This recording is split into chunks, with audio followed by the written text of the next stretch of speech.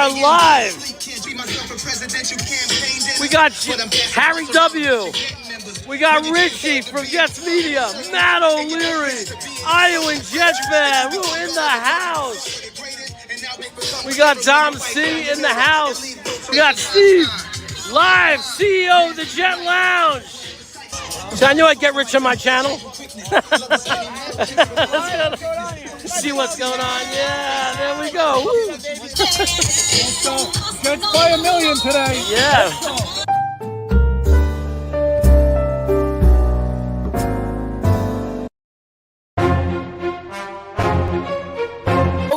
Oh yeah. Go. Amazing. That's my boy.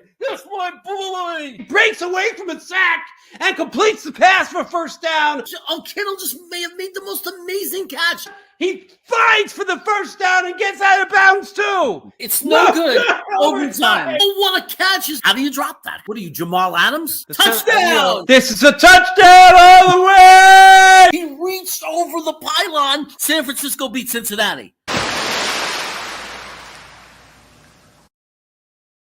And here we are. This is the day that the Jets, at week 10, after playing 9 games, has a possibility of being in first place in the AFC East division.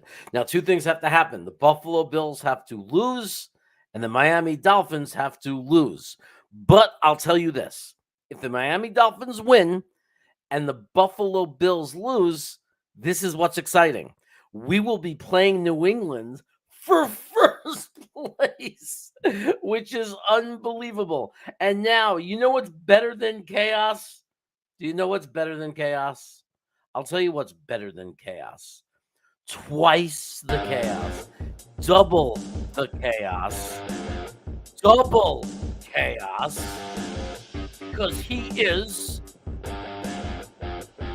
the Portland living, bagel eating, lox eating, cream cheese eating, sauerkraut at a basketball game because it's the vending station eating, the Coke drinking, Scotch drinking, whiskey drinking, wine drinking, beer drinking, greatest double chaos host in the world.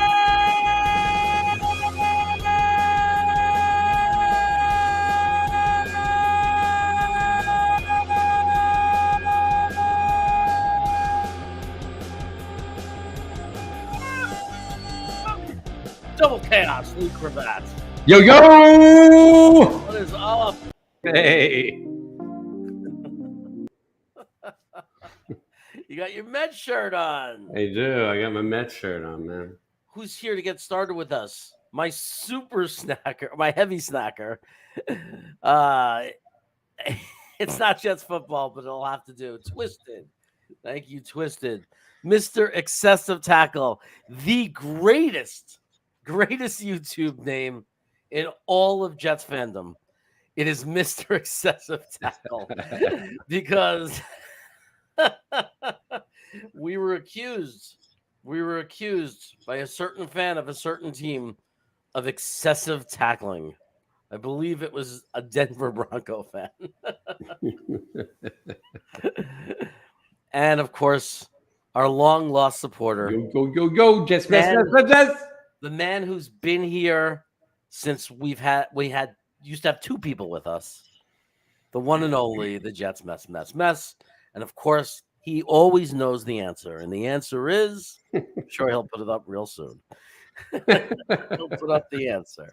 It's not snacks, but Jets mess knows what's up. He knows the answer. But here we are. Lee, how do you feel about today's game? Is it the most excited you've been this season in a football game that the Jets are not participating in? That the Jets are not participating in, maybe. But it's kind of a bummer of a week, really, if you think about it, because there's no Jet game. Yeah. There's no Jet game. I hate that. It's rough. It's rough when we don't have a Jet game. But we do have a game with meaning. We could end the day in first place or have the opportunity to really have the most meaningful game against the Patriots in, I would say, maybe 12 years, because we would have a game that would literally catapult us into first place if we won it. Come on, it's meaningful anyway. The game against New England's crazy meaningful. I would, one of the things I think I said in my video, that we're allowed to dream now. We're allowed to talk about the Super Bowl and the playoffs, and we get to do that until that game. And then if we lose that game, it hurts. It hurts, man. But if we win that game, we're all talking about it then. It's absolutely wild. I mean, and I know a lot of people say, oh, well, the Jets aren't going to win the division. We got a whole bunch of, on the AFC East roundtable, they're all talking smack. The Jets are going to end up last. They're not for real. But the reality is, whether they end up winning the division or not, whether people believe they have a chance or not, no one's going to take away the fact that by the time we play New England, it'll be 10 games in. It'll be week 11. And if we win that game and are in first place, screw all of them. I don't care. Because the hell with them. Because after 10 games, nobody thought we'd be in first place, and nobody can take that away from us. And my perspective is I don't even care what people are saying, because I could see with my own two little eyes what's going on. Got a great defense. We got a functional offense getting better, and I still have high hopes that Wilson will continue to improve. And I just think we've got a real team. There's how does anybody doubt that? And I don't care if they doubt it. I don't doubt it. We're in the hunt, baby. We're in the hunt. We're in the hunt. So today we're actually covering 2 games. I want to confirm, does it appear that you're going to be able to get the Miami-Cleveland game? It appears that way. Okay. I am definitely going to get the Bills-Vikings game because it is on here as the regional game of the week, which means, I guess, since the Raiders aren't playing right now, I am assured this game. The Raiders play later today, which is also going to be an interesting game. I must admit, it's going to be hard not to watch, because when there's a disaster, when there's a disaster taking place, when there's just an absolute shit show taking place, it's impossible not to watch. And either it's going to be the world's going to be shocked because Jeff Saturday and an assistant quarterbacks coach are going to be able to call a good game and actually be competitive, or it's going to be the shit show we expect, which is going to be a team that's completely unprepared because they have no coaches. It's going to be like street ball in that huddle. Yeah. Street ball. The players still know what they had been taught, right? I mean, they still know how to play. I don't know if they know the playbook, like the coaches. So, like, how are they going to call the plays? Do they just tell the quarterback, do what you were doing last week? Just go with it. Like, are they going to say run play, one of the running plays? Wing it, baby. That's what I would do. I would say, if I was calling the game, rather than in 3 days try to invent a new playbook, I would radio to the quarterback because he knows all the plays. I'd say, pick a running play. Okay, pick a short passing play. Yeah, and I would tell him to do, and then maybe the quarterback is comfortable because he's getting to pick the ones he wants to do and feels comfortable doing. Yeah, maybe it helps him. Maybe it helps him out. We don't know. Yeah, I think there's a lot to be said for a good offensive coach that's watching the game and understands the entire playbook and has that kind of insight. I think that's still more than a quarterback is going to have. But as you and I know, as everybody probably watching us right now knows, good quarterbacks, they are reading the situation on the field, and they are changing up the play and calling different options within the play based on how the defense is lining up, right? Yeah. So that's still going to happen. Yes, that'll still happen. We're being asked who our favorite hockey team is. I am not a big hockey fan, but I do pull for the Rangers. I guess I'm even less of a hockey fan, and the only reason I pull for the Rangers is because Jeremy has kind of like educated me on the Rangers enough that I care a teeny schmeeny bit. Schmeeny. And I go to Watu-K99 from Wicker Sports Media, and he tells me what's going on. Like, I'm like, oh, we good this year? Why aren't we winning? What happened from last year? And he kind of gives me a little information. But even the other sports that I like and I follow more, like I followed the Knicks more and I followed the Mets. Don't get me wrong, as you raised me a Mets fan. I'll always love the Mets, but the intensity in which I root for them has been impacted by my investment in the New York Jets and this, YouTube channel, and like nothing even comes close, like in emotion at this point in my life, to the Jets and what they do. For me, I would say until I was maybe 25 years old, sports were the biggest part of my life. I mean, like every New York team, man, I followed. It was crazy. I fell out of that to some degree, right? So I would say that life, my job, my family took me out of it. And I want to thank you publicly, my brother, for bringing me back, because the one team I had, you were there when the Chargers lost to the Jets, and I felt bad for my buddy Murray, and I kind of became more of a Charger fan, and the Chargers betrayed me by leaving for LA, and I had no home. So I want to thank you for getting that spark in me, full tilt for the Jets. Well, it was long overdue that you came back to the team you grew up loving. Yeah. And we got a kickoff here. Buffalo's ball. The return man returns it and goes right out of bounds just before what yard line, Lee? 25, maybe? Yeah, so he's about at like the 23, 24 yard line. Yeah. Phil Adams, by the way, is in England. If you see the banner behind me right there. Stoke City, that's where he is. He's a Stoke City fan in football. That's soccer, for those of you who don't know. He combined it. This is only one of 5 of these banners made in the world that exist in the world, and one of them is right here, thanks to my brother, Phil Adams. He's my England brother, and it's cool to have a brother in England. Short pass. He's running backwards, Diggs. Running backwards. 4 guys waiting for him. They tackle him at the 20.5 yard line for a 2.5 to 3 yard loss. That's awesome. And it'll be 2nd and 14. So Cleveland's running it back. It's a great run back against Miami. Oh, he's still going. 48-yard line of Cleveland on the run back. 48-yard line. Good start for the Vikings and the Browns. This is what we want to see. Jeremy, what yard line was it not at? It was not at the 25-yard line. That's right. They're at the 20 right now. Here's the snap to looks like Josh Allen is playing. And I should have said that to begin with. He drops back. He's looking. He throws a short little 5-yard dink pass to Sailor or whatever. Shakur.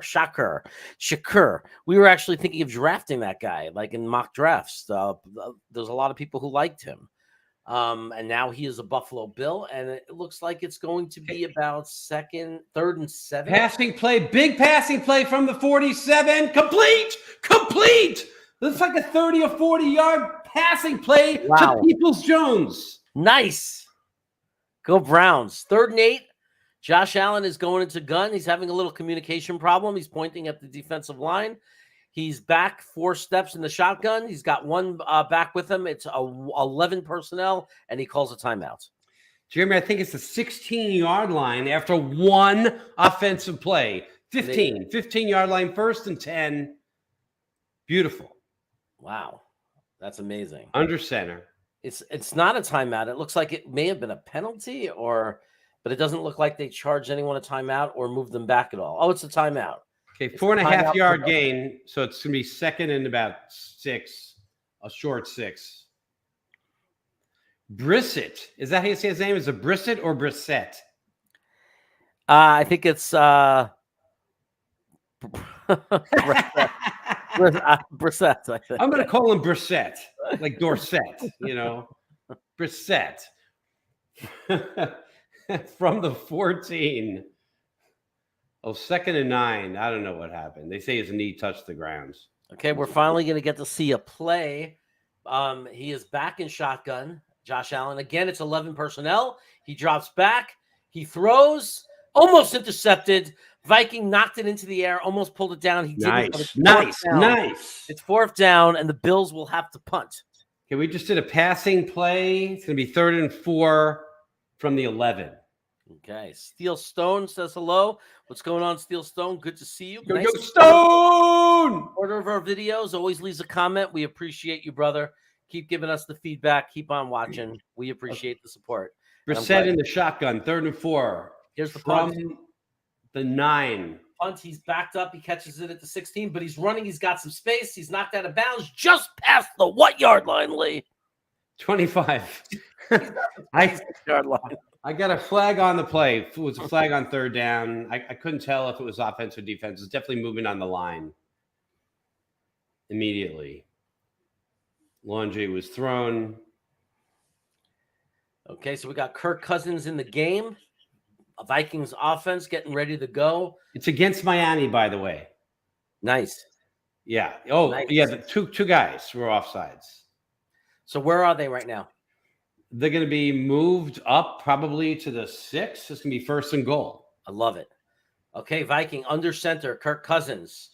11 personnel. He drops back. The pass gets deflected and is on the ground. 2nd down. All right, Brissett under center from the 5.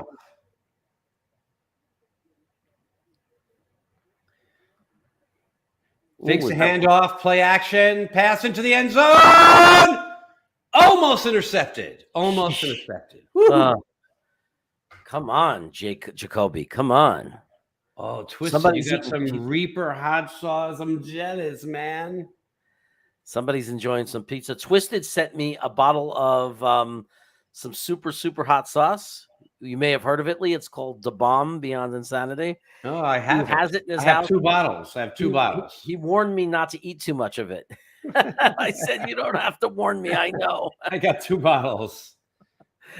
Let's go Minnesota Browns. I love it. Yep. I opened up a Reaper sauce that was made in Tucson, Arizona, where my daughter is living. She sent me like 10 hot sauces. I just opened up a Reaper yesterday. Okay, running play, fakes it, play action into the end zone. Touchdown, Cleveland! Miami down 6-0 with the extra point conversion coming. I love it. I love it. Nice. Great way to start for Brissett and the Browns. 2nd and 10. Cousins under center. Pitches it to Cook, who doesn't get anywhere. It's going to be about 3rd and 10. The touchdown was to Bryant. Looks like the tight end to me. I don't know the team that well, but he was built like kind of like a tight end. I love it. Extra point. It's good. 7-0, baby. Let's go Minnesota Browns. And Lee, have a nice video out right now that we just released that you made that's doing really well. It's got 46 views in under an hour. Not bad, not bad. Proud of you, big bro. Learn from the best, baby. Back. He throws the pass. Caught!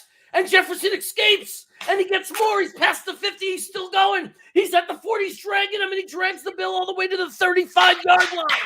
Jefferson. First round Vikings. Yes. Woohoo! Hey, we're going to have to play the Vikings, okay? That was about a 45-yard pass play. So the Vikings are moving the ball against the Bills. So the Bills are still struggling. They don't look as dominant on defense. And their first drive, Josh Allen did not look that good. He didn't look bad, but he didn't look good. Is that because the Jets injured him? I hope he's not injured. I mean, I never root for that. But No. I'll tell you this. If they're playing him and there's any risk to him, getting further injured and needing Tommy John surgery, I think it's a very foolish decision. Yeah. Because if he ends up getting Tommy John, he's out until it's not just this season. He won't be back next season until November. So it'd be very foolish. Hey, my head is reflecting light in a weird way. Okay, here we go again. 11 personnel. Actually, it's 12 personnel.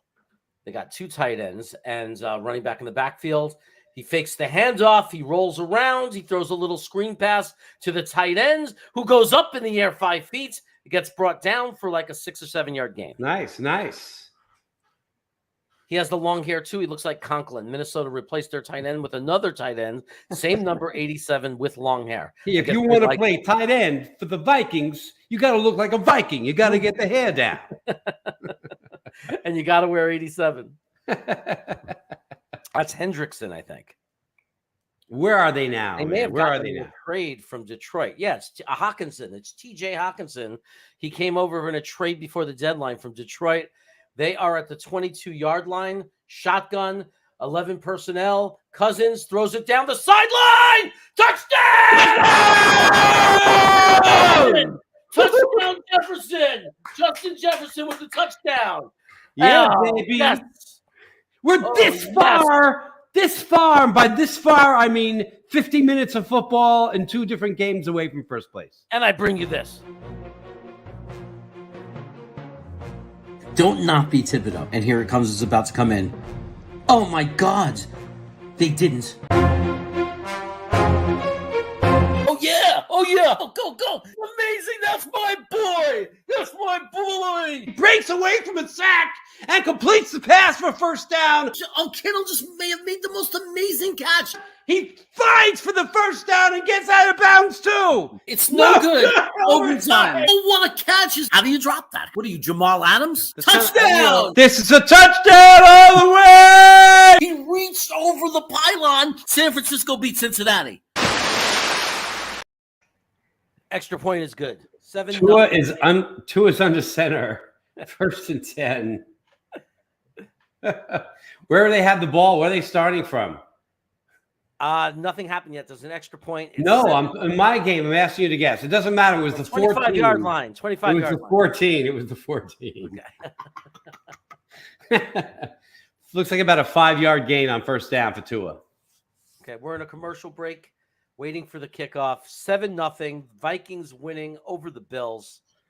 And I believe the Cleveland Browns are 7-0 over the Miami Dolphins, right, Lee? Yeah, and Tua has the Dolphins 2nd and 6, but from like the 22 or something. I don't know. 20 from the 20, 2nd and 6. Hands it off. Big game. First down to the 27.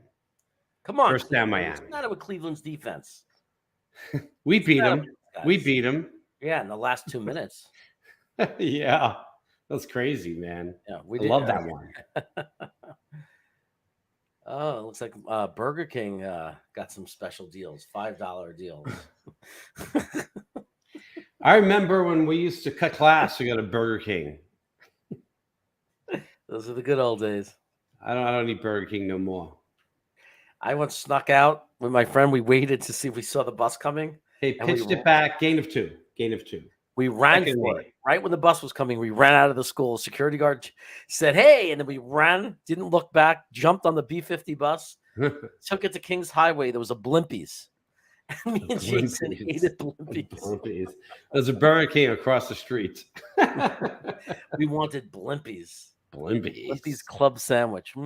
Those sandwiches are pretty good. They put a lot of oil and oil and vinegar on them with some salt and pepper. That was the standard there. Not anymore, though. They're one of those places that got corporate buyout and became crap. 2nd and 8, wideout pass, gain of 5, gain of 4. 4 or 5 is going to be 3rd and medium short. So here we are. It's amazing how long of a time it is. It's like a touchdown scored, so we get 10 minutes of no football. I know. It's just unbelievable. Why, though? Why? Like, they want to shorten the game. Why is it a 10-minute break between a touchdown and football? So here's the kickoff. Minnesota kicks it. It's way. No. 25. Catch it at the 10-yard line. He's going to run it back.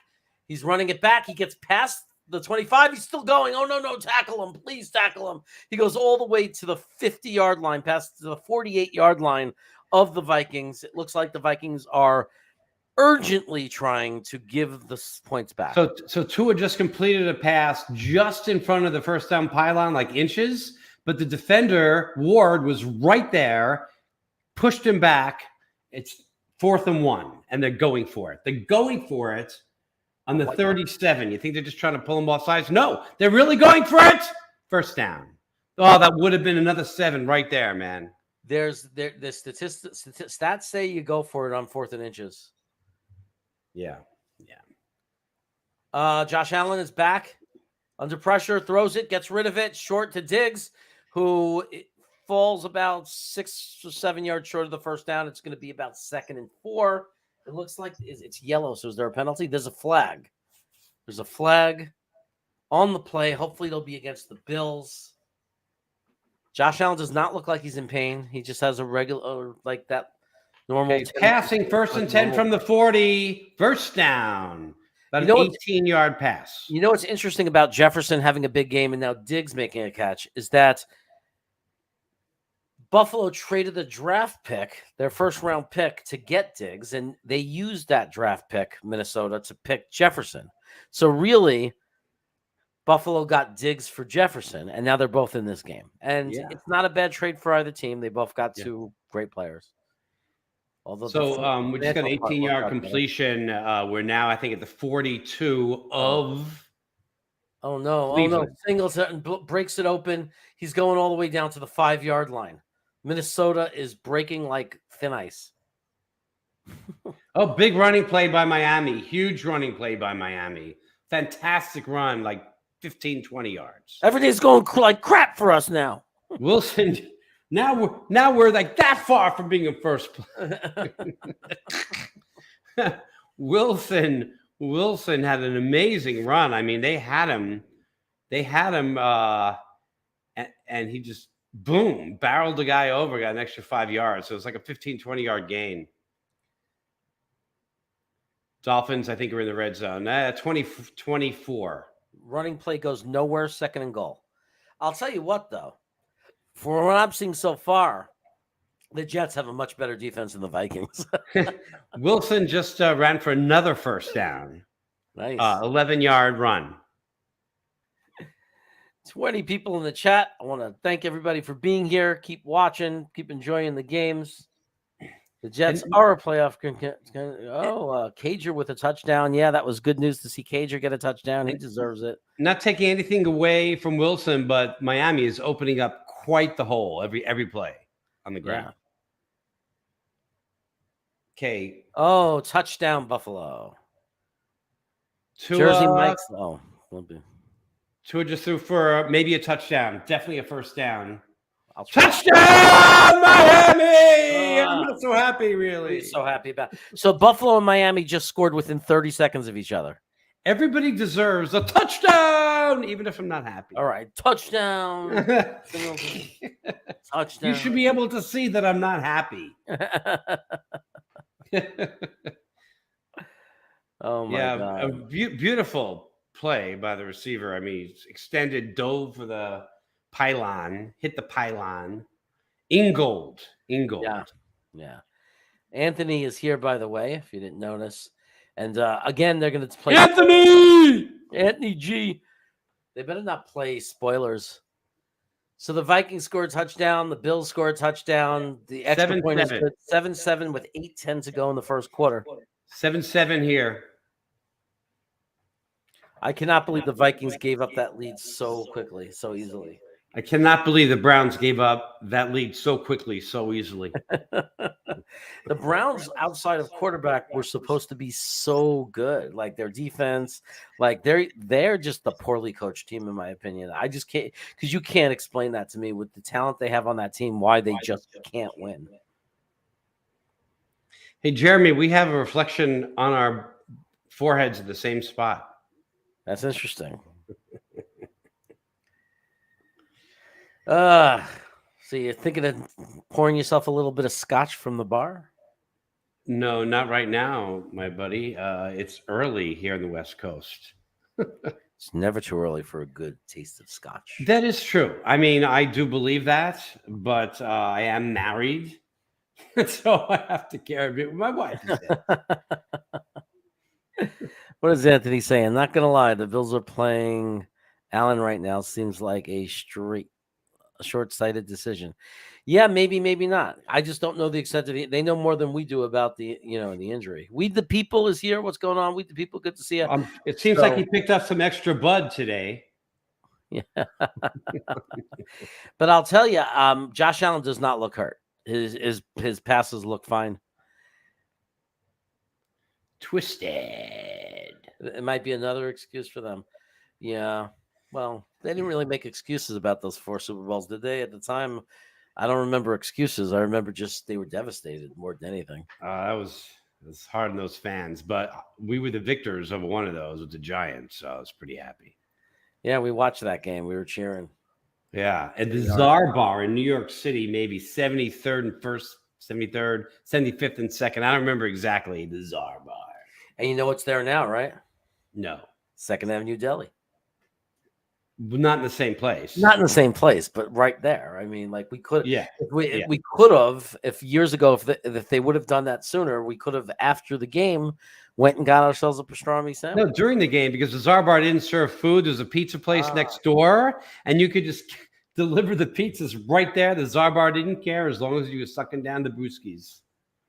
So we could have gotten pastrami and corned beef sandwiches. Yeah. But the pizza was like back then. The pizza, there were pizza wars all through Manhattan. So we were getting a large pizza. I mean, a delicious large pizza for $8 or something. Yeah. That was incredible. Way back in the pizza wars. Kickoff for the Bills. The Vikings are going to get off for the Dolphins out of the end zone. Kneeled in the end zone. Lee, what yard line? Jeremy, what yard line?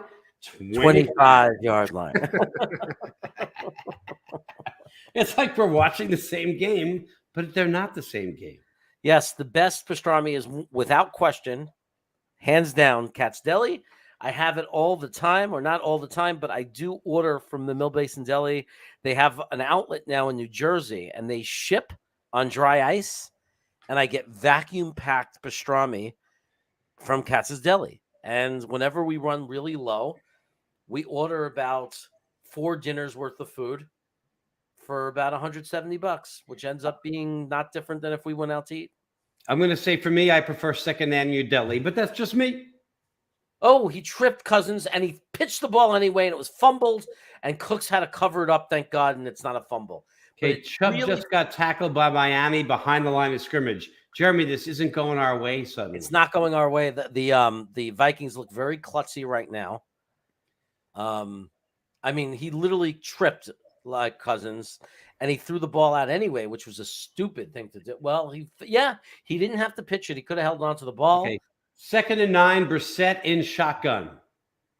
We're more like 2nd and 12 here now. 2nd and complete pass, a yard short. It's going to be 3rd and a half a yard. Oh, Cousins back in the pocket, tight, gets the pass off. They get back to the line of scrimmage. It's going to be 3rd and 10. Hey, I'm watching your touchdown finally here. First down on the ground. I think it was a quarterback sneak potentially. I got to shut the heat off in here. I'm about to die. It's 30 degrees here. Nice, wholesome. So Brissett did a quarterback sneak for the first down. Nice, wholesome Portland weather. It's the coldest day yet. I'm sure all those stink bugs are gone then. Yesterday, I was told by one of my buddies a couple of weeks ago, I put nothing on a pastrami. Pastrami on club or pastrami on rye. Oh, you got to put spicy mustard. Sometimes spicy brown mustard. Come on. Sometimes I want it pure. Sometimes I want the mustard flavor. We always get him hungry. Okay, Brissett back to pass. Complete for about a 6-yard gain. Think about that warm, tender pastrami, salty, smoky meat. Lead the people with that delicious bread. Have it on club with a perfect amount of spicy mustard dripping on. Oh, and a nice sour tomato on the side. I don't know if you guys like sour tomatoes. I love them. Oh, I remember those. So the Bills got the ball back while I was doing all that talking. It was a punt, and they're at the, guess what yard line, Lee? 25. They're right around the 20. But Brissett back to pass. He's in trouble. Sacked. Brissett just got sacked. Everything's falling apart on us. Falling apart. Come on. Falling apart. Anthony G, thank you so much for the super chat. I appreciate that. You say the Twins, one loses this week. Bills or Fins? Who and why? Wow. The way things look right now, I'm going to say that if one of them loses, it's going to be the Bills lose because Josh Allen gets hurt again, or his arm starts to bother him. Well, I'm going to tell you who I want to lose. I want Miami to lose if I only get one, because I want an easier wild card shot. I'm not a believer that we can take the division yet. So I want the wild card, and we're in better shape against Miami. Speaking of which, first down Cleveland. Nice. Yeah. They recover from the sack. Yeah. Oh, there might be a holding call. Please, no holding call. No holding call. Thanks again for the super chat, Anthony. I appreciate it. I hope we answered your question. Now, Phil Adams, I want to say, what's nice to have, when you sit there and you're eating a sandwich, a pastrami sandwich with a sour tomato. With a sour tomato, it's also nice to have like if me and Lee went, I think 5-yard run by Cleveland, 2nd and 5. Oh, it's nice to get an order, order a knish and kind of cut it up. And you cut it up, and so you have a piece of knish. You don't need a whole one, but you cut it in half. You each have half a knish with your sandwich, because you need a starch or something, because there's so much meat. It's not a bad idea. I end up pulling the bread is your starch, buddy boy. I know, but sometimes there's such a high ratio of meat to bread. You need a potato, Well, if you go to Katz's, there's a knish place just a block away. Yeah, and my dad doesn't like it, but I think it's fine. Yeah. But the knish has been there for 100 years. Yeah. Are you guys twins? First time on the channel. I've seen you, NCV, man. Oh, I see you on Green Bean's channel. No, we're not twins. We're 7 years apart. 7 years. But if you looked at our bar mitzvah pictures, you wouldn't be able to tell who was who. All right, we're 3rd and about a foot for the Browns. 3rd and a foot. Never had a sour tomato. Oh. They're good. Oh, that's so good. They're so good. They're pickled. So it's pickled tomato, the green pickled tomato. I got to say what's going on in the game. It looks like third and a foot, back to pass. Brissett throws a bomb. He throws a bomb to nobody. To nobody. A bomb to nobody. My favorite kind of turkey sandwich is from Nantucket. My wife's aunt and uncle live. They have a house in Nantucket. We visited them, and there's a famous sandwich place. And they give you, it's a very fancy bread, I forgot what it's, Portugal bread, Portugal roll, spread with cream cheese, cranberry sauce, stuffing, and turkey. And it is the most wonderful sandwich in the world. It's basically Thanksgiving. It's a Thanksgiving. Okay, this is important. Cleveland just went for it on 4th and a half. We got a violator here. But listen. Okay. But they faked it. They faked it and drew the Dolphins offside. So now it's going to probably be first down Cleveland, which is crazy. Oh, they're saying there was a timeout before the offsides. Okay. Oh, that's crazy. That's crazy. Okay. Bills ball for their own 50. They're at the 50. And it looks like almost a first down. The Bills are just walking all over the Vikings now. The Vikings are helpless. I got to talk about my favorite turkey sandwich, because nothing like your turkey sandwich. My favorite turkey sandwich is the day after Thanksgiving. You go and get some leftovers. And I'm a dark meat guy, but I want the white meat for this turkey sandwich.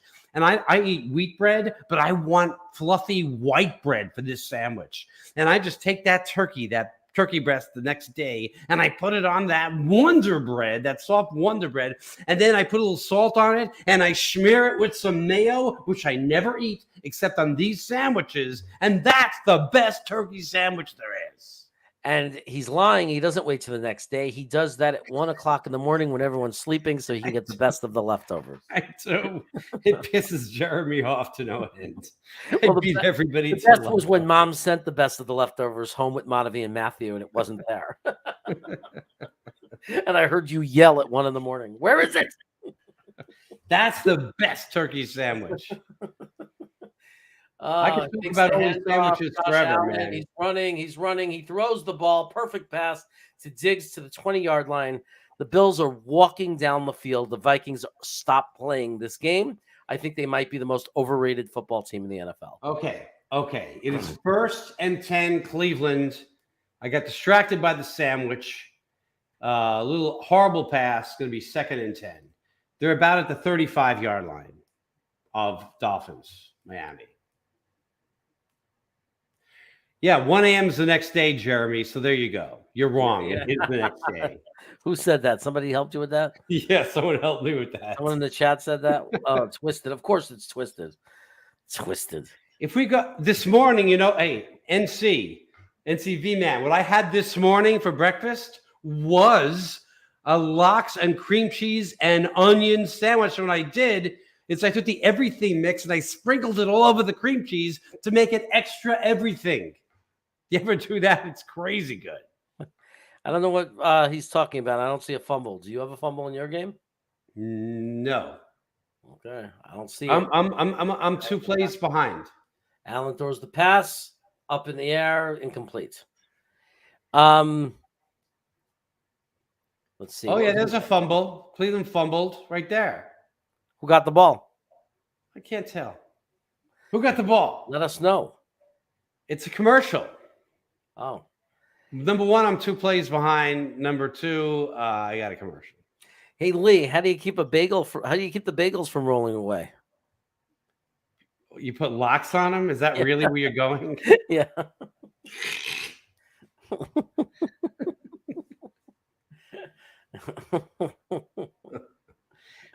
Oh, Josh Allen's back to pass. He steps up. He takes off running. They're going to hit him hard. He's fighting for the first down, and he gets it. You're getting busted right now, buddy boy. What do you mean? That's not busted. It looks like people are saying it looks like you're being invaded. No? Yeah, no, I got rid of him. That's spam. Right. Okay. I call it invasion. You can't hear the game from my mic, right? Like I'm not picking up the game by accident, am I? I don't hear you. My volume's off. Ablab Studios comes in to say that he really hates the Dolphins. What's up, brother? How you doing? Good to see you. Our man Ablab Studios. Twisted. Nothing wrong with Allen's arm. When I used to live in New York, because we're talking about corned beef now. Did the Bills just score? Oh. 1 second. I'll let you figure that out. Oh no, he gets pushed out of. It looks like he's pushed out of bounds. He's saying, his foot's down, but the ball's breaking the plane. It's going to be an instant replay decision for sure. They're going to challenge it. I was say when I lived in New York and I could go to Second Avenue Deli or Katz all the time, I would switch up between pastrami and corned beef. But now I'm in New York so rarely. When I'm there, I gotta go pastrami just for the extra spice. Okay, it's 2nd and goal. Yeah, hands off, touchdown. Yeah, touchdown Singletary. Jeremy, what are you doing over there? What do you mean? What am I doing? What are you doing? You're announcing a game where we're down. And we're not even playing and we're down. I feel like we're down. I don't know what to tell you. All I know is that it's not going the way we wanted it to go here. The Vikings scored first. I was excited. And now we are looking at, we're down 14-7. And the Bills, they're like playing against a high school team as far as. Dolphins ball at the 28. Fumble. My dog is here. So he's come to make me feel better. The extra point is good. It's 14-7 Bills. 5-yard gain, 2nd and 5-ish for Miami. I'll tell you one thing though. Watching the Bills play this well against the Vikings makes me realize how good the Jets are. Yes, baby. That's the silver lining right there. Yeah. Because the Jets, unlike the Vikings, were able to play against the Bills and compete with them defensively. Hey, does anybody know what the name of that Knish place is? It's a block away from Katz Deli on Houston. It's some weird name, Shlomo's or but they've been there, I think, for 100. They've been there like 100 years. That place. I know, but it's not that good. They have that weird taste to them. I know, but it's right there. I know. Man, I missed the Knishes on the boardwalk by Brighton 7. Oh, my God. Hershey's. Or Stalls. I really love Stalls. I did. Dad didn't like him as much, but I did. Irving's. Irving's is still my favorite of all time. Favorite of all time. Irving's. Oy vey. Oh And man. then Kanishnosh didn't have it had the texture, but never had the flavor of the others, but still really good. Oh, delicious. And they still exist, so they're a lot better. Yeah. Okay, if we're getting into food, this is what's amazing. The exact block I lived on with my wife before we were married now has a Ralph's Ices. A Ralph's Ices Wow. Where's in it? Manhattan. Oh wow. Yeah. I yeah. like Ralph's Ices. Oh God, it's the best. It's the best. I do. I like Ralph's Ices. I don't know. I'm a savory kind of guy, so I guess I prefer pastrami or a knish over ices, but I don't know. It's probably my favorite, most decadent dessert. Ralph's creamy ices. The jelly roll one. You know the jelly roll? Yeah. Uh, It's good the stuff. jelly roll candy in the chocolate ices. JC is here watching today. Makes me feel much better about playing the Seahawks and Vikings. Yeah, we're going to take them. Yeah, I think we could take either. Again, I'm being some invaded. spam, What is Jeremy. going on here? Spam. I blocked it. Is it registering that I blocked it? They went away. I blocked it. Yeah, I need one of my moderators here. That's what I need. I need to go in on my phone. I don't know if any moderators are here. I made so many people. I empowered so many people, and yet none are here. Okay, let's go. Let's go. 2nd and 4, Miami in their own territory. They're like at the 35. Their own 35. 2nd and 4 after the fumble by Cleveland. Cleveland was really moving it, and they fumbled. Incomplete pass. He dropped it. Jeremy, what's his name? It's something like Waddle. It's not Waddle. I got a glimpse. I don't know. VC man is asking the funniest question. He's asking Lee where. Oh, hide user from this channel. He's asking where do you go for a good New York style cheesesteak cheesecake? Oh, there's only one place, baby, for me. There's only one place, and that's Junior's. Oh, Junior's. Junior's. Some people make the mistake of going to Junior's and getting the corned beef sandwich or the pastrami or something like that. Forget it. Their food is not very good. Their cheesecake is the best there is. Big 30-yard pass play for the Dolphins. Nice. Oh, yes. That's not nice. Yeah. Screw you. No, I'm getting confused. Oh. The Vikings. Waddle? Is his name Waddle? Yeah, that's the Viking. That's the Dolphins. I know it's the Dolphins. I got a little excited, and then I realized he drops back. He throws deep. Interception. And he's running back at the 40, the 30, the 25-yard line. 25-yard line. Bills got the ball and a 7-point lead. Interception from Kirk Cousins, the bum. You know what this feels like, Jeremy? Yeah. This feels like it used to feel like last year and the year before when being a Jets fan watching the Jets. But this year, I'm not used to this feeling of feeling like we were losing so bad. Yeah. By watching these other teams that we have no control over. Yeah, it's crazy. But hey, at the bottom, the great thing is it's more of a relaxed kind of thing because no matter what happens, the Jets, because of their schedule, because they play Miami and the Bills again, still control their own destiny. The Jets still have power and control over their own destiny because if they my God, the Dolphins are just power running. Come on, they had him 100 times. Wow. Mostert. Cleveland has given up. Mostert. Cleveland has given up on the year. So Juniors all the way. There's a Juniors on 44th between Broadway and 8th. It's originally a Brooklyn restaurant. The one on 44th, the cheesecake is the same exact cheesecake. They make it in the same factory, so it's just as good. So go there if you're in the city, or otherwise you can go to Brooklyn and get it.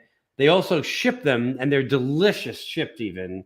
They're having a sale. I think today is the last day of the sale. $7 off your first cheesecake. $7 off your second cheesecake plus free shipping on the second cheesecake. So go get yourself 2 cheesecakes from Juniors, save $14 and pay shipping for only one. Well, and for That's my those commercial. for those of you who don't have a Juniors nearby, the other way I get Juniors here. I just said they ship it. I just said that. No, you don't need to get it shipped. I get Juniors in my Costco. What? My Costco has Juniors What? in the freezer section. You should check yours. No, They have the mini baby Juniors cheesecakes. I also get full Juniors cheesecakes in a store called The Nugget. It's like a Whole Foods here in Sacramento. And there's one about 12-minute drive from me that has Juniors cheesecakes. So Juniors cheesecakes are now available around the country.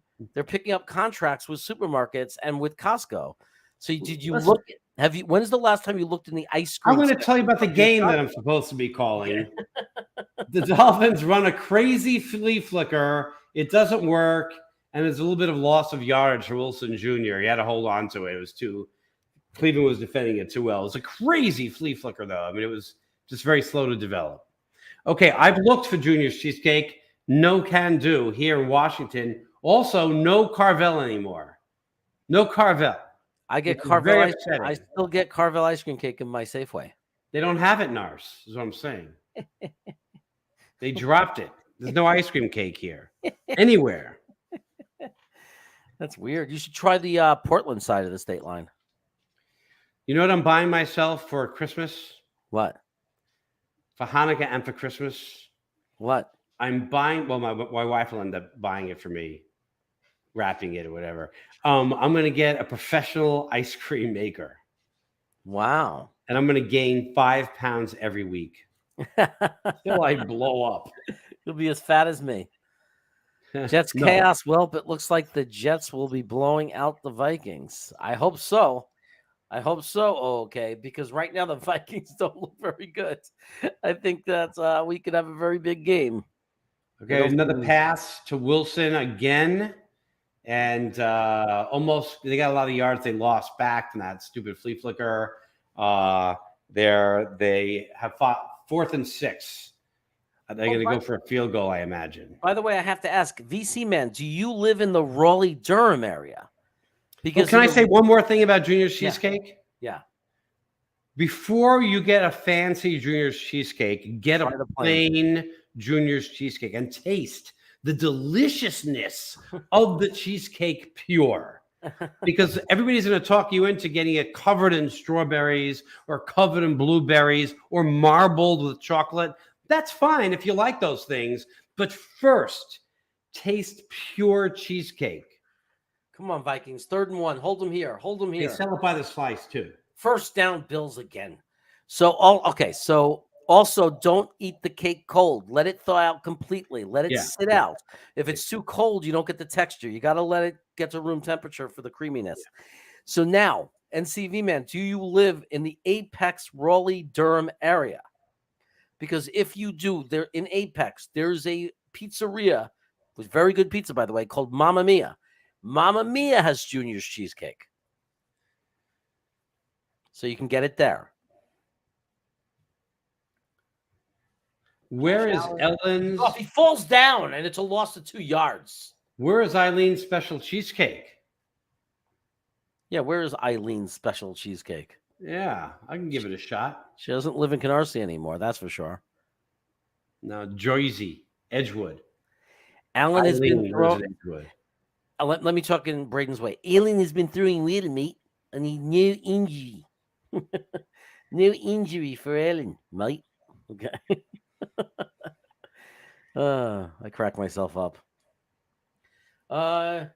Josh Allen throws. It's wobbling. It's tipped up into no. Oh, how does he drop that? You Jamal Adams fool. Oh, it's in his hands, and he can't hold on for the interception. It was 100% a Jamal Adams play. Butterfingers. Eileen's Juice Cake is on Kenmore Street in Manhattan. I don't know about Kenmore Street, Manhattan. I never heard of it, but if it's in Manhattan, it's probably really good. But have you heard of a Kenmore Street? No, maybe it's like that's downtown near Houston or something, and those small streets. Those small little streets. There's a million little streets we never heard of. Allen backs up. He throws the pass. Incomplete. It's got to be 4th down. Yep, they're going to have to settle for a field goal. which will probably make it 17-7. But at least the Vikings defense finally tightened up a little bit and kept this a game. Brother number 3, V Man. Brother number 3 lives in Cary, in Apex. Wow, yeah. We're there all the time. Like, we're there once a year. We visit my family, NCV man. So let me know where that place is, because Lee, we could have watched the game there if we knew there was a Jets fan club.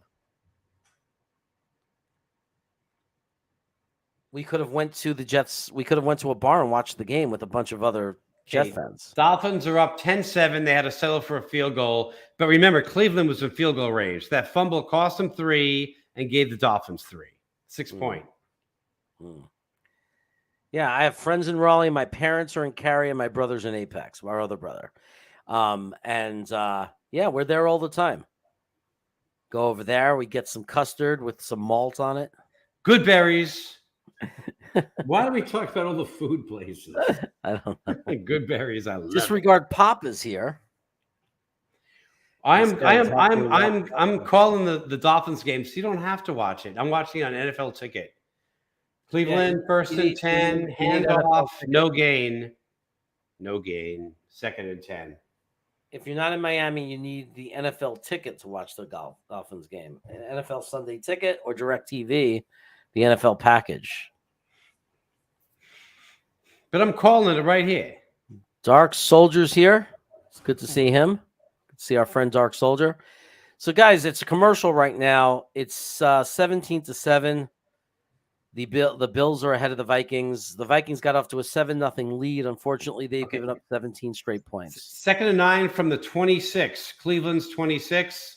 And first down for Cleveland. First down, Cleveland. Nice. What's the score? 10-7 Dolphins. Okay. It should have been 10-7 Cleveland, but we had a fumble, which allowed Dolphins to have somewhat of a driving at a field goal of their own. So it's 10-7 Fish. Buffalo Jet fan looks a little like Josh Allen. What's your take? My take is that Buffalo Jet fan is Josh Allen, and he's brainwashing all of us.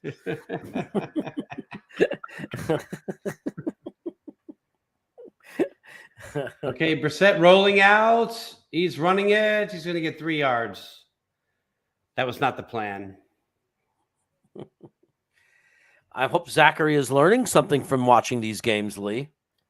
Zachary, are you studying? Zachary, pay attention. Stop looking at your mom's friend, Zachary.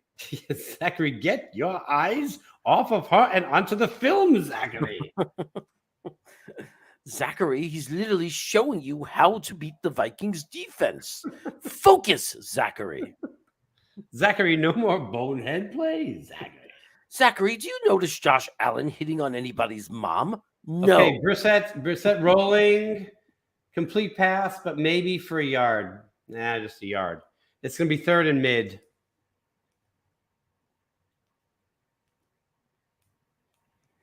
Okay, perfect. Definitely. Then if I'm ever visiting my parents during football season, which is likely, I will let you know, and I will definitely set up at Desi's Grill.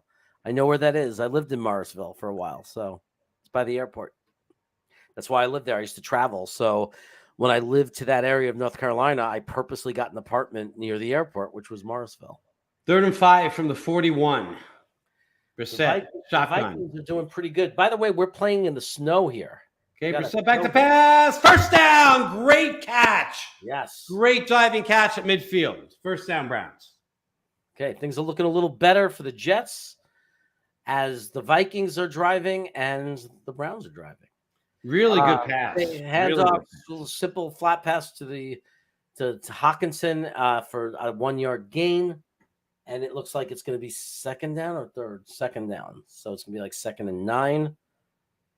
Bill's got a tough defense. I wouldn't have known it based on last week because they were playing the New York Jets. But against other teams, they're really good.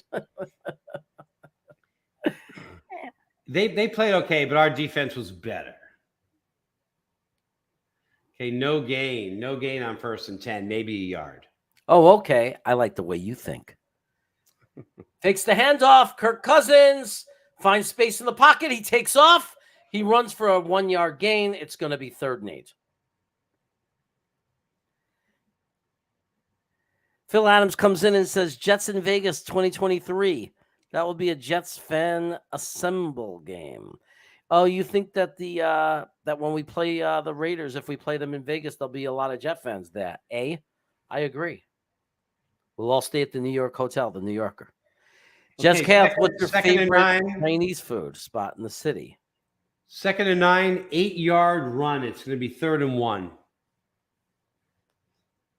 Yeah, I'm going to be honest with you. There is no good Chinese food. Well, he's talking about New York City, I think. I know. I'm talking about it too. In Flushing, Queens. Oh, of course. Flushing, they got places like Spicy City. Yeah. Flushing, Queens. But do you know what I miss, though? I don't care what anyone says. I miss just going to any place in Brooklyn, bullet hole place, and getting the giant fat egg rolls. The big fried fat egg rolls and a bag of spare ribs. Okay. Loss. A third and 1 loss. Cleveland's going to have to give up the ball. They have to punt for midfield. Fun fact, watch Braxton Berrios in high school. He is a Raleigh native. Oh, that's cool. I didn't know Berrios was a Raleigh native. That's cool. Did you ever hear of the Village Idiots, NCV, man? My brother, Matthew, directed that troupe, the Village Idiots, and I used to be in it, and I also used to do comedy sports. The theater was on Peace Street, and I used to do comedy sports in Raleigh. Just in case you were wondering. Shotgun, 4th and 3. They're going for it. In and out of his hands. Come on. How do you drop that, Peoples? Desapilo. He's asking for a penalty. There's not going to be a penalty. Come on. Vikings 1st down to the 22-yard line. Cleveland will wear them down 2nd half and win with their superior running game. I hope so. Right now, the Fish have the running game. Wilson's killing them. Vikings drops back, throws the ball. Oh, that's a replay of the touchdown from before. Come on, Vikings. We need to get on the board here. Make it 17-14. I'll feel much better about this game. Oh, pass knocked away. What is that going to be? It's going to be 2nd and 10. Come on, Kirk Cousins.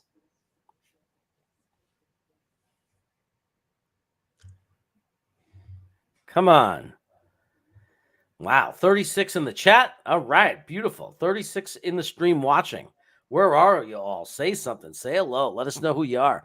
Best Italian food in Manhattan is, what is that? Isati?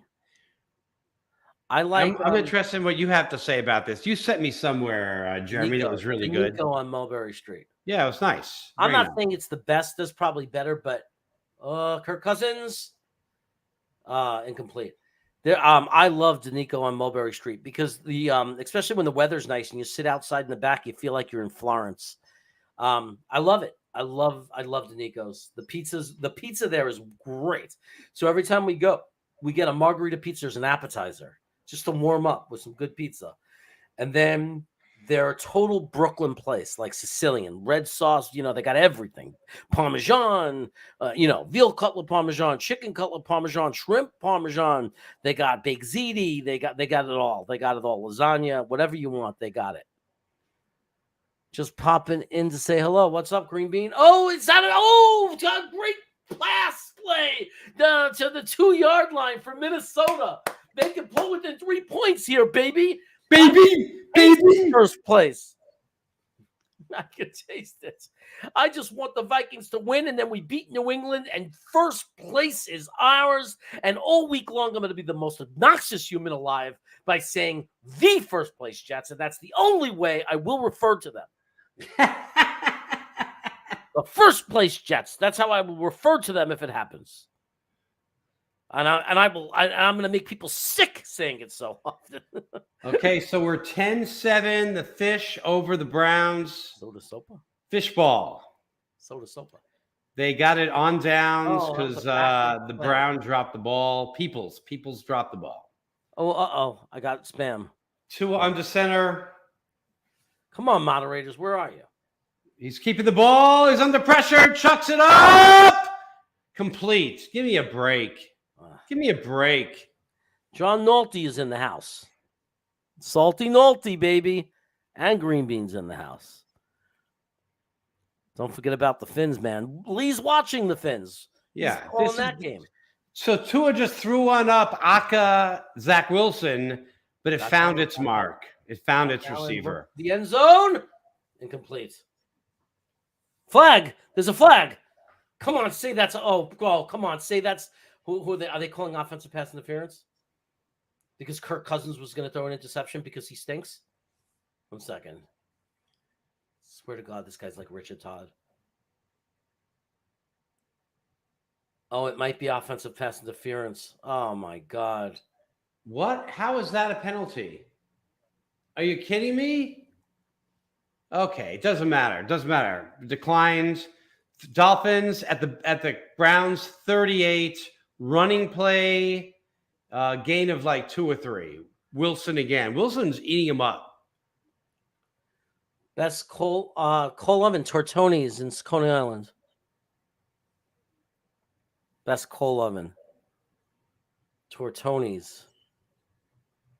They're in Coney Island. I forgot what, Coney Island Avenue, Lee, or something, or Neptune Avenue. Oh, that place is great. Yeah, Tortoni's. The place has that white pizza also, and then he has like a door front, not even a storefront, and he only brings enough to make first down Miami on the ground. Wilson again. Yeah, Tortoni's, whatever. Tortonos, it's one of those. Tortonos, Tortinis, it's one of those. Look up TOR Pizza in Coney Island on Google. I'm sure the real name will pop up. When he runs out of pizza, you can't get any. He only has enough to go a couple hours. Yeah. Is he still alive, that guy? That was years ago, Jeremy. Is that still going? I have no idea. I think so, though. He was old then. Yeah, but the family probably kept it going. Yeah, when I was a kid, he was old. I know, but remember they brought home that pizza? Oh, my God, that was so good. 13-4. What about 14-3? 14-3. That's what I said, no? Oh, is somebody predicting we'll go 13-4? I say it could be 14-3. Oh, so close to a touchdown. Come on. Hawkinson, he's yelling for a flag and he doesn't get it. Darn it. Hey, Chiefs just went up 14-0 against Jacksonville, by the way. Who cares? We have to worry about our seated position against KC. Yeah. Oh, he totally pulled on his jersey. Where's the Cleveland just stopped the fish. 2nd and 1, they stopped him. 2nd and 1. So now it's 3rd and 1. They're about to score again, unfortunately. Come on, man. They're going for a field goal. I'm not really into cannoli, I have to say. All right, split the uprights. It's 17-10, Buffalo over the Vikings. You guys should go do a weekly cooking show at I would take a Junior's cheesecake over cannoli any day of the week. We do a hot sauce channel. Yeah. You got to go to Cravat Attack. Okay, 3rd and 1. The fish are on the 13. I think Cleveland stopped them again. It's very close. It's very close. Fish say they have it. No signal from the refs yet. Cleveland saying, no, it's 3rd down, they're saying. Yeah, so NCV man. Adlab is talking about DeFaro. There is a place called DeFaro's Pizza Tavern in Apex. It is like the cousin that opened it up from the famous DeFaro. Yeah. I'm not saying it's the same, but me and Watsu K99. 4th and 1, they stopped them. Cleveland just stuffed Miami 3 times. 2nd and 1, 3rd and 1, 4th and 1. Stuff. No field goal. Turn on downs. Cleveland ball. What's the score? 10-7. All right. I thought it was going to be 17-7. So very nice. What I'm telling you, NCV man, it is by far the best pizza I've ever eaten in North Carolina. And it would hold its own in New York as Wood Oven Pizza. Although Mamma Mia in North Carolina is also good. Yes, it's very good for a Brooklyn slice. But the DeFaro Pizza Tavern is like the high level, high quality, incredible pizza. You gotta try it. Me and Adam went, and I took my wife. We had the best time. So delicious. Definitely the highest end pizza I've had in North Carolina. DeFaro's Pizza Tavern in Apex. It's a bit pricey, though. Who cares about the money? Who cares about the money? It's $30. That's what we pay for a good 18-inch pizza out here in California anyway. But it's $27. I'm just warning people because that's what you're supposed to do. But it's when a you meal send people to an expensive place, you let them know. It's a meal for 2 people for $30. That's delicious. That's not expensive. For pizza, that's expensive. I'm But sorry. this ain't just pizza. This is high quality stuff. You got to understand the difference in quality. High quality, and that same symbol is pricey. Yeah, so Lee will continue to eat pizza that's a little less good for less money. When I go on vacation, I eat the best possible food I can eat. You talk all you want, buddy boy. You know what I eat on vacation. You eat good on vacation. I go to John's, baby. You go to John's. John's in New York City. That's my favorite. Either one, even though they're not owned by the same people anymore, they broke up. Either the one on 44th and 8th Avenue, or the one on, I can't remember the name of the street. That's how. Oh, it is downtown Cary. He's right. I said Apex. It is downtown Cary. It's funny. He said the same thing to you. He said decent but pricey. Yeah. Thank you. But they have the machine that makes the New York water. Oh, good. We threw the Buffalo Bill down at the 8-yard line on the kickoff return. Come on. John's is on Bleecker. John's on Bleecker or John's on 44th and 8th. Both, even though they got divorced, the families, both excellent pizzas. The one on 44th, if you have Oscar make it, it's the exact right amount of burnt. No, seriously. If Oscar's there, I believe you. You got to have Oscar. Yeah. You pay for the quality food always. You don't know. Best Chinese restaurant for me is Spicy City in San Diego. I like Carmine's. It's good. But you got to go with a bunch of people because it's more family style. Okay, 1st and 10, Browns from the 15. Their own 15. Lions beating the Bears. That's not so much of a shock. Passing, complete. First down and more. Great yards. Great yak, baby. Gain of 12. 27. Gain of 12. Bryant fighting for every yard. Love that. Commercial. I don't know. Commercial. Yeah, Justin Fields is basically a running back. They just basically have a running back under center, but he can play a little quarterback. But like, if he doesn't develop as a quarterback, it's literally you could put Breece Hall at quarterback and you have Justin Fields, unless he gets a little bit better playing at throwing passes. Just a little cheap shot at Justin Fields. The truth is, I really like the guy. I think he's good. This is a good kid, but he's still got to prove himself as a quarterback. Later, guys. I'll check back later. Cool. There's a good place in New York City called Domino's. I think they have more locations around the U.S. You should try it. It's Green Bean's kid's favorite pizza.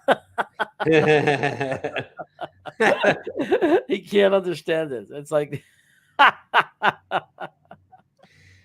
Fields has 68 yards rushing already. I'm tempted to order some Domino's. It is a good deal. No. But Lee, it's a good deal. No. I know, it's so disgusting. It really Why eat those calories? I don't care if they're free. I know they're gross. I'd rather make English muffin pizza at home. There's a pizza place here. I'm in Camas, Washington. There's a pizza place here that's Napoli style. It's very good. It's very, very good. I'm going to get some. You just convinced me. Kathy and I are going to go get a pizza after the game. We're going to go for a walk around the lake, which we love, and then we'll go get a pizza and bring it home.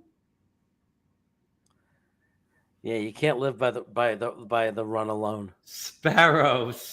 Josh Allen drops back. He throws a crazy dart to 88s for a first down. They're at the Vikings 43-yard line. The Vikings are struggling again. There's plenty of time on the clock for the second half, so the Vikings are going to have to find a way to make a play. L&B Pizza in Brooklyn. We were just there. Green Bean. Jeremy, I still have never been. Green Bean and I were just there. It is an Yeah. institution.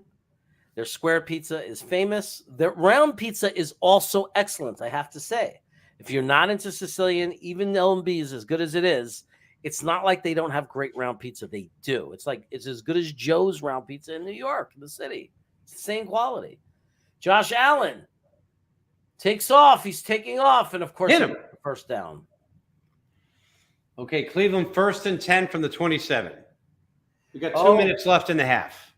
Yes, Ablad points out a great place called Bar Pity. Very, very, very good place on Bleecker Street. Me and my wife actually ate there a few years ago, I think. I remember it's across the street on Bleecker from John's, I think. Really good place. What's the name of the place on Bleecker that we used to eat Spanish food? Oh, that was far away on the west side by Washington Square Park. That was Jesus Christ, I'm forgetting. Oh, well, is it Minnesota's ball? Fumble! Minnesota! He picks up the ball. He's running. And Josh Allen tries to make the tackle and has to throw his arm in the way. Let's hope he hurt it. No, well, not permanently, but for the rest of the game. The rest of this game, though, if he banged up his arm and he can't play and then he comes back next week, we're very happy.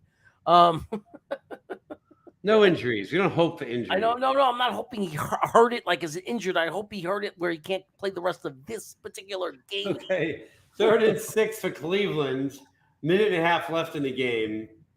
Brissett back to pass. Brissett back to pass. Getting killed. Triple sacked. Flipped him over. Ouchie, baby. Ouchie. That's going to hurt. Clock is stopped. Okay. Triple sack, man. I hate that. What's up? Clutch is here. Shouldn't you be watching the Kansas City game? Shouldn't you be watching the Chiefs game, kid? And C has a question for you.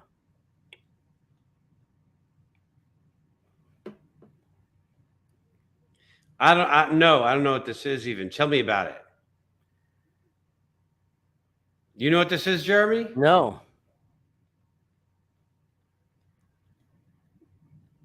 All right. I don't know it. They're punting. 4th and 17. They're punting. Miami's going to have another shot at this. Darn. They're already up 10-7. Punt is off. It's clean. A little bit short. It's going to be midfield, just short of midfield for Miami. And they have 1:20 to go. Damn.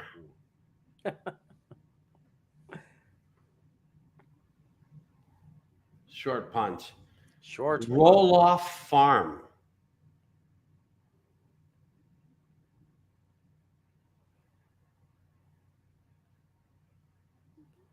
Remember, everybody, you can join the channel and become a snacker. You could be a light snacker, a regular snacker, a heavy snacker, or a super snacker. You get special emoticons, special call-outs and attention like our friend Twisted. I say things and I say how nice he is and how sexy and good-looking he is, all kinds of things. And it's from the heart and it's very genuine. It has nothing to do with the fact that he's a snacker. If you want those things said about you, I will give you those generous, very genuine thoughts as well. There's a spot in Stratford, Connecticut, Jimmy Shakespeare Pizza. Well, Stratford, Connecticut, all the places in Connecticut, there's lots of great famous pizza places. Makes a Sicilian pie with the works. Awesome pie, and I have no idea how they do it. It's the same price now as it was 20 years ago. $20. That's amazing. Yeah, $20 20 years ago was expensive. $20 now is cheap. Well, for a square, especially for a big square pie with everything. Yeah, that's dirt cheap. Maybe the pie's smaller. Yeah, I don't know. But I remember that in Connecticut, man, there's great pizza. New Haven, Connecticut, my God. They got some great pizza. That was Grupo Pizza in New York City is based on Connecticut-style pizza. Super thin, wonderful flavor. Cracker crust. Loved it. Right next to Life Cafe, which is closed. But they moved now. Grupo is now moved down to 6th Street and B. Oh, really? 6th and B? Yeah. 6th and B. Yeah, that's not too far from McSorley's oldest bar in Manhattan. I saw that Brady play. He also tripped the guy with his legs because he's a dirty player. Speaking of Connecticut pizza, yeah, Connecticut pizza is good stuff, man. They're they're no joke. Sally's Bar, yeah, that's the name. Yeah, I've seen them on the TV shows go there. I've seen them go, yeah. And Frankie and Pepe's are the famous place, but as usual, the famous places aren't necessarily the best places. Okay, we're back. I think we have a minute 22 seconds left. Miami has the ball close to midfield because of a huge sack. And Tua wants to looking to pass. Here we go. In the shotgun. Throws a little out. Boom, boom. 5-yard gain. Stays in bounds. Clock continues. Down to 110. No huddle. 105. Shotgun. Zips it in, complete. Come on, gets out of bounds. Miami's going to score. You hear me, Jeremy? I'm hearing you. Miami's going to score. A touchdown? With that, we don't know. They have a minute left. 57 seconds left, and they're in field goal range.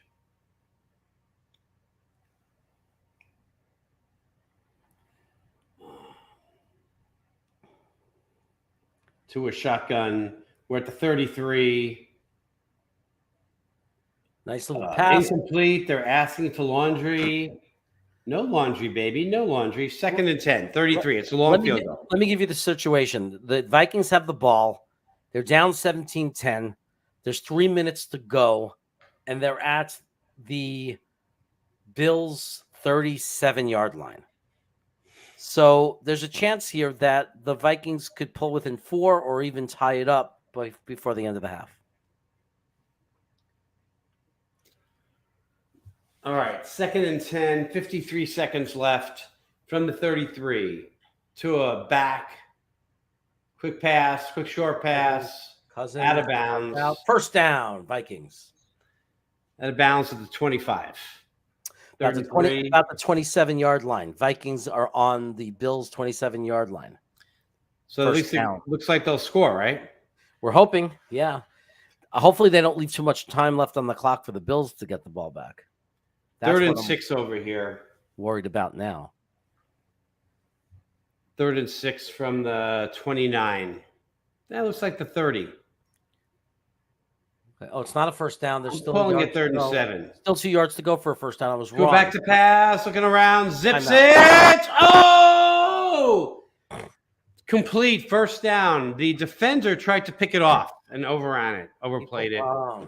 Complete pass. Almost. I mean, like he really saw the pick. Oh, it's too high for him. Too high for him. So we're at the 24, 23. 22. First down, 22.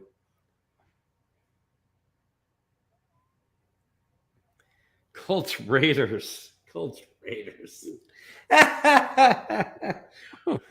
That could be anything.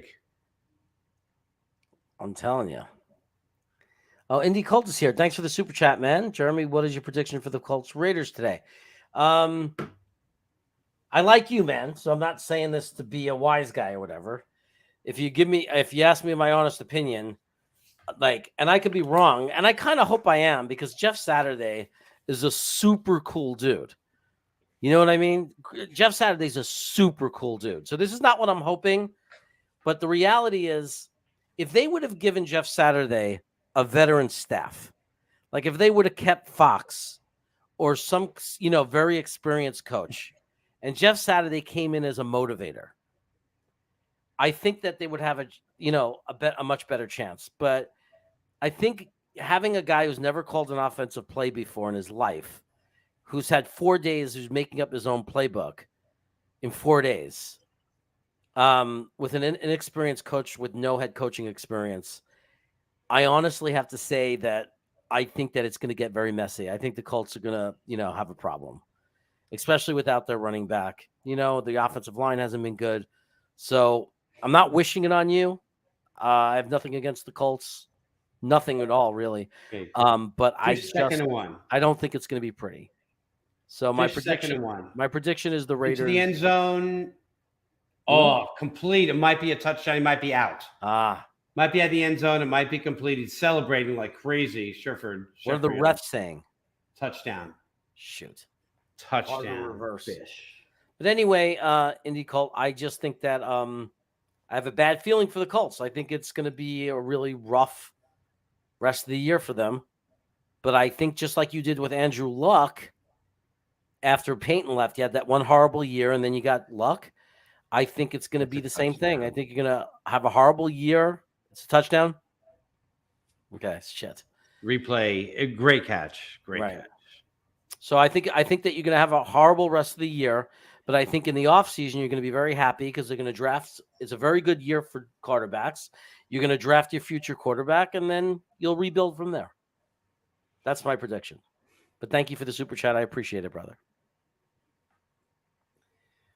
Ball's up in the air. Viking goes up and catches it, but the Bill was tackling him and knocked it loose. Wow, that stinks. It was 3rd and 1. Do you go for it on 4th and 1, or do you kick the field goal? Again, what's the score? It's 3rd and 1. They're down 17-10. It was 17-7 over here. He was definitely out of bounds. We're 17-7, but we could the Bills could easily the Browns could easily be winning this game. Just bonehead errors. Yeah. A little bad coaching, some bad breaks. That's how it goes. Oh, Kirk Cousins goes back, pass. They do a passing play, and it looks like it was intercepted. I don't know if it was or not. Yeah, it was intercepted, so they're going to get no points. Fucking Kirk Cousins, man. Oh, Jeremy. Kirk Cousins, man. He's just... Lori Maloney's not very happy right now. No.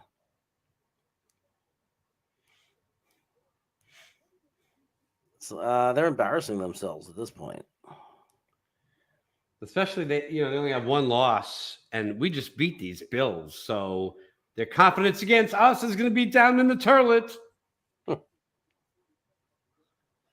It's weird. I'm looking at this Greek restaurant that orders. It's free delivery on DoorDash, but their menu is only drinks. I'm not kidding. There's no food. There's probably 50 people in the world that remember Z Restaurant. Yeah, it's not a lot, I'm sure. Wait a second. And now the Bills, of course, Josh Allen ran for 100,000 yards, and now the Bills are in field goal range already in one play. Jeez. The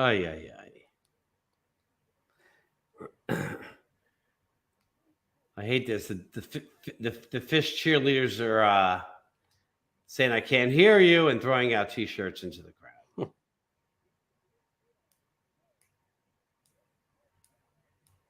All right. Have your fun. We'll get you.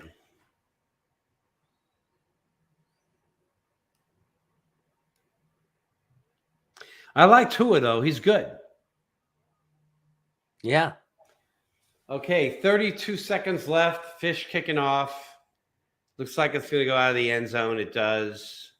No, he's fielded it in the end zone, but he's running it out, which is an interesting decision. To the 17. Which is an interesting decision. To the 17. Because there's not a lot of time on the clock, right? So if you're trying to get into field goal range with a couple of quick passes, why are you taking that risk and wasting the time? Yeah. You have. It's just boneheady. It's very boneheady. It sounds unless you see a lane or something, I guess. Because that happens so often these days. 2 yards into the end zone. All right. Brissett, 27 seconds left from his own 17. It's a long way to go.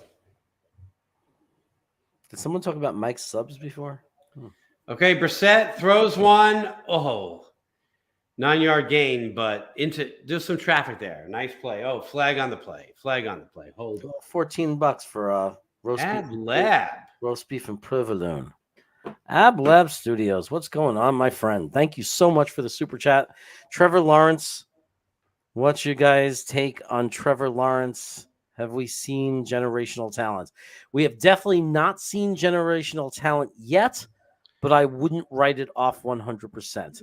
Yeah. I'll elaborate more, but I want to give Lee a chance to give his higher view opinion. Yeah.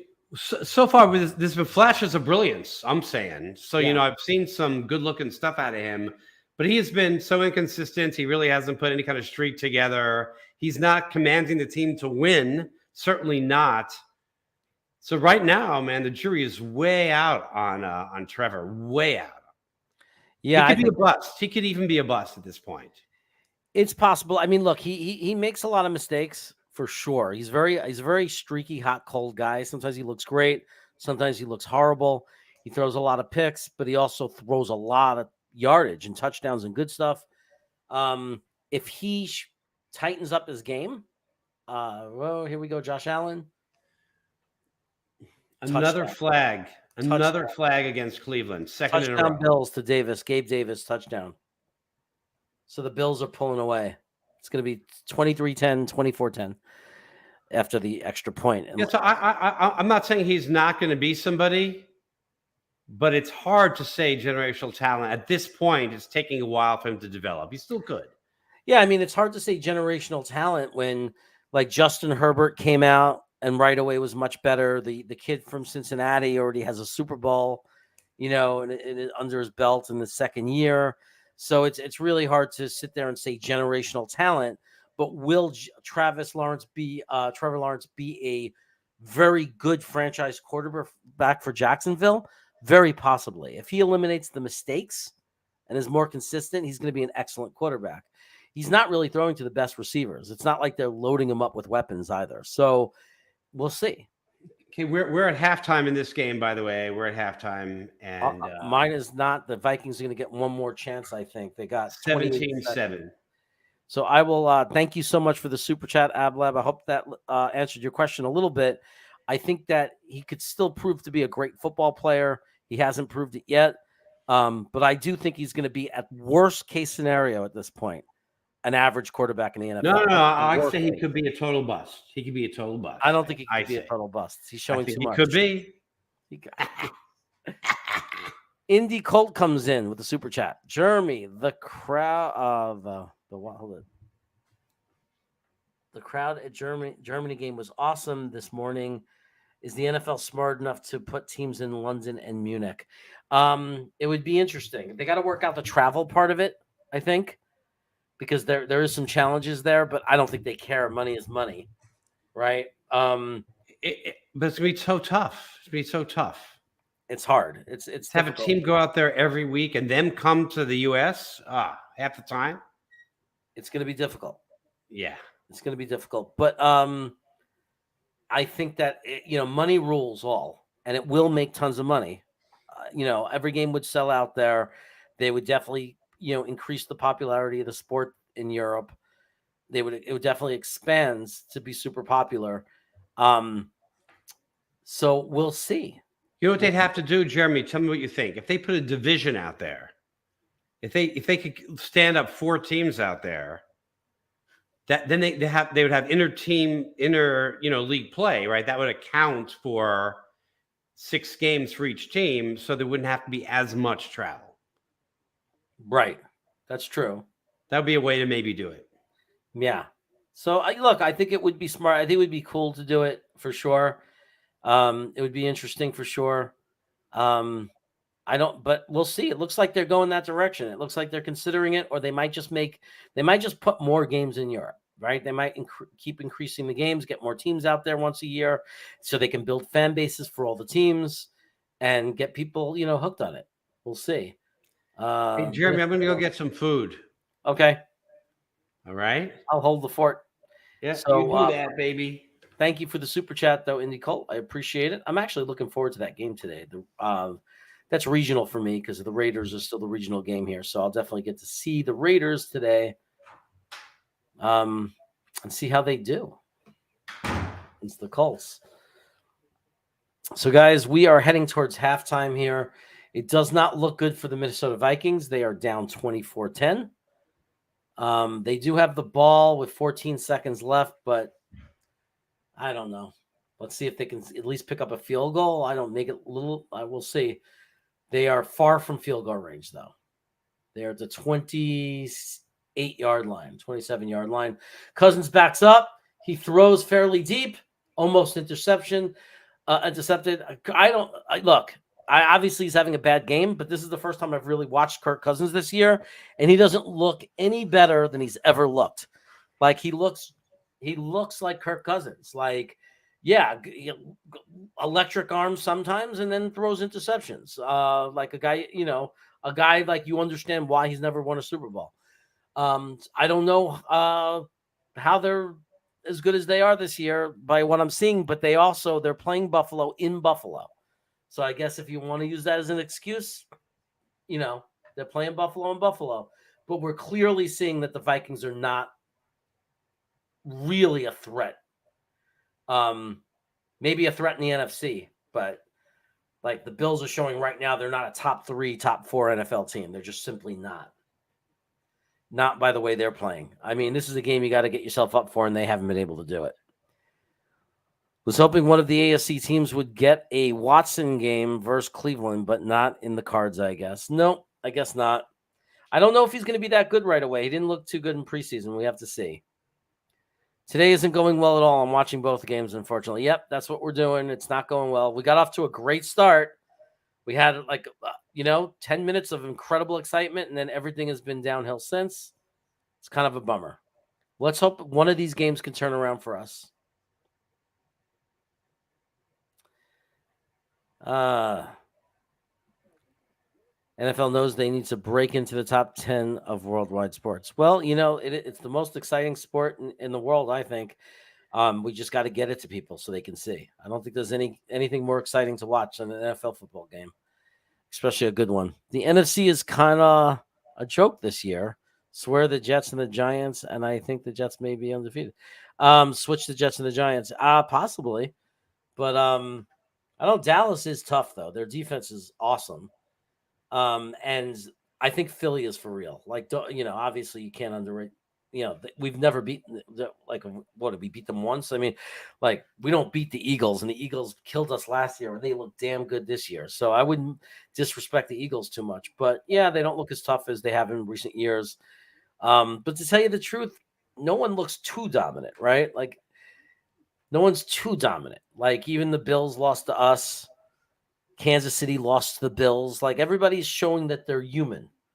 So it's still up in the air. We still don't know 100% how this is all going to unfold.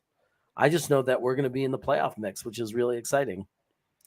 Jets just need to take care of their own wins, and the rest will fall into place. I agree. The number one focus is on ourselves. We're not playing this week, so we figure what the hell, let's, have some fun and root against our rivals. Daniel says, so much for the demise of the Buffalo Bills. Yeah, I mean, it was like a joke that people thought it was a demise because they lost the game. Imagine a team that goes 14-3 and wins the Super Bowl. Lost 3 games. You know what I said? Like, it's kind of crazy that people thought. And I think what we're seeing now, I'm not saying they're the best team in the NFL. I'm not getting carried away, but I will say that it shows that the Jets are really good. Right? When you see the Bills bounce back and do this, it proves that the Jets beat a really, really good team. And it's because the Jets are really good. And the Miami Dolphins, the Miami Dolphins, the Bills and the Jets are very good. The Bills are probably a little higher, further along in their rebuild. They're closer to making their win now kind of thing. But they better not underestimate the other teams in our conference, in our division. Because there's good talent in this division. The Dolphins are loaded with weapons, and the Jets are loaded with youth and energy and young stud weapons. And you know what I mean? If they fall asleep, we can make some noise. I think Phil is massively overrated. Possibly. They've had a cake schedule. It has been an easier schedule. The only good game they played was against the Vikings, and they seem like frauds too. They also beat Dallas, and Dallas's defense is for real. I don't care what anyone says, but yeah, I mean the reality is they we'll see what happens when the Eagles play a team like the Bills or Kansas City or you know what I mean. Like we have to see that happen. There's not that many teams left to name though, right? Like if you're calling the Eagles not that good and the Vikings are frauds.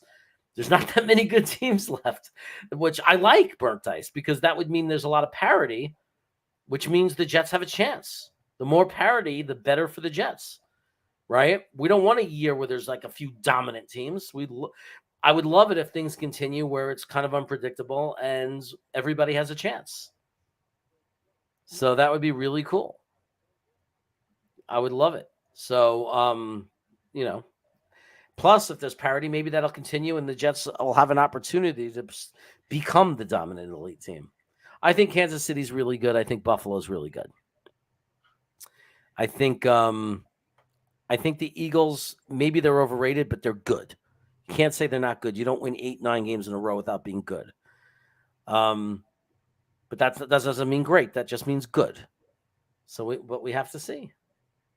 Tennessee is always really good in the regular season, right? And then they don't do anything in the playoffs, so they'll have to win some playoff games to become a threat. Can the Jets deal with the Kansas City offense if they play them in the playoffs? I don't know. I didn't think we could deal with Buffalo's offense.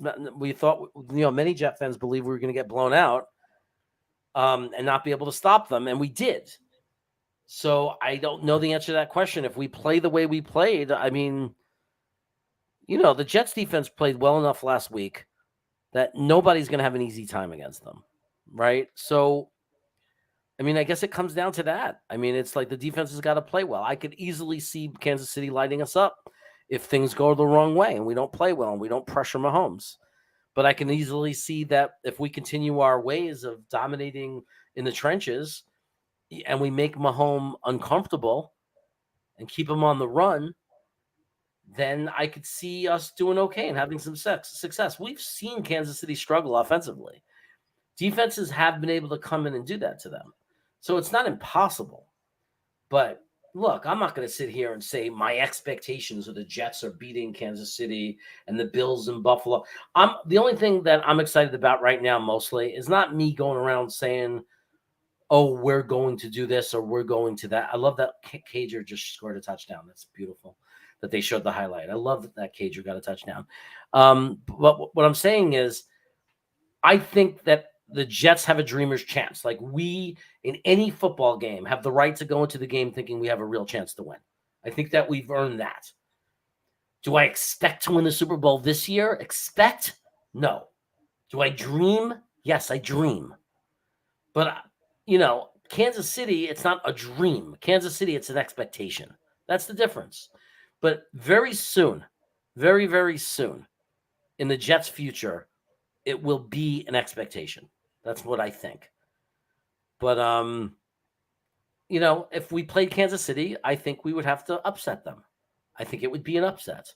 I think we'd have to pull off what we did against Buffalo. I think I'd go crazy and I'd be happy. But I wouldn't go into the game confident thinking we're going to beat them. I'd understand why we're the underdog. I would know that we should be an underdog to them. And I would hope that we can win. I would hope that we somehow keep it close, get a timely turnover, maybe torture Mahomes and put him in a torture chamber with our defensive line and steal, find a way to win the game. But I'll tell you what, that's how we would beat them. Like if the Jets were to somehow be able to beat the Chiefs, it would be because the Jets defense would have been able to handle the Kansas City offense. That's how it would happen. Will it happen? I don't know. Let's get there and play them first. Let's, like as a Jet fan, I just hope that we get there and get the opportunity to play them in the playoffs. But thank you so much for the super chat. I really appreciate it. Another super chat from you, my friend. You're becoming an important sponsor for the channel, and I appreciate your generosity. Oh, okay. Burnt Dice. I have this awkward feeling that the NFL would love for his to be higher ratings than history here. Oh, you're talking to him? I don't know what you guys are talking about, so it's hard to comment. Jets still earning their spurs on any given day. The Jets can beat anyone. Hey, that's what I'm saying, Phil. We're on the same page. but they're untested in championship games. That's true. Yeah, if Zach can turn it around. Or how about he could just play the way he played against Buffalo? Right? Like just the way he played against Buffalo. That's asking a lot, too. That's not just a little ask, because he pretty much didn't make any mistakes. Right? He didn't light it up. I understand that, but he also didn't make any mistakes. So if he can make no mistakes game after game after game and just make the third down conversions that he needs to make and run for first downs that he needs to and be efficient, we're going to be a dangerous team because of our defense. So, yeah, there's no question about it. And what if by next year, what if he starts getting better and better, and then he's more than just a game manager? What if he's actually a guy that's flicking the ball downfield? And making deep passes, and really we see that arm talent. What if his brain catches up with his physical talent? Then what happens? That would be amazing. Phil Rooms, I hate to agree, but I must stop making great points, bro. But you must stop making those. Yeah.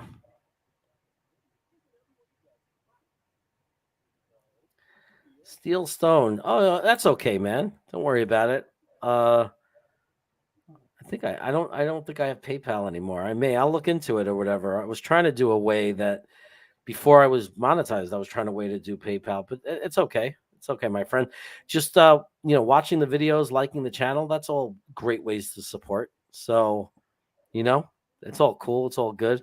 I'm not going to find ways for you to give me money.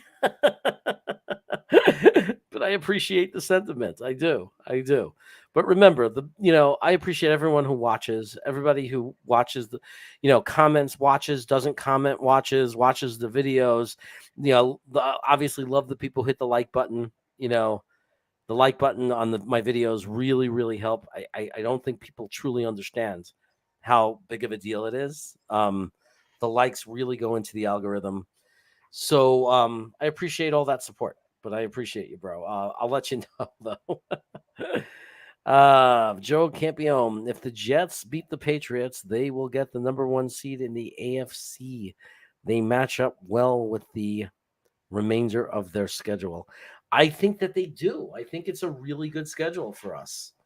I don't think there are easy games, though. I mean, like, we should beat Chicago. We should beat Detroit. I don't care if Fields is tough and has some big runs against us. We should beat them, obviously. Seattle's going to be difficult. They're not going to be easy. They play hard and they play competitive every game. So I expect the Seattle Seahawks game to be very difficult. Obviously, it's winnable. The hardest games we have left are in Buffalo and in Miami, in my opinion. And, the Minnesota game, they play much better in Minnesota. But I still think Miami and Minnesota, I think Miami and the Bills, but Dolphins, Bills, hardest games left on our schedule, without question. Right? And then maybe the Vikings and then the Seahawks as the next 2 hard games. And then the games we should win are just Detroit, Jacksonville, Chicago. Do we play Houston? I don't remember if we played them. But we got to win those games. No excuse not to.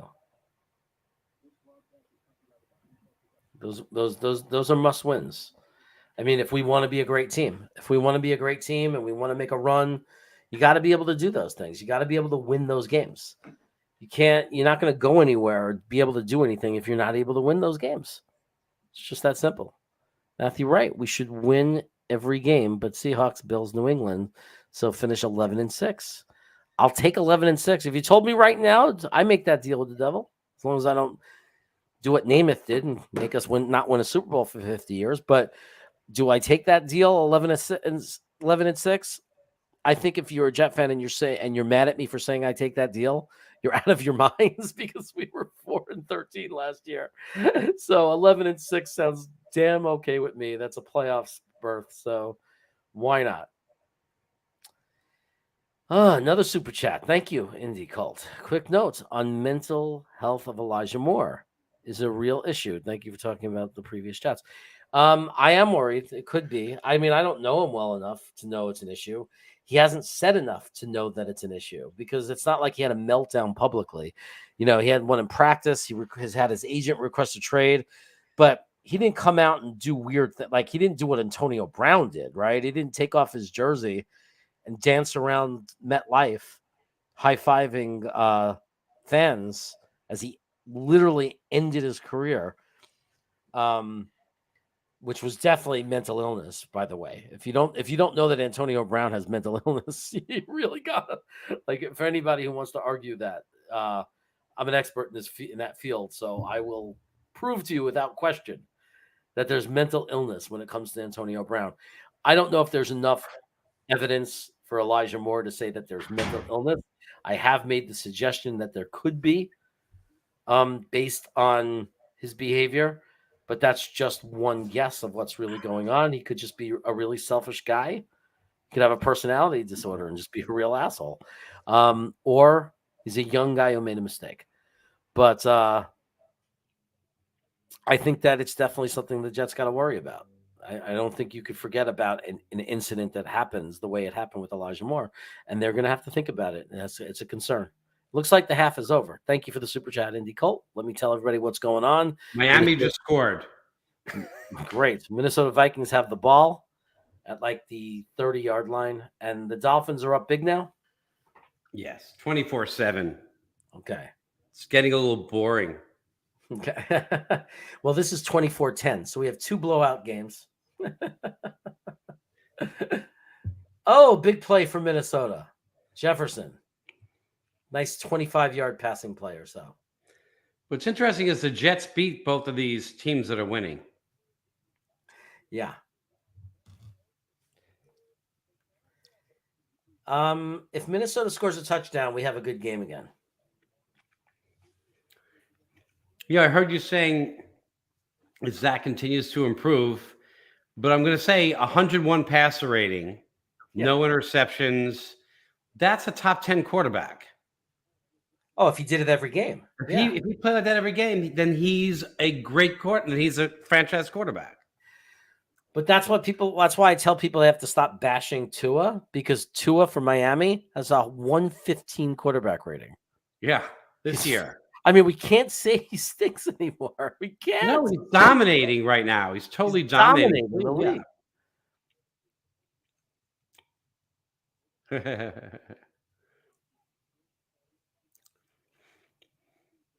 I hope he blows up, man, from the slot position. I think Elijah Moore has a chance to blow up. Minnesota, Kirk Cousins, bad pass to a running back. I got to run and I got to get something to eat. Yeah, you call the game. I'll be back as soon as possible. I can't see your game. All right. Somebody else will call it in the chat. I have my little app up to at least see the score. I can see it's 24-10. I can't see the plays. And I'm at a commercial right now. I don't agree with Jeremy about anything.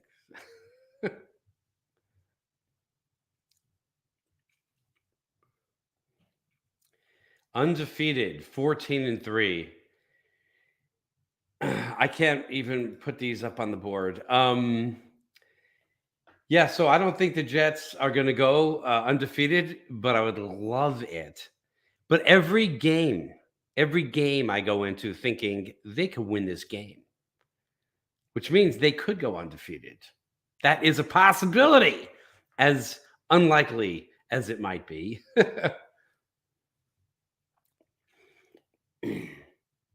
Yeah, so my opinion about Elijah Moore, it might be very different than Jeremy's opinion. That is that they're just teaching the other players that you don't put yourself above the team, and if you do, you're not going to play. And I think it's not just about Elijah Moore. It's not just about winning one game.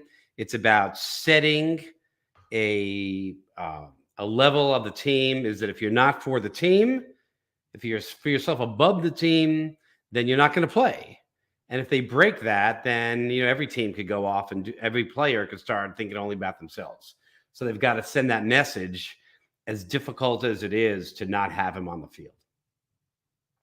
All right, Browns Down big, down 24-7, 1st and 10 from the 25. Brissett in the shotgun. 1st and 10 on the ground. 1 yard gain. 2nd and 9 from the 26.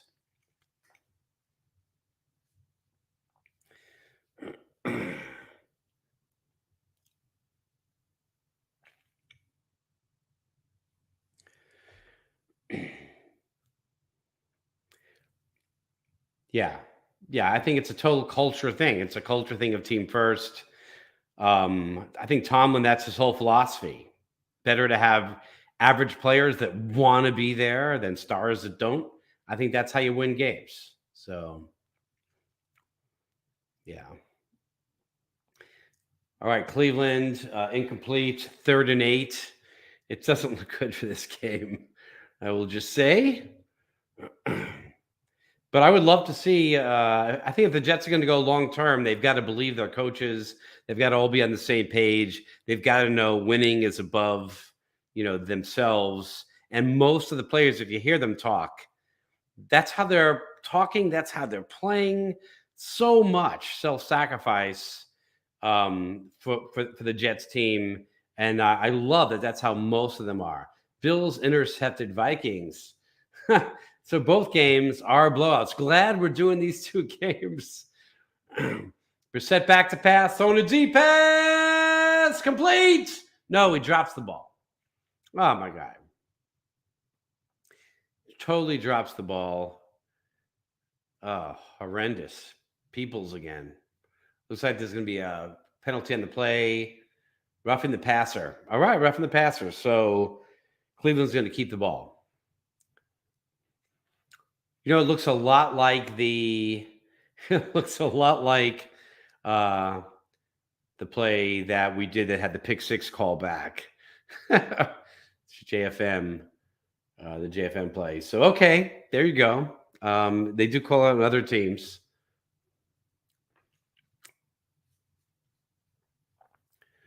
Hey, Grandizer, thanks for checking in.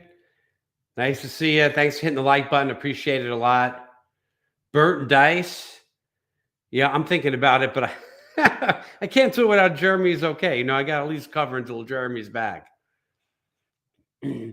Although we just had a nice pass out of Brissett, like a 7-8 yard gain on 1st down. So maybe this game has still got some life left in it. You never know. You never know.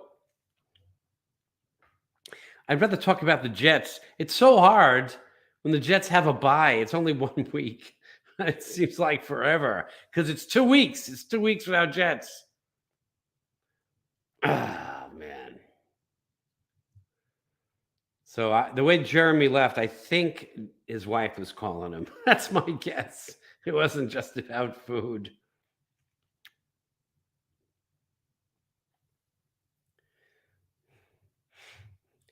Yeah, we're going to have a deep draft pick for sure. I think it's going to be in the late 20s. I do. It could easily be in the late 20s. If we make the playoffs, right, what does that mean? That's 14 teams. So right away you're in the 20s. Yeah, certainly in the 20s. For sure. Okay, 1st down, Cleveland. Right, Cleveland's on the move. Big old run right there, fighting for it hard.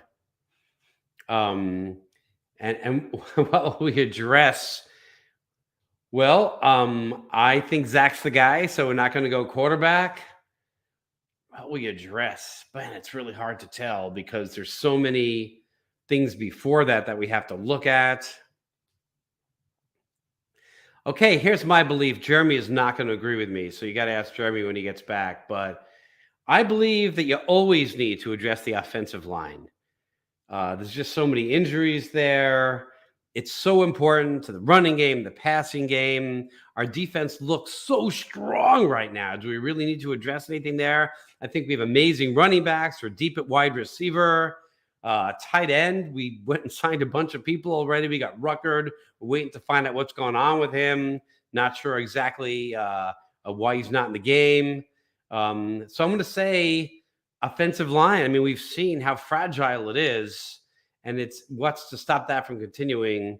Any way you can get deeper, I say get deeper. Brissett just ran 15, 20 yards. First down for Brissett, so they are on the move. Jeremy, what number do you think the Jets are going to draft at? And what are they going to address with that draft pick? I think they'll draft in probably anywhere between 24 and 27. No. Certainly 20s, but I want them to do better than that. So I wanted to say late 20s. Okay. Late 20s, yeah. Like, I'm with you. I'm just saying, but like right now we'd be 26, I think. It's like something around there. So I think that in that range, there's a lot of, it's weird because what's weird about it, aside from quarterback, the big position that has a lot of players available doesn't really, it's not our need. It's cornerback. There's a ton of great cornerbacks coming out. There's some wide receivers that'll be around late in the round that are exciting, I think. There's not a lot of offensive linemen around that part of the draft. Like there's some that, but that's what we need. I know. We might trade back. You with me? We need an OL, right? Yeah, tackle or center even. I wouldn't even be against the center, but I think center is a position because I think they'll extend McGovern and you could use a second or a third round pick on center and develop them and maybe just go tackle and just make that our deepest position. Hey, 3rd and 4 for Cleveland, by the way. They're driving with straight. Okay. They're at the 20, the red zone. We're at a commercial. Look at this. Look we haven't seen this guy in a while. It's one of our early viewers from last year. Here he is. Bomb to the end zone. Oh, overthrew him. Payo time. Payo time is here. Nice. Go Rams. Hey, Jeremy, you should give me the capability to put these on the screen, especially when you're gone. I thought you had it. It's not letting me do it, no. That can't be. I made you a partner in this. Remember, you're logged in the wrong email then. Okay. Like you're logged in on the wrong account because I sent you. Are you on your Yahoo account or something? I clicked on your link. I'm not logged in at all. That's what might be wrong. You might logged in the wrong way. Like because you should go into you should come out and come back in because I made you it's like Lee worked in technology his whole life, went to Carnegie Mellon for computer science and doesn't know how to do anything. It's kind of interesting. I guess when he became a high-level director, he got an assistant, an admin assistant, and that was the end of Lee. He's no longer capable of doing anything. I literally made him admin of this channel, of the StreamYard, and he still can't highlight your chats. I don't understand it. In case you're wondering what I'm eating, macaroni and cheese. The supermarket has it cold, prepared, and you heat it up in the microwave, and boom, you got delicious mac and cheese. It's pretty good. Anyway, we got another super chat. That is from Indie Cult again. Rather face in the AFC Championship, Bills or Chiefs? Wow. Do we want to play the team that we know or the team that we don't know? It's a tough one. The Chiefs have a lot more playoff experience. The Bills don't. I mean, the Bills lose. They get upset in the playoffs so far, right? They haven't been able to deliver. But they know us so well, and we know them so well. I don't know if that's to our advantage or not. It's hard to say. It's a really tough one. Either one is a really hard game. But I'd say that the only thing I can go by is we know that we're capable of beating the Bills. We know that we proved we're capable of stopping Josh Allen. I don't know that we would or we can every time, but I'd have to pick the Bills because I don't know that we can stop Kansas City because we never have. So I'd have to go with the known one.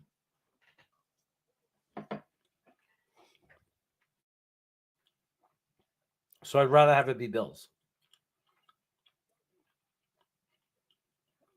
Oh, first down Vikings. There's 8 minutes to go in the third quarter. The Vikings are down by 2 touchdowns. They have the ball. If they can score a touchdown, they're right back in this game. They can get right back in the game, but they have to score here.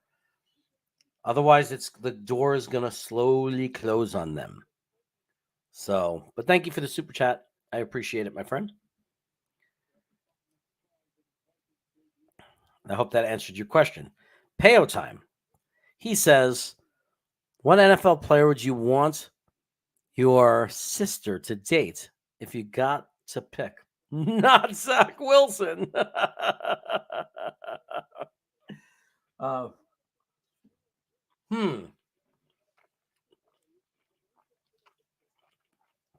What NFL player would I want my sister to date if I had a sister?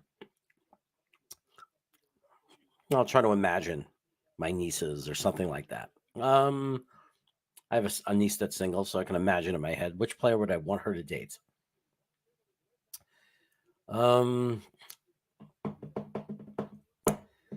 Let's see. It has to be somebody who makes a lot of money, a disgusting amount of money, because the more money they make, the more likely it is that I somehow profit.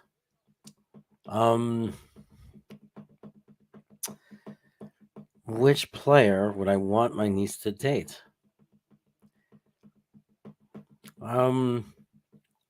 Michael Carter's a nice guy. Right? He's a good guy. Berrios has the weird hair thing with the hair. I don't like that. I mean, it definitely would be better if it was a Jet, right? Right? Wouldn't you want it to be? Wouldn't it be good if it was a Jet? Yeah. If I'm gonna get tickets and be treated special for any team, I'd want it to be a Jet. I wouldn't want it to be Joe Namath. CJ's he's cool. Quinnen Williams is cool, but he might be gone. We don't know if we're gonna keep him. Garrett Wilson's a stud, right? And Garrett Wilson will be around a while. Yeah, he is getting paid next. That's true. He's going to make some really big money. That's true. But that's if we get him. What if we don't sign him? Then that would stink. You know what I mean? And I don't know, his longevity in life because he's a big guy. Thin guys could live longer, right? No. Want my niece to be happy. I'm gonna go with. I'll be patient for the money, and I'll say Garrett Wilson. Garrett Wilson. He's not that much older than my niece. It'd be really cool. I think it would be a good thing. You couldn't get in yourself? I've been waiting if you let me in. Oh. So I have to check out what's going on and why you're not a team member anymore. Now suddenly I'm able to do those things. That's why I was Joe Namathing you. Oh, okay. I did nothing different. I just came back in, same link. And the invitation you gave me before expired. But we don't have to worry about that. Oh. Meanwhile, lots has happened here. 24-10 Miami, and they're driving again.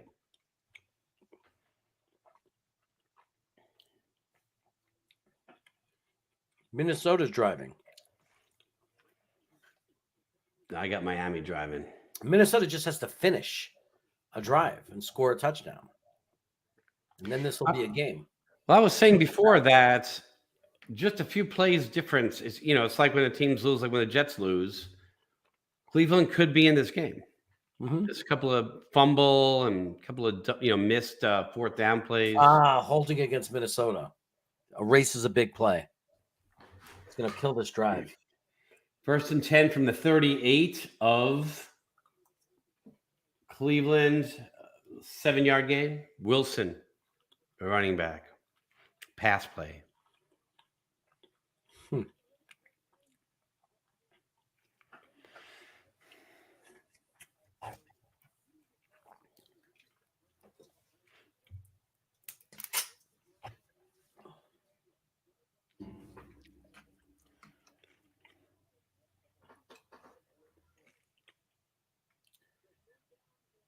All right. Kirk Cousins throws it deep to nobody. He's on the ground, no flags. 4th and 15, they have to punt.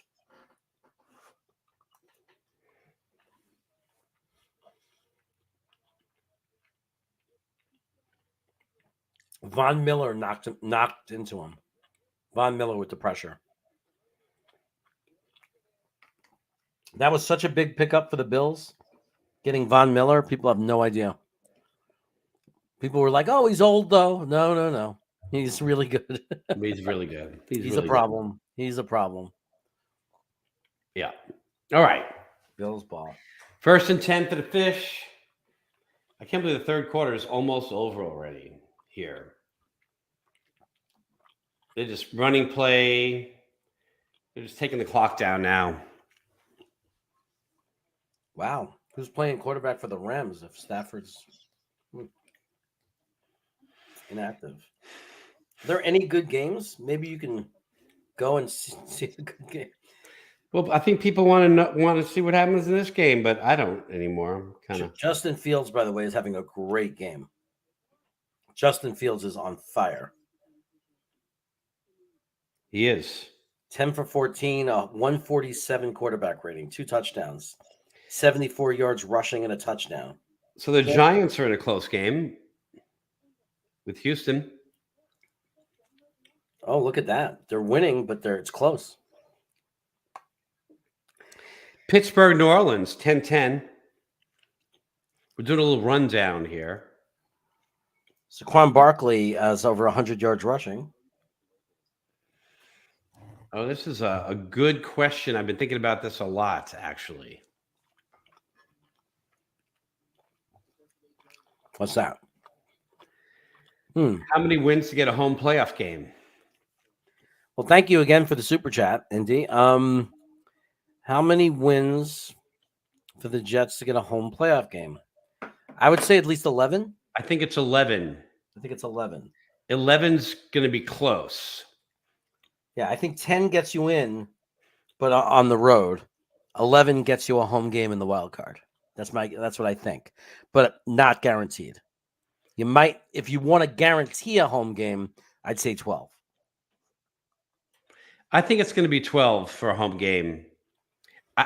There's going to be a few teams at 11 in the wild card, right? And the wild card teams don't go home. The division winners play at home, right? Typically, yeah. Huh. Pretty much. That's it. Yeah. So you're going to have to take the division, right, in order to get a home game, and to take the division. Oh heck, 12 at least. I think it's 12. Let's see, 12-5 is not going to cut it.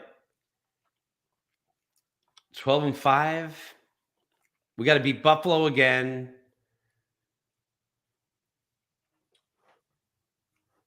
I think 5. We could tie Buffalo at 12-5, and we'll have the tiebreaker because we'll have beaten them both games. That's how it has to happen for us to get to 12. 12-5 if we beat Buffalo both games. Mm-hmm. I forgot about that because even if they have less wins than us, yeah, we would have to play away if they were a division winner. Yeah. So we have to win the division. It's the only way to play at home is to beat Buffalo. The only way to beat Buffalo is to beat them again when we play them. Yeah. Right, because the way the Bills are playing now, right now at this moment, they're not, I don't see them losing more than 4 games this year. They're going to be 13-4. Well, if we give them their third loss, they could get 2 others. Yeah. Well, so if they're going to be 13-4, then we have to win 13. Yeah. Beat them in the process. Absolutely. But if we beat them, I think maybe that sets them up for, I'm just doing the minimum. If we beat them, that means maybe they had a couple of other losses, and 12-5 could get us there, tied for the division, but winning on the head-to-head for 12-5. So that's the lowest. It's not happening at 11. It probably is going to take 13, which is very, very hard. We get to have 1 loss. When's that going to be?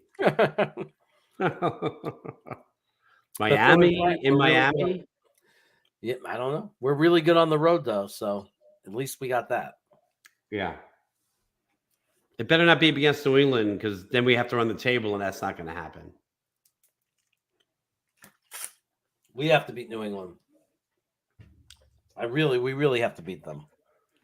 I think it's a if we want to look, if we want to say we had a great season, we don't have to beat them. But if we want to say we're a playoff team, it's going to be big for us making the playoffs. Not just the record, not just the tiebreaker, but because if we can't beat them, it's going to be in our head, I think. And I don't think we're going to get into the playoffs. They're fighting for the same spot we are. Right. And we'd be putting them in position to take us down on the tiebreaker. So we can't let them have that game. I think it's must win for the playoffs. Yeah. I mean, although it isn't technically, I understand what you mean. Like, my heart says if we can't beat them, we're probably not going to make the playoffs. Well, if we can't beat them, then we're tied with them, and we're behind Miami and Buffalo, right? And then if we're tied with them, they have the tiebreaker.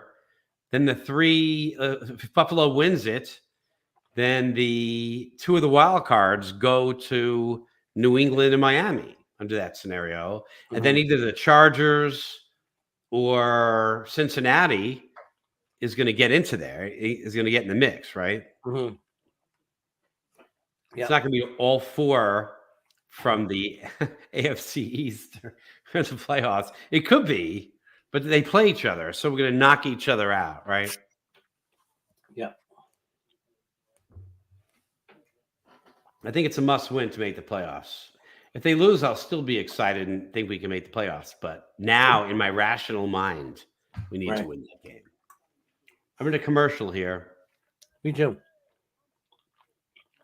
It's 30-10 Miami. The Giants are up 21-10 now, so I think that game's boring. Pittsburgh, New Orleans. That's where it's at.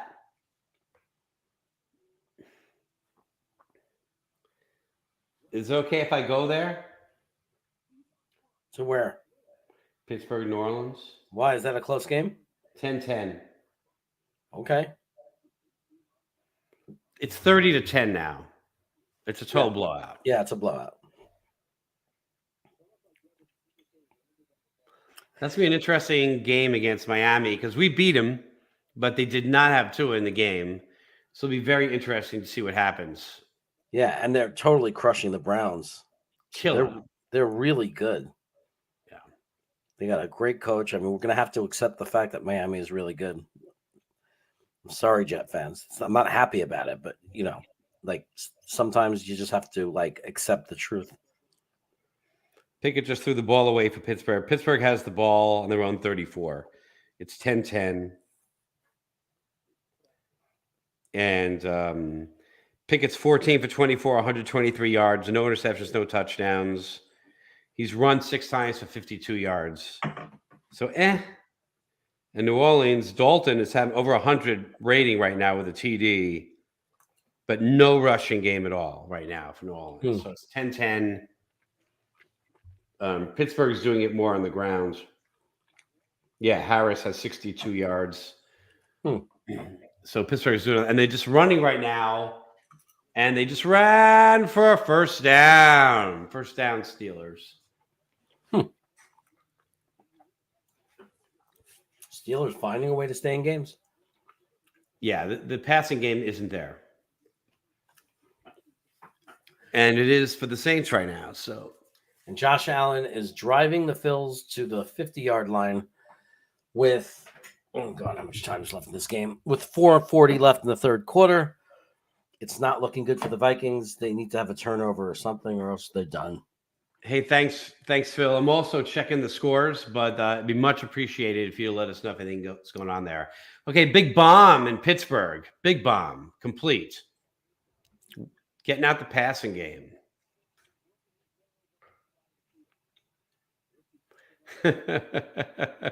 It is a twisted world. Buffalo, big play. Well, we're not going to gain any ground on Buffalo this week.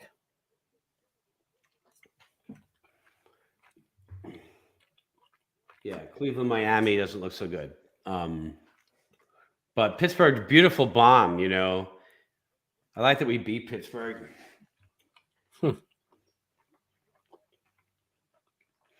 So the quarterback just ran away and they snapped it to their center in shotgun.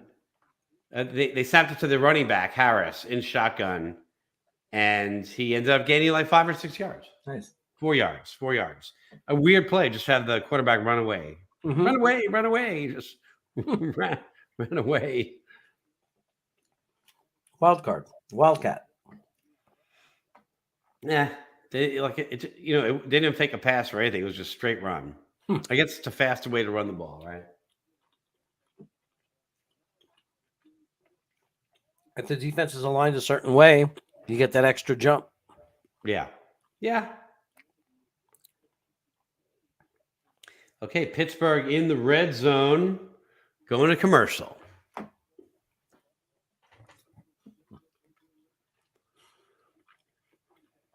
What do you got, Jeremy? You're in commercial also? No, the Bills are driving. It's 3rd and 2 now, though, so there's a chance the Vikings can stop them. But they're down by 2 touchdowns, 14 points. You know, they need the ball. And the fact that the Bills have the ball and keep moving the ball, it's not looking good. But they're still within 2 scores. Yep. But they're going to need to do something when they get the ball. Like, you know, even if they get the ball back here, they have to do something. They have to bomb it. You know, like they have to make a big play. But Buffalo's in field goal range, so it's about to become a 17-point game. Here we go, 3rd and 2. They hand it off. They stop them. It's going to be a field goal attempt. That's something. Mm-hmm.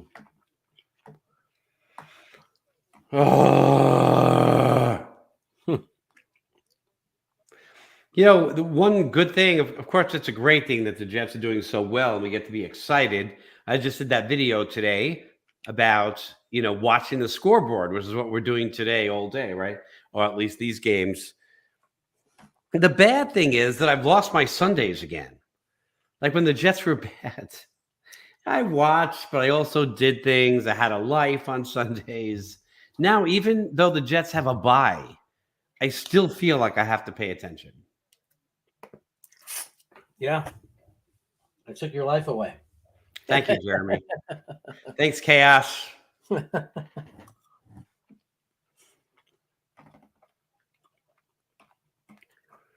Something just happened and I missed it. Oh, no, he's going for a field goal.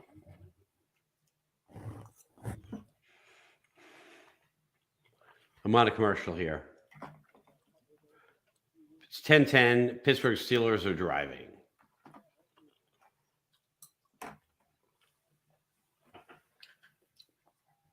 $45-yard field goal attempt.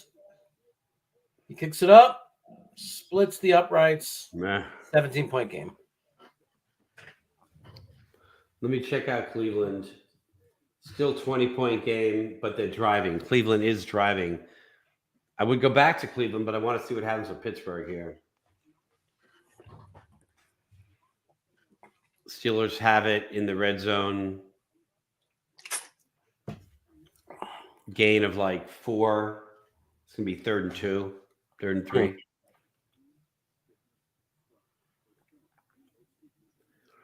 You know, I think if I have to choose, you know, running game or passing game, the thing about a running game is it makes the defense tired. So I think it's the advantage to the Steelers here because the Steelers have been doing it mostly on the ground, and New Orleans has been doing it mostly in the air. So I think you just don't give your defense enough time to rest that way. Phil Adams is asking if we'll go back to mom and dad's house if he flies into the United States during Thanksgiving. The issue we have with that is, Phil, you're going to go to North Carolina if you visit the U.S.? Phil, when you come to if you come in for a Jets game, the real question is, are we going to be able to get over to New Jersey to meet up with you? And I told you I would do everything I can. You just have to give me a lot of notice. If it's the opener, I am thinking about going to the opener again next year already. I'm thinking that should be a tradition. Saturday in Coney Island on the Cyclone. Sunday at the game. Friday eating tons of food. I'm starting to think that should be a tradition. So come for the opener. Breaking news: Cleveland just scored. Yeah, Phil told us. Oh, what's the score there? It's 30-17. Oh, And Pittsburgh just did they hit a field goal? Yes. It looks like they did. Looks like Pittsburgh got the field goal, but the wrong team looks excited. So, it hit a guy in the head. I think maybe went off his helmet, but still went in. I don't know. The guy's pointing to his head. it does look like Fields is starting to break out. That's definitely. But we'll see. I mean, they're playing. Who are they playing? Detroit. Not the best defense in the world, but still. I mean, last week was an amazing game. He's having an amazing game this week. It looks like he's breaking out. Okay, I'm going back. I shouldn't have left. Well, by leaving, I helped them. I was jinxing them. So now, should I stay leaving them or should I watch them? I don't know. And I certainly did better when I gave up on them. The Vikings go down at the 20-yard line, trying to return the kickoff. They couldn't even get to the 25. Okay, Twisted. Let's see. Oh, you mean Brown.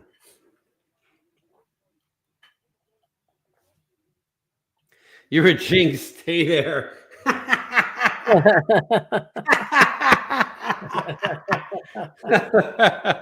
I'm not a jinx for the Jets, but it looks like I am for the Browns. I was watching the game where the Jets beat them. I'm a Browns jinx. Cousins hands it off. Big run, big run, big run. Keep going, keep going. It's Cook. He's down on the sideline. He's down 20, 10, touchdown. Dalvin Cook with an 80-yard touchdown run. Nice. Pulls them within 10 points if they get the extra point with a minute and a half left to go in the third quarter. Now, we've been down by 10 ourselves against Pittsburgh. We know that you can come back. Cleveland, we've been down with less than 2 minutes in the game, and we came back. So it's very possible with a big play like that Minnesota is back in the game. Back in the game, baby. I'm talking in this funny announcement kind of way, and I'm not sure why. Okay. If Miami does well, I'll immediately leave this game. Okay, Cleveland just kicked it out of the end zone. Jeremy, where will the fish start? 25-yard line. Good job. First, Dalvin Cook took the ball and cut to the left. With a safety waiting for him, he jerked to the right and back to the left down the sideline. And nobody can catch him as he takes off and explodes to the end zone. Bringing Minnesota back in the game with the possibility of victory, snatching victory from the jaws of defeat. Jim, you think anybody knows Howard Cosell nowadays? Phil Adams might. Twisted might. He's an old guy. Beth Page Chris might. He's an old guy. Joe Champion. He's an old man. He definitely knows. Right, Joe Campione? Aren't you an old man? Tell me. Joe Campione, my old friend. He's been here for a long time. Robert Rosenberg is here. Robert Rosenberg? I don't think it's the Robert Rosenberg you think it is. Really? Oh, it might be. I don't know. It would be very. I think it would be very late there in Israel. There's a Bob Rosenberg who watches the channel. Oh, he's saying it is. It is. It's Lee's childhood friend, Robert Rosenberg. What are they, like 10 hours later than us or something? Well, 6, 9. In Israel? 9 hours up. Oh, I don't. Oh, you're right. 9:20, 10:20. But they're similar to the UK, I thought. He stays up late. He's a fish fan. It's 10. All right, Tua hands it off, 1st and 10 maybe 3 yards on the ground there. You know, at this point, the Dolphins just need to keep the ball on the ground, kill time. They're up by 13, so the clock is their friends. Huh. So if it's 10, Hey, they're showing the run now, the Minnesota run. Beautiful, right? Yeah. Well, You see why I got so excited. Yeah. Come on, they got to stop the Bills right here. Come on. By the way, Josh Allen's having a much better game than he did against the Jets. Just saying. Okay, that's because of the defense difference. 2nd and 7, 2 underneath center. He is passing, looking around. There's a flag on the play, overthrows. Okay, there's laundry, and it looks where Wilson, the running back receiver was. So it could easily be a pass interference or something against Cleveland. So it's 8:20 in the UK and it's 10:20 in Israel. Can't believe there's a 2-hour difference. I thought it was a very short flight from London to Tel Aviv. Offside. Imagine you're in London, right? You're eating this bland food. Actually, they got better food now. You could eat a curry. But you're in London, and then you get on a plane, and the next thing you know, you're in Tel Aviv. You got hummus. I'm eating hummus now. It's a very different world. Robert, I want Tua. We're gonna see.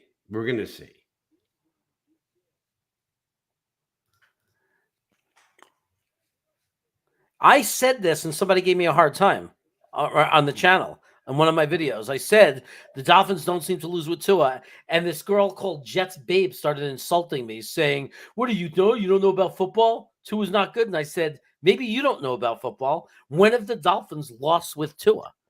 And they're driving again, by the way. Right. Like, when did the Dolphins lose when Tua's playing? Like, I don't understand why the football world can't accept it. He's good. For the love of God, he's good. You just have to accept it.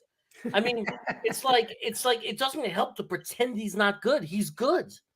He's We good. need Zach Wilson to continue to be good like he was last week, so we have a future to compete against Tua. But he's good. And everybody just has to accept it. I mean, I don't know what it's going to take. The guy has a 115 quarterback rating. He's good. He's really good. And the Dolphins are really good. And to beat them, we're going to have to be really good. Everybody got to stop saying that they're not. Unsportsmanlike conduct on the fish. Howard Cosell got his car in Midtown Manhattan. Maybe. Stopped for a streetlight once. How did you do that? And Cosell said, "Kid, I know who I am." Ha ha. Okay, Tua scrambling, complete. 2nd and 5.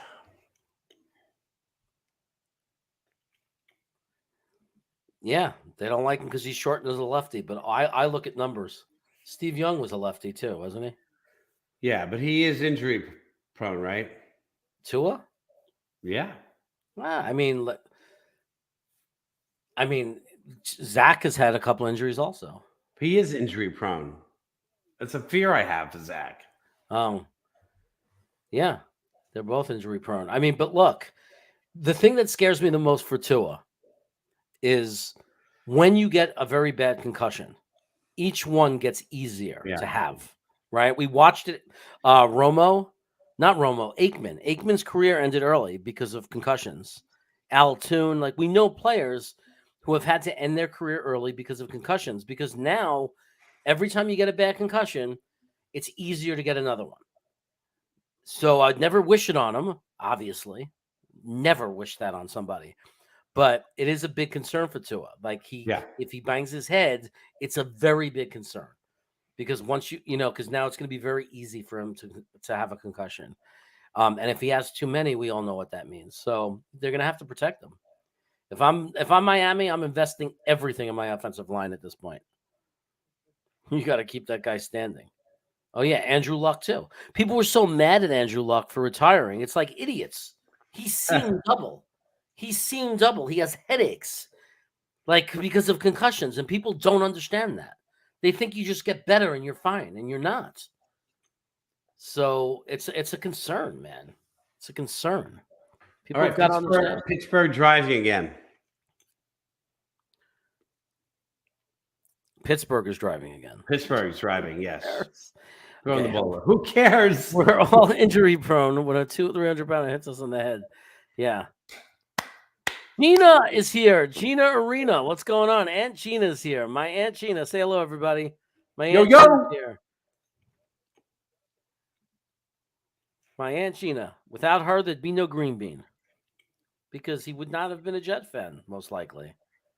I don't know what he'd be doing, but he wouldn't be a Jets fan, most likely. Is that why Jasecki's on the trade block? Did he have a lot of concussions? Oh, because he can't pass block. That's right. That's why the Jets didn't want him. Like some Jet fans were saying that. When we were saying, oh, we should get Jasecki, there were a lot of Jet fans saying, no, he doesn't fit into the Jet system because he doesn't block. So it's actually very consistent with what Jet fans were saying, Robert. Like he's a receiving tight end, but he doesn't block. And that's horrible for Tua. You need a guy who can protect him. They're going to have to be very careful with Tua. They're going to have to protect him. He's really good, but they really got to invest in the blocking. They've really got to help him get rid of, not get hit. It's a real thing. Billy SVC, Curtis Martin said a football game is like getting 35 car accidents in 60 minutes. Wow. That's crazy. When you think about it, that's crazy. Absolutely. I played tackle football a few times growing up in Canarsie, and I remember catching a pass and getting hit. Oh my God. And that was just from a skinny little kid in Canarsie. I know. It really hurt. I got hit playing tackle near Kings Plaza. There were a couple of football fields, and this guy who played high school football hit me, returning a kickoff, and I was seeing stars. Yeah. Oh, Josh Allen sacked. And I got hit. I didn't know what happened. All I knew was I caught the ball, and I was about to run, and I was on my back. It hurts. It hurts. It hurts. Two-hand touch. That was my game. These guys two-hand touch. Yeah, two-hand touch. Nice and safe. That's me, Lee. Two-hand touch. Touched you. And then you argue. Pity. You didn't. Only one hand at a time. You didn't get both on at the same time. That was Michael Santosa's pity pat. It was a pity pat. Every time he got touched, two-hand touch, he would scream pity pat. Oh, Josh Allen almost sacked, but he dodged it and throws a perfect pass. Okay, the Dolphins are driving again. This game. The Dolphins are driving. They're going to score again. See, you shouldn't have said who cares about the Pittsburgh thing because I came back.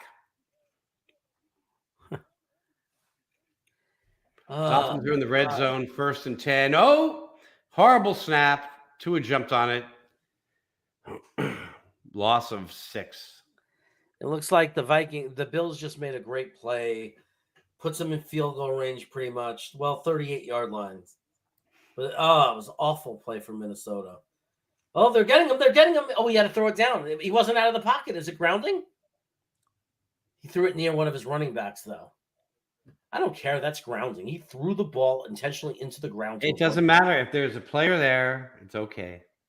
Wow. That's the rule, baby. 2nd and 16 for Tua from the 23. But remember, I said they just have to kill time, and they are. Yeah. Okay, Tua just threw it short. He was in trouble. 3rd and 16. This is hysterical. Field goal kicker for me. Field goal kicker that doesn't do kickoffs. I let the punter do it. Boy, oh boy, oh boy. What can I put? Tight end.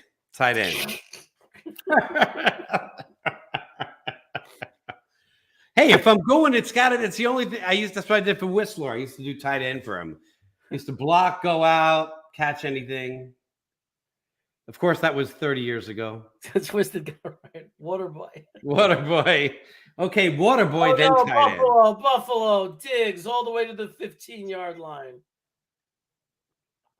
It's definitely holding by Waddle. Come on. This game is over. The Vikings aren't even competitive against the Bills. What team is competitive against the Bills, Jeremy? The Jets. The Jets. I think Miami beat them too, didn't they?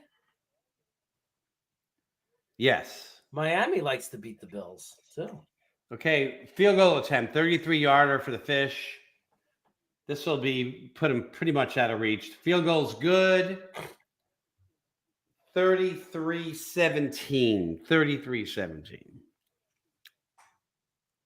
Ooh, quick pass. Gabe Davis, I think, gets the ball to the 7-yard line. Oh, it was McKenzie. He's 1 yard short of the first down. And the Bills are cruising today. They're back to being the Bills.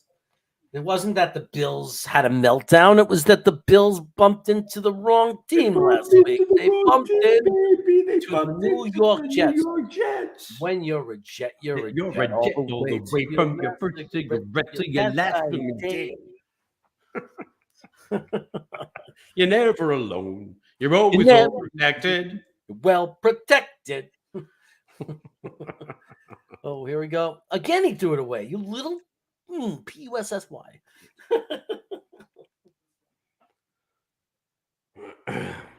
I know Robert's not on the call and not on the show anymore, because if he was, he would have commented on the Jet song.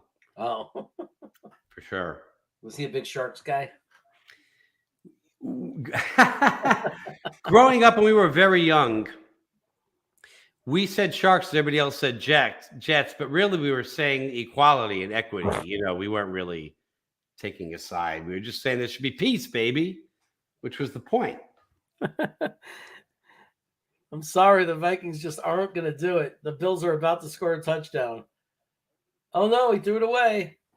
They're going to kick a field goal. The problem is that puts them up by 13 points again. Yeah. It's 33-17 here with not a lot of time to play.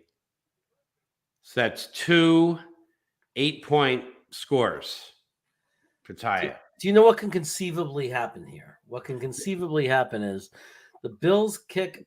Oh, they're going for it on 4th down, which is crazy. They're not going to they're going to go for it. They're only up by 10. They're not going to try to go up by 13. There's a big difference. They're going for it. He's rolling. He's looking in the end zone. He's rolling. He throws it. Interception. The guy runs it out. And he's got space. He's at the 30, 35-yard line. The Viking ball. And they're Get out of here. Are you making that up? I'm not making any of it up. I can't believe it. And Allen is down on his face, and the medical team is coming out. Allen is down, holding his helmet with both hands. Oh, no. Laying face down. I'm a little confused. I don't know why they went for it. A field goal would have put them up by 13 points instead of 10. Yeah. Which means 2 touchdowns instead of a touchdown and a field goal. Right. So I totally I'm get very it. confused. It was like 4th and 6. It makes no sense. And how many minutes were left in the game? A full quarter. Like it's the beginning of the 4th quarter. It makes no sense. I don't think it makes a lot of sense. You take the points. 4th and 6. That was a really bad call. They could have literally put them up by 13 points. It would have forced Minnesota to score 2 touchdowns in 1 quarter. Without the field goal, now they just need a field goal and a touchdown. Makes no sense. Makes no sense. I don't know if I can't believe what I just heard. I can't believe what I just heard about the Bills. I think Robert's talking about the Jet song. Oh, he said they don't trust their kicker. They don't trust their kicker. That's crazy, though. So this is Brissett in trouble, gets away, throws it, almost intercepted. Crazy throw. Zach Wilson bony throw. Bills think they are the Chiefs. Okay, so, all right. Let me put this straight. They're at the 35-yard line. Any kind of score, a field goal puts them within 1 score. Any kind of score puts them within 1 score at this point. They got bad coaching. I don't care about I don't care about your kicker. That's just bad coaching. Come on. That's really bad coaching. What's crazy is how good the coverage was, because Josh Allen was rolling slowly to his right for what felt like a minute. I just can't believe that nobody was able to get open. So the Vikings managed to cover really well. I don't know how serious the injury is because they went to commercial. The air could have gotten knocked out of them. Like, it could be a million different things. They didn't say anything because, like, as Angina's been pointing out, the Ooh. announcers in this game are horrible. Cleveland 3rd and 10, but the Dolphin to knock the ball away hit the Cleveland guy in his face mask to make him drop the ball. Yeah, I don't know. Yeah, I No don't penalty. No penalty. I don't know why Allen is hurt, but they're showing him on the sideline. And he looks fine now because he's looking at tape, I think. So Brissett he's back to fine. pass, 3rd and 10, completes the pass, but short of the first down. It's gonna be 4th and like 8 or something. Yeah, I don't know what happened to Allen, but he's okay. I don't know why he went down. Oh, they're showing it now. Why? No, they're showing the interception, so they didn't show what happened to Allen. And look, it's a chance that he fell down and he was trying to make the tackle. And the guy landed on his thigh. Maybe we didn't see it, but hit his stomach and knocked the wind out of him. Sometimes that's what it could have been. It could have knocked the wind out of him. Yeah, quarterbacks making tackles, tough thing. Like punters making tackles, tough thing. Ooh, Minnesota. Brissett is sacked. Pass. Brissett is sacked. Fish take over on downs. Game over. Okay, now let's focus on this game because this is big. Minnesota, 7 minutes left. I can't just not do anything. I know. 3rd and 9. Minnesota. I can't believe if they don't capitalize on this. There's only 9:40 left. It was less time than I thought. So they need a score here. They need a score because they're still down by 2 scores. They got the ball. They started at the 35 because of the interception. They need to capitalize. Still too early to go for it on 4th. If they don't get it, they will have to punt. It's not shotgun. Pressure gets it away. Oh, it's going to be 4th and 1 from the 45. I say you go for it. You got to go for it. I think you got to go for it. Robert, it was not pass interference, but I don't know if you can hit somebody in the face mask to knock the ball away. I think you have to go for it. It's 4th and 1, 45-yard line, but they haven't been stopping the Bills. The Bills are going to run off 5 minutes. Wilson just scored a touchdown for Miami on the ground. Wow. This game is so over, 40-17. Can I go back to Pittsburgh? Isn't it how much the Jets beat? Yeah, go back to Pittsburgh. Didn't the Jets beat Miami 40-17? I don't want to lose Robert, you know. No. I mean, but Miami didn't have Tua. But I'm just saying the score sounded familiar to me. Yeah. Steelers are up 20-10. That's not a game. But the Chicago game is interesting. Chicago, Detroit. It is. It's still close? It can't be close. I'm going to it's close. It is close. What's the score? 30-24. 30-24. That's close. Who has the ball? I think Chicago, but I think they might just have lost it. Yeah, Detroit has the ball on downs now. Chicago gave it up at the Detroit 9. Detroit has the ball on their own 9, down by 6 with 5.5 minutes left. Okay, here we go. The Vikings are going for it. The Vikings are going for it. It is 4th and 1. Cousins is under center. They are in a 11 personnel. In motion is number 17, who takes the ball on a quick snap. He's getting tackled. He had forward motion, I think. It's going to be close. It depends on where the referee does it. It looks like a first down based on where the referee is standing. Yep, they signal first down. First down, Vikings still alive. Awesome. Hey, crazy play. I know it's meaningless, but Detroit has the ball. Who knows? Oh, he's lucky for forward progress. Oh, yeah, he was right there. He got there just in time, and then he was knocked backwards. Oh, he ended up falling down for it anyway. All right, they are at the 45-yard line now with a first down. The clock is ticking. It's down to 8:20. They need a score. Allen in the pocket. Cousins in the pocket, throws it to his running back Cooks at his feet. Cannot make the play. Second down. Stops the clock. First down, Detroit. So Minnesota needs a score, and then they need to hold the Bills, which they haven't been able to do the entire game, really. Yeah. So, except for the interception. Hey, by the way, this is kind of amazing. Fields has 142 yards on the ground. Wow. 142 It's yards. amazing. He had 178 last week.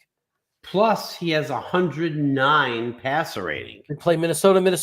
Big play. Oh, like 6-7 yards. Looks like it'll be third down and like 3. Little out pass to number 17. He's their little speedster guy. They try to use him like we use Berrios. He's their little gadget guy. 3rd and 4. There's a bill down. Lewis, I think his name is. I don't know how important he is to them, but he's hurt. Doesn't look too serious. He's on his knees. Looks like somebody got confused. Somebody standing above him as if they want something because he's on his knees. No, it's a football game. Hey. Okay. First down, Detroit again near midfield. I know you don't care. I'm just throwing it in there. Okay. Because what's kind of crazy is the Fields could have a 110 pass rater game with 142 yards and lose. That's amazing. Yeah. Where is Detroit right now with the ball? Approaching midfield, 40, 45. That just Goff has 108 passer rating. That just tells you how bad the Bears are, though. Like, even with Fields playing that well, they still can't easily win a game. He's thrown 1 interception, to be fair. Still. All right, here we go. 3rd and 4. Big play. 50-yard line. Kirk Cousins in shotgun. 11 personnel. Hands it off to Cook, who gets tackled in the backfield. Are you kidding me? Are you kidding me? How much time is left, Jeremy? 7:23 and ticking. They have to go for it again on 4th and 4, I think. I don't see what you from the 50-yard line. You have to go for it. Detroit's at Why midfield. would you do a backwards running play, like a play where the guy actually runs back a little first against the Bills? What a stupid call. Do a quick out pass. Here they go. They're going for it. Shotgun, 11 personnel again. But the tight end, oh yeah, there he goes to the inside. So it's 11. 1 tight end, but he's going out. Passing play. Oh, Hawkinson, good pass. 10-yard gain, first down. How much time is left in that game? We have Mr. Rosenberg. 6:41 left. 6:41 left in the game. 6:39. Clock ticking. 40-yard line. 40-yard line of the Bills. They got to hurry up and they got to score so they can kick off and get the ball back again. Any kind of score will do. 6:26, still ticking. Minnesota only has 1 timeout left. They wasted a couple earlier in the game, idiots. Okay, he's back. What a big pickup it was getting Hockenstock or whatever the hell his name is. A big pass! Incomplete. Hey, Cleveland is driving, but they're down too much. I jinxed them too much is the problem. Big loss play for Detroit. Big play by the Bears defense. So what do you think, Jeremy? Robert says quarterbacks shouldn't tackle. I mean, it's franchise quarterback. As a fan, you don't want to have to see it. But, they're football players and they're not, they're competitors, so they're going to do it. Hey, Jeremy, Cowboys playing the Packers. Minnesota drops back. He has a safety valve in number 17. But he decides to go longer to Thielen on the sideline. He caught it to 18-yard line. First down, Minnesota. Clock is still ticking. 5:56, 55, 54. They got to hurry up. They're acting like it's a 1-score game. They've got to hurry up. Detroit Lions 40-yard pass play. Wow. In the red zone. That was Adam Thielen, in case you were wondering. Wide open. Missed coverage. Catches the ball. If it's a better pass, he might get a touchdown out of it. 18-yard line now. 18-yard line, first down. Snaps the ball to Cousins. Drops back. He's looking. He comes out of the pocket. He's free. 10-yard line. 8-5-4 at the 3-yard line. He comes down. Cousins at the 3-yard line. 17-yard run for Cousins. 15-yard run for Cousins. He comes down at like the 3-yard line. First down and goal on the 3. Time is of the essence. Now you got to get the touchdown. I mean, you're on the go, 3 yards. Detroit first down at the now 1. It's touchdown. Now it's got to get the touchdown. I would call small passing plays because you can't eat the clock anymore. It is 4:50 left to go in the game. Detroit first down at the 1. Snap the ball. He fakes the handoff, throws it up. 18 is an interference. No flag. Okay, Jefferson thought he was interfered with. They don't call it. I'm looking at the instant replay. Touchdown Detroit. Good no call. Touchdown Detroit. They just tied it up with the extra point coming. Wow. So Detroit's going to be up by a point? Detroit's going to make they're going to be up by a point with 2 minutes 15 left. 2:21. That's incredible. Yeah. But now we get to see what Fields is made of because he's got 2 minutes plus. Then we get to see if he can bring him back.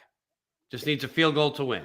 Right. We see what he's made of. I think touchdown! Touchdown, CJ Ham! CJ Ham! Get the mustard! Get the CJ Ham sandwich! Get the mustard and rye! Minnesota pulls within 4 points with the extra point still to come.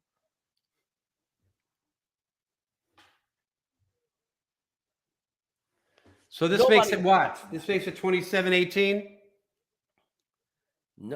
This will make it's 27-23 with the extra point coming. Oh. This will make it a field goal. Whoa. Here's the extra point attempt. It hits the upright, and it's no good. Oh, my God. Or did it drop in? No, it's no good. They're down by 4 instead of 3. He missed an extra point. And the Bills are the luckiest team in the NFL. This sets up I wouldn't say that. Remember 4 Super Bowls? Yeah. Wow. That's not the first time I've seen Minnesota do this. Remember? Wow. Their fans have trauma from the past on this kind of thing. Missed the extra point. Now it's 4 points, and Minnesota needs a touchdown. See, how about this? Buffalo gets a field goal. Minnesota gets a touchdown. We have overtime. And my wife says, good luck with that. Oh, my God. And people came back into the chat as this game got more interesting. There's the clock. I got to see how much time is left. Not a lot of time left in the game. But 4.5 minutes. I guess a solid 5 minutes. 4.5. 4.5. I'm guessing. They've got to stop them. They've absolutely got to stop them now, really quick, because now they don't even have the benefit of a field goal. 4:34 to go. Now they don't have the benefit of a field goal. They have to score a touchdown, which means they need more time.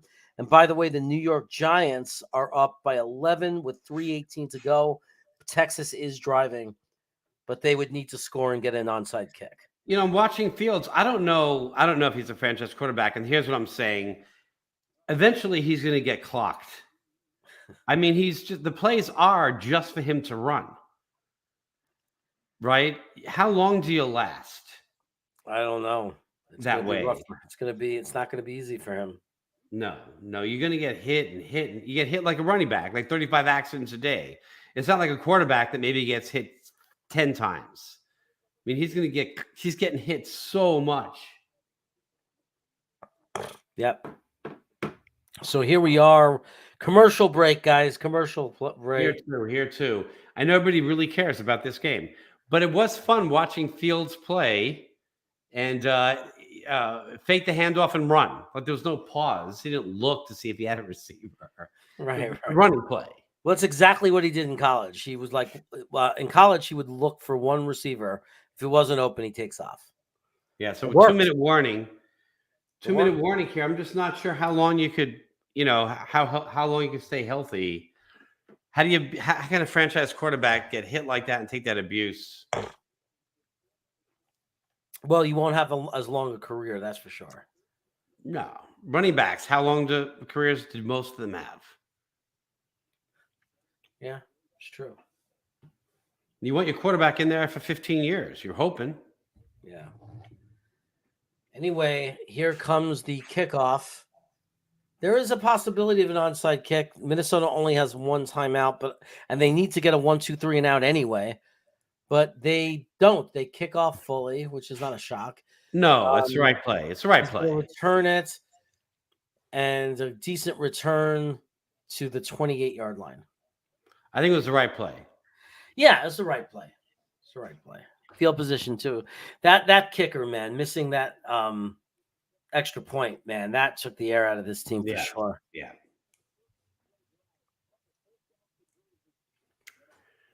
I'm doing an open mic on Tuesday, and I haven't practiced my routine in a month, so I really got to work on it.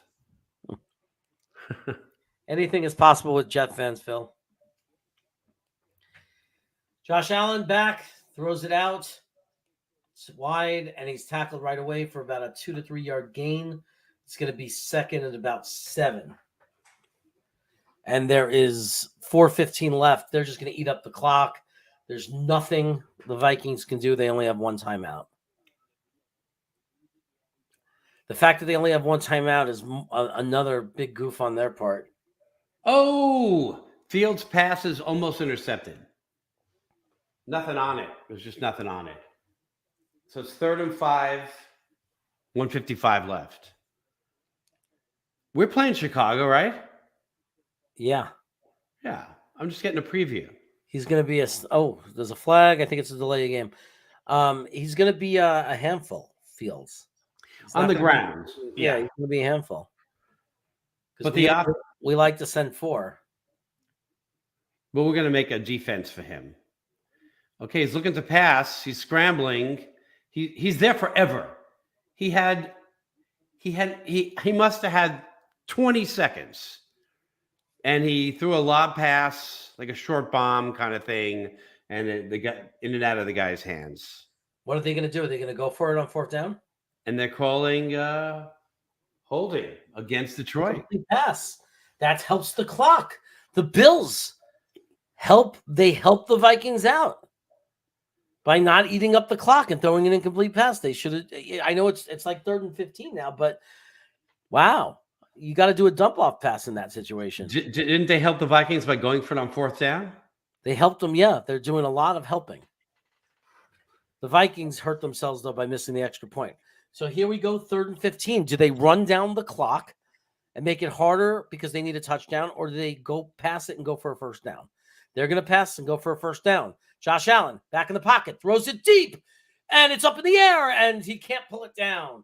And it won't be interference because he touched the ball, and then once you touch them, the defenders are allowed to touch you. And that's it. It is 4th and 15. They have no choice. Absolutely have to punt. Minnesota is in this game, baby. Minnesota's going to get the ball back, and because they passed twice with 2 incomplete passes, it's going to be there's a good 3:34 left in the game. Time's not an issue right now for this drive.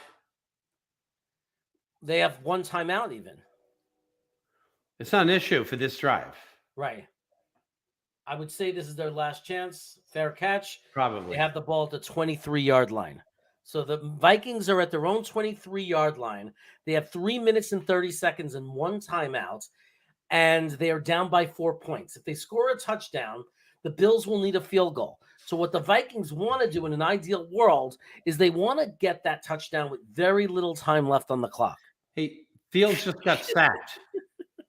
Fields just got sacked. Big sack. So what I'm watching here is that if he doesn't plan a run, he's very containable. What is that the end of the drive, though?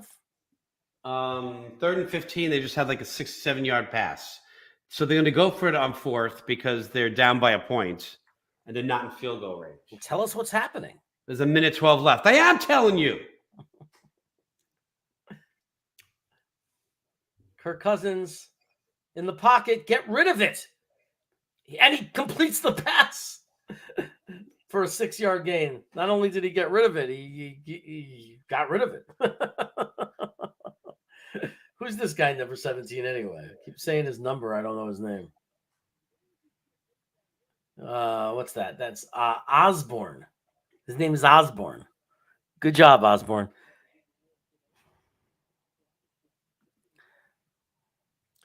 They're doing a recap here. Okay, here we go. 4th and 8. They have to go for it. There's a minute left-ish. He's back to pass. He's under tons of pressure. Tons of pressure. 2 guys had him. 3 guys have him. He's still not down. 3 guys at once, and they just threw him back 15 yards. He escaped so many, but then eventually they got him. So the game's over. The game's over. Okay, He's Cousins very sad. He's very he gets hit from behind. He almost tried to flip the ball to somebody, which would have been so stupid, and then he gets tackled. He was going to push the ball out to somebody. Nut job. Okay, this game is over. Detroit wins 31-30. So Detroit wins. They beat Chicago. We played both those teams. Cousins, back to pass. Good protection. Throws it. Hockenberg can't hold on. 3rd and 13. You got to assume they got 2 tries because there's no way they're punting the ball with 2:21 left and 1 timeout. So they got to think of it as 2 plays. Come on. I don't. How is this team 6-1 or 7-1? Come on. Okay, Pittsburgh game is over. Miami game is over. I think that if Mims had a crazy breakout game, I think that Elijah just keeps doing what he's doing and plays the slot, like a lot of slot. And I don't know what to say. Maybe we trade him in the offseason. Who knows? Oh, Kirk Cousins is sacked. These Vikings are pathetic. You know who we trade between Mims and Moore? We have to believe that they're really team players. They have to reprove it to the coaching staff. Otherwise, they're both gone. Yeah. We're not going to keep non-team players on the roster next year. Unless they turn that corner. That was Von Miller who got him. Unbelievable. That's what killed the rest of the NFL. When the Buffalo got Von Miller, that was like, just ridiculous. Houston's driving against the Giants. So look, it's not looking good right now. It's 4th down and 100. And I don't see how they could punt, though. I mean, I guess maybe they will. Then they has to be 1, 2, 3 and out, and they'll have no time left. I don't think they could punt. They'd get the ball back with under a minute to go, even if they stopped them. I think they have to go for it. Where are they? They're on 20. Ugh. But then the game's over because the field goal. Even if they stop them, the game's over. Well, the game is over either way. If you punt it, it's over. I think if they punch it, there's some chance. Very little. I know, but are they going to get how many yard play do they need? 20. So the Bills are going to be playing 15 yards out. You throw it up in the air and you hope for the penalty. You throw it deep and you hope for a pass interference. Okay. Houston just got a field goal against the Giants. They have to do an onside kick. There's 2:20 left in the game, and they're down by 8, so they have to do it onside. Twisted says they should do a fake punt. It's always an option, but they're going to be looking for it. Yeah, they're going to play safe defense, and then it'll be super safety. They won't even try to get a run back. Everything will just be on playing error-free ball at that point. Right. And then they'll let 30 seconds come off the clock when nobody returns it if they punt. Detroit's back in the red zone. Not that it matters. The game's over. Done. Final. What a great game for Fields, and they still lose. Yeah. So I hear what you're saying. If you get ahead of them and they fall behind, then it's really over because they can't afford to run down the clock. And if you put them in a position where they have to pass.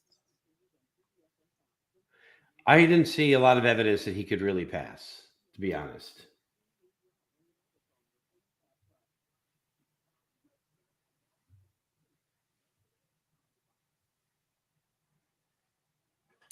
So it's a 2-minute warning. That's why it's taken so long to get a play. And we're going to see what's going on right now. The Bills fans look very happy.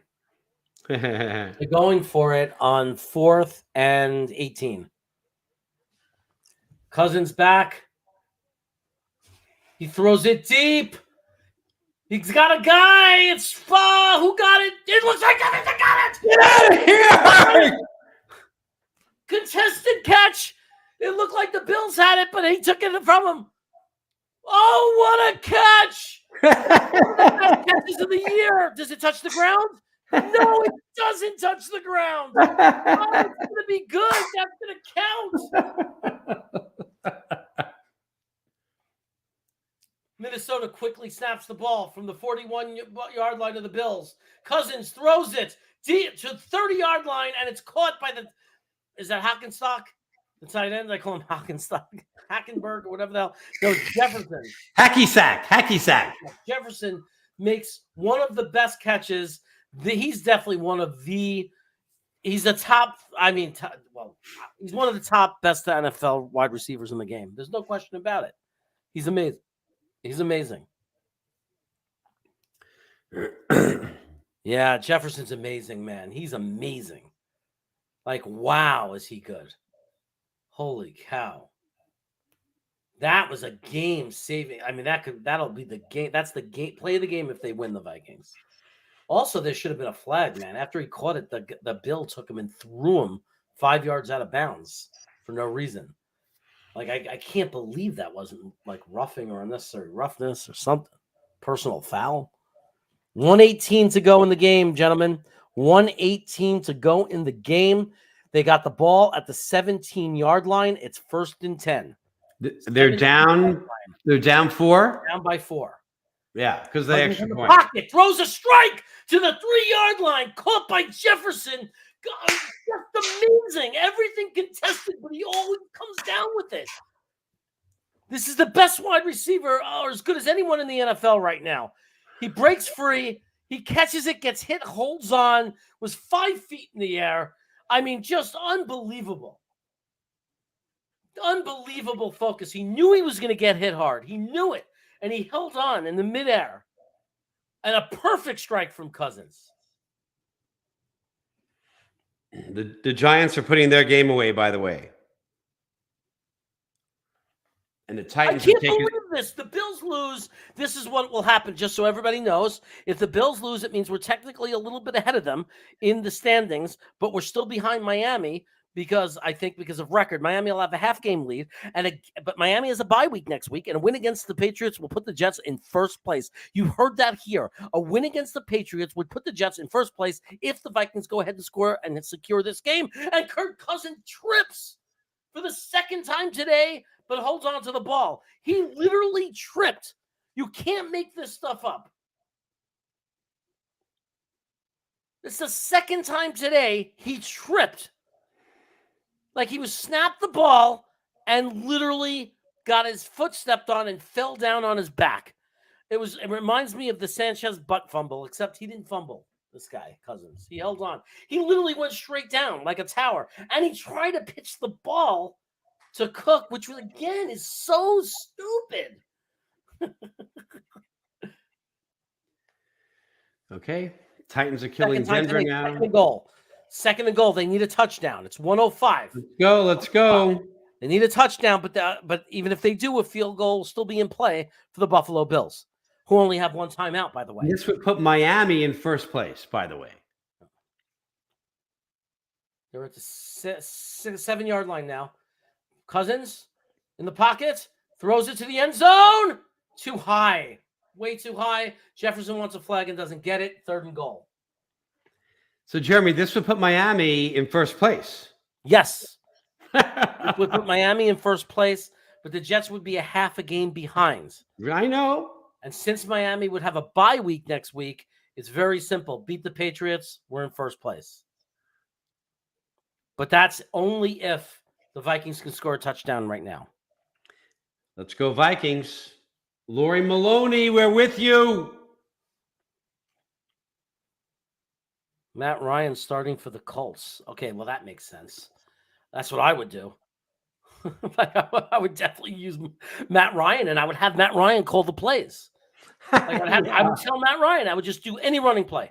That's what I would say. Any running play, any passing play, any passing play. Do you even All I have would to do is tell him to pass or run? Do you even have to say that?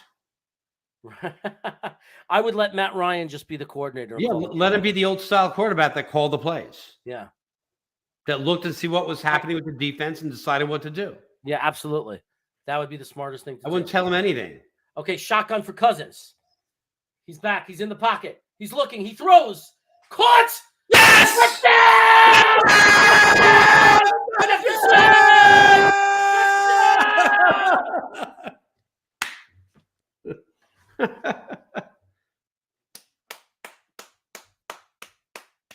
What a comeback!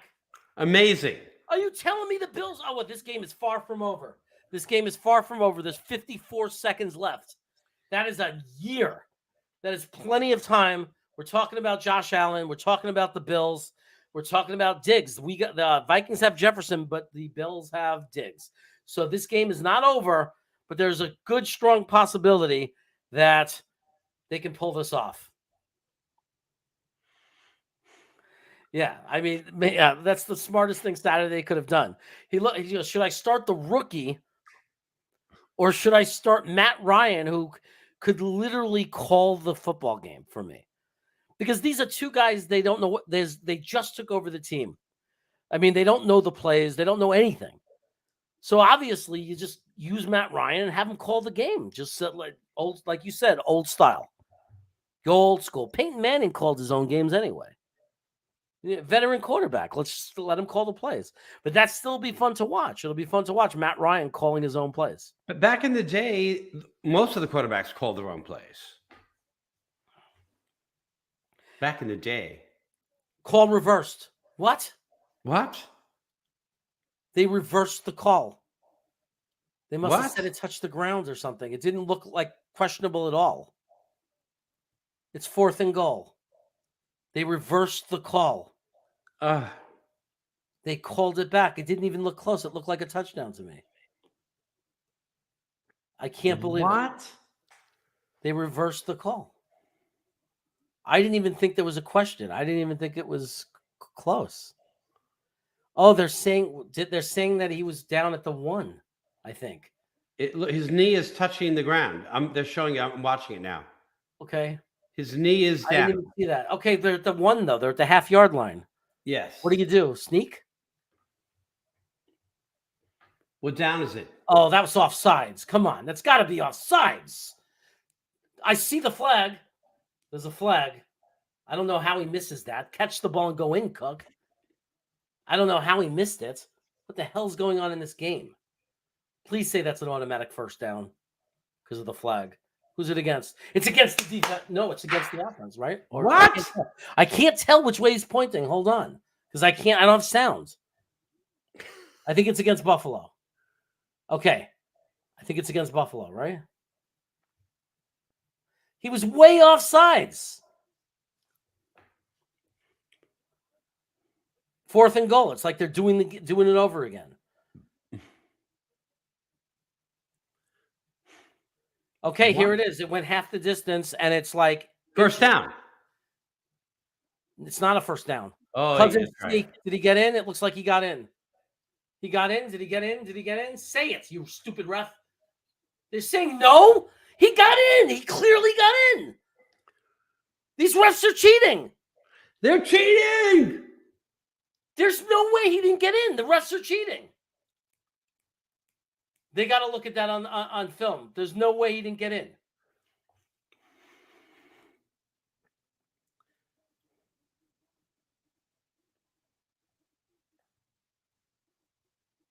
No, he didn't make it. He didn't make it on 4th and an inch. 4th and an inch, and he didn't make it.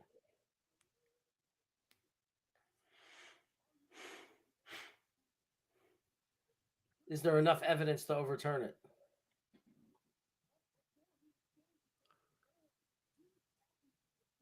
I see a ball, and I see it on the line. I see the ball on the line. I don't understand how it's not a touchdown.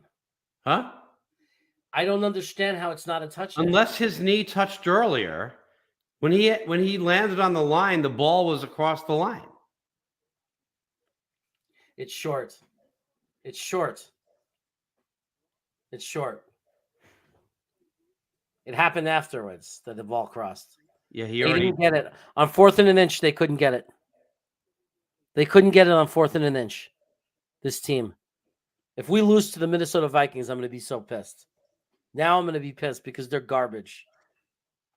You telling me you can't get it on 4th and an inch? That is embarrassing. That's embarrassing. You can't get it on 4th and an inch. That's just embarrassing. There's a million ways they could have done that.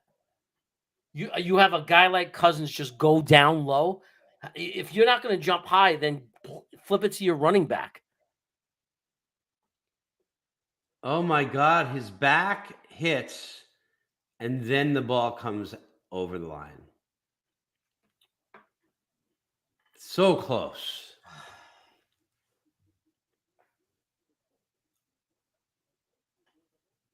I cannot believe it. Every single call went the Bills' way there. I've never seen they call back the touchdown.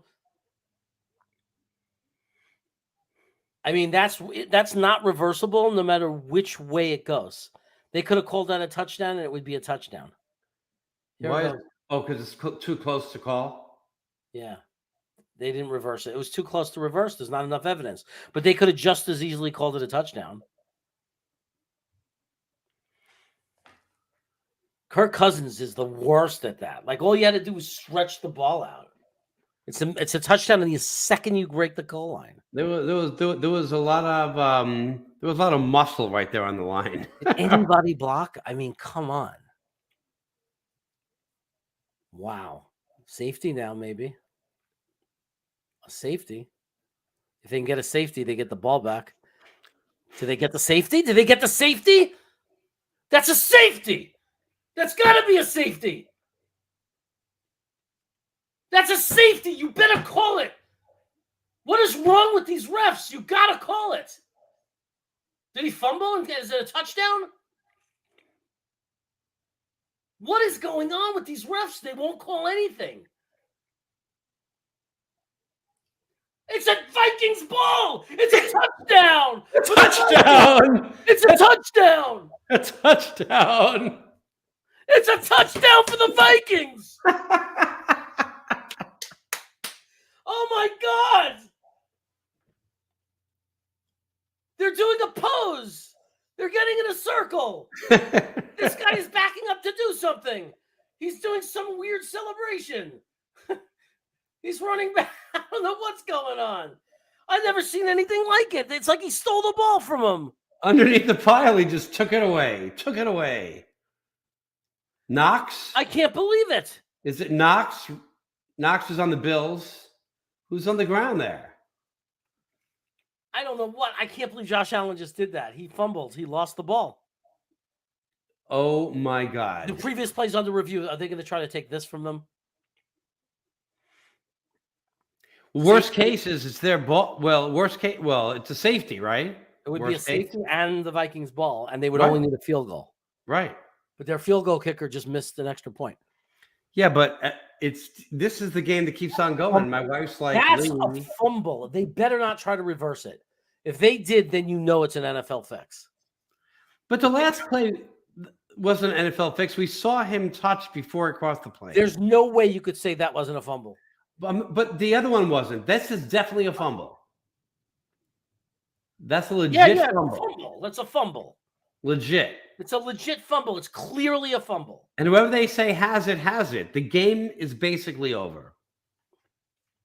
No, it's not, because Buffalo gets the ball back, and they're only. I know, but how many seconds? 30 seconds left. 37 seconds, and they got a timeout. Oh no, they used their timeouts. They don't got a timeout. They don't have a timeout.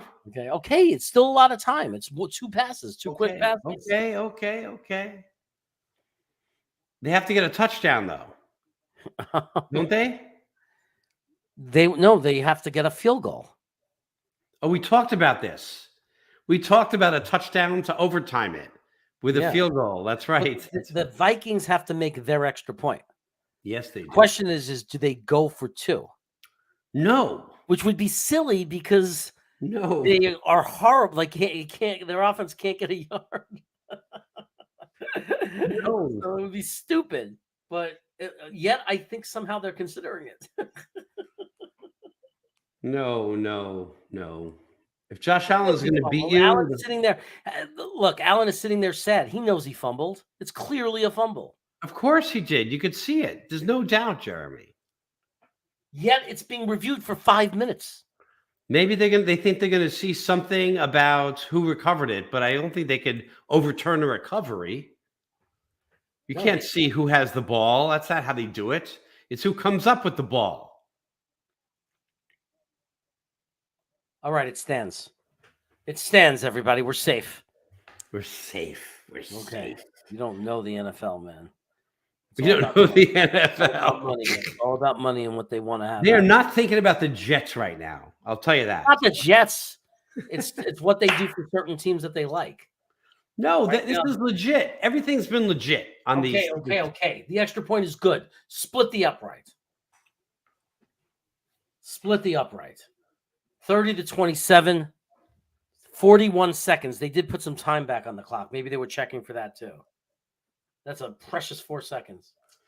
It was really tough on Allen because he's in his own end zone. He knows the safety turns the game around, right? They can't just easily kill the time because they're on the goal line. So he was in a very tough situation. They have to make sure, man. It's okay. We got this. Hold on. Let me do my green bean invitation. 9 points. And it was a gift.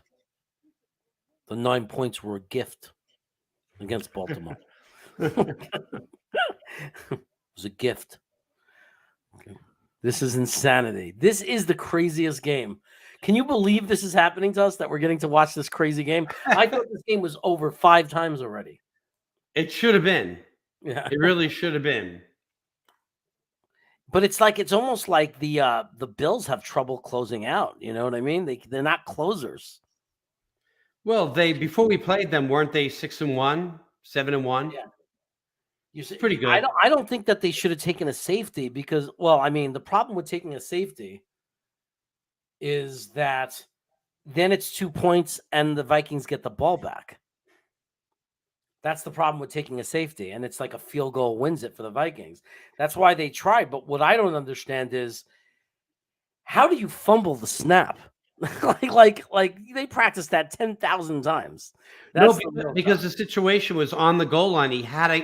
The play was a quarterback sneak or something, right? Because he had to get some yardage to kill time and win the game. He just had to get out of the end zone and kill the clock, and the game was over, and he couldn't do it. Out of bounds. Okay, yeah, I know. I'm explaining. I know, but still, you don't fumble. They're professionals. They're not supposed to fumble the snap. Yeah, not supposed to. Cousins was supposed to be able to get an inch. Okay. Look, there's plenty of time. 29 seconds. I mean, this is not over by any means. This guy, their field goal kicker, has a 58-yard field goal to his name.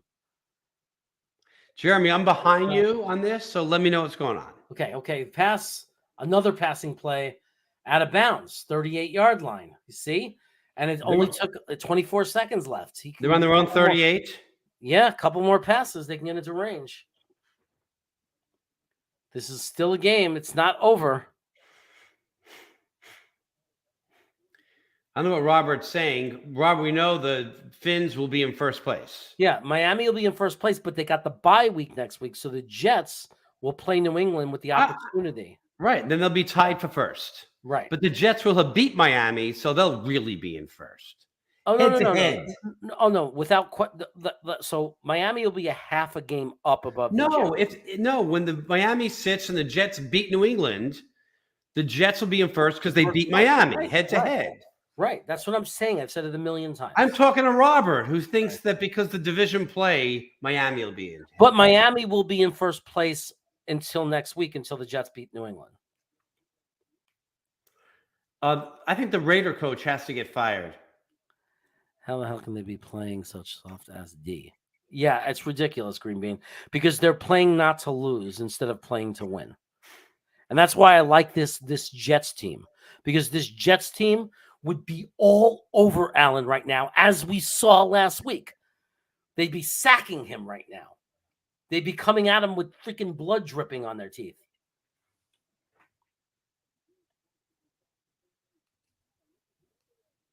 Oh, is that inbounds? That doesn't look like it's inbounds. But they're saying that he was bobbling. Of course, the refs, right away, they go to saying it was a catch. It's amazing to me.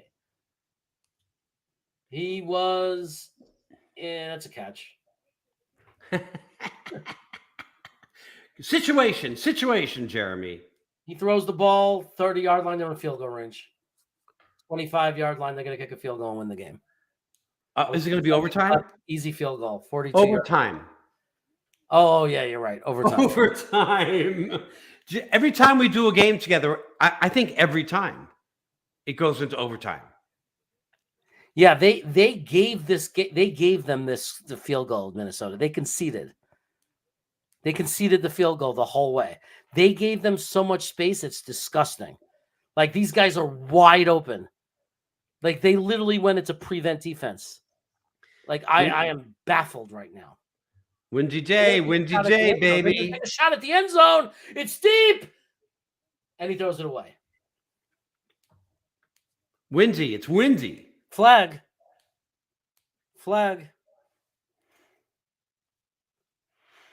It's against the Vikings. Pass interference. Oh, no. On the 1? No, I don't think it's on the 1. Man, that Bills coach is annoying, man. I hate him. Hate that guy. Low life. He's the one that runs up the score on everyone. So glad we beat him last week. Oh, that wasn't a catch. They should have challenged it. The Vikings are so... Maybe they weren't allowed. They didn't have timeouts. They're Within going 2 minutes. They're going for the field goal. It's a chip shot. We're talking about before, that catch before. No, I hear you. The one that looked like it might have been bobbling, yeah. All right, overtime. I can't believe the Vikings, man, and the Bills, neither of them can close, but the Vikings, man, what is wrong with them? What's wrong with the Bills? They let the Bills walk down the field on them. They didn't even try. It's amazing. What do you think of the Jets? You can't get there with 4. So you're going to play prevent defense and only send 4? Listen, the Jets get to play this Viking team. That's going to be fun, man. That's going to be fun. You better beat them after this display. Hey, I'm watching Saturday right now, coaching. I know, and I said it, Lee. You kept saying the game's over, and I kept saying, no, there's plenty of time. Because I knew that the Vikings were going to do that. That's what NFL teams do. It's the dumbest thing. We've had 50 years of watching teams not win games because they go soft on the defense at the end, the conservative. And yet, only 2 or 3 coaches in the entire NFL know not to do it. Literally. 3 coaches know not to do it. Every other coach in the NFL gives away football games. Jeremy, what's the current status? How much time left? They're kicking off. It's like 2 seconds left. So it's overtime. Out of bounds, 2 seconds on the clock. The Vikings will have 1 play. They'll probably sit on it. Yeah, so it's basically overtime. Yeah. They might not sit on it because what you could do, if you're smart, you throw it 40 yards and you hope for a penalty. You throw it in the middle of the field 40 yards and you hope for a penalty. That's what you do. Hey, Colts are moving the ball. Raiders couldn't do anything, and the Colts are moving the ball. Matt Ryan is probably calling the plays, right?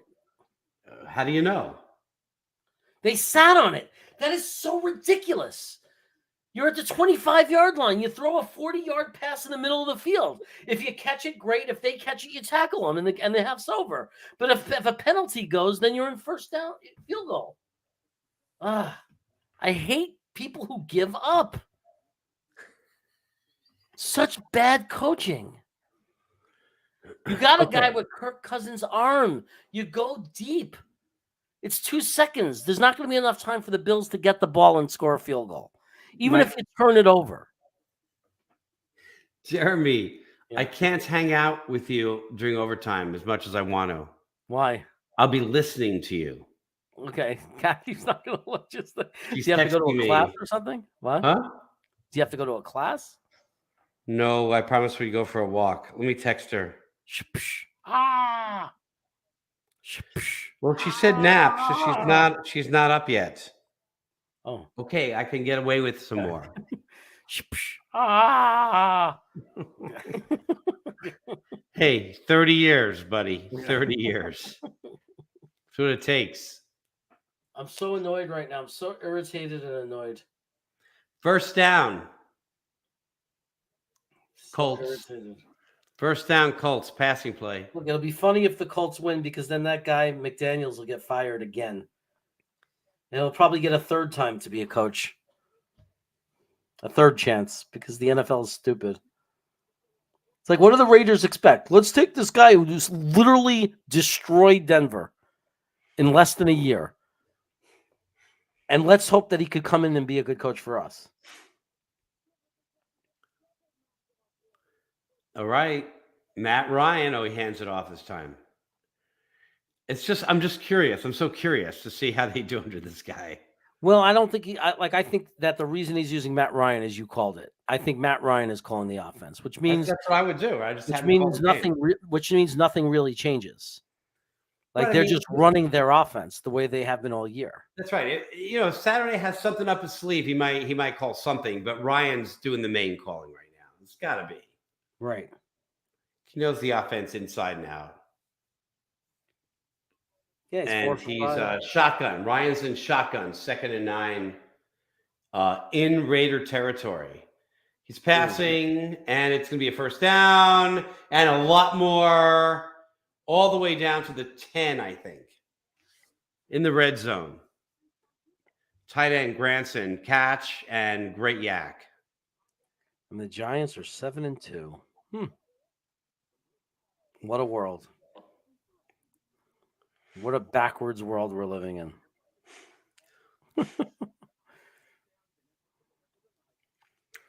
It's like an 80-something% chance to make the playoffs when you're 7-2. 1st and 10 from the 11. Nice run down to the 4. This is for the Colts under Saturday. Ryan QB.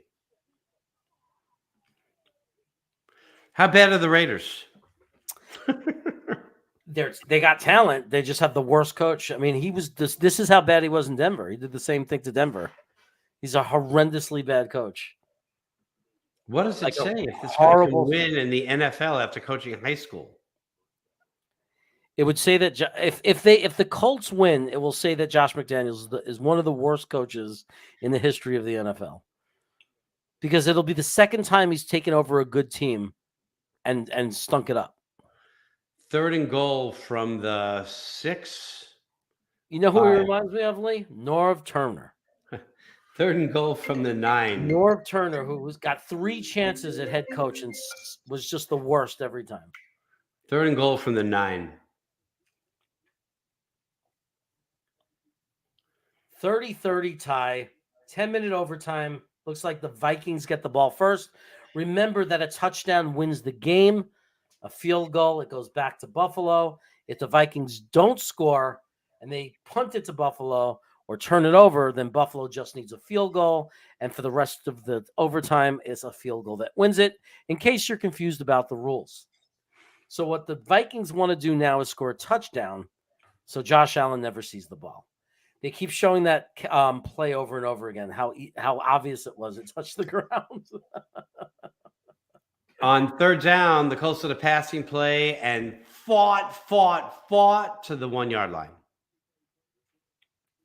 How did they not review Well, 1st and goal. Oh, because they could get a first down still. My bad. But at the 1.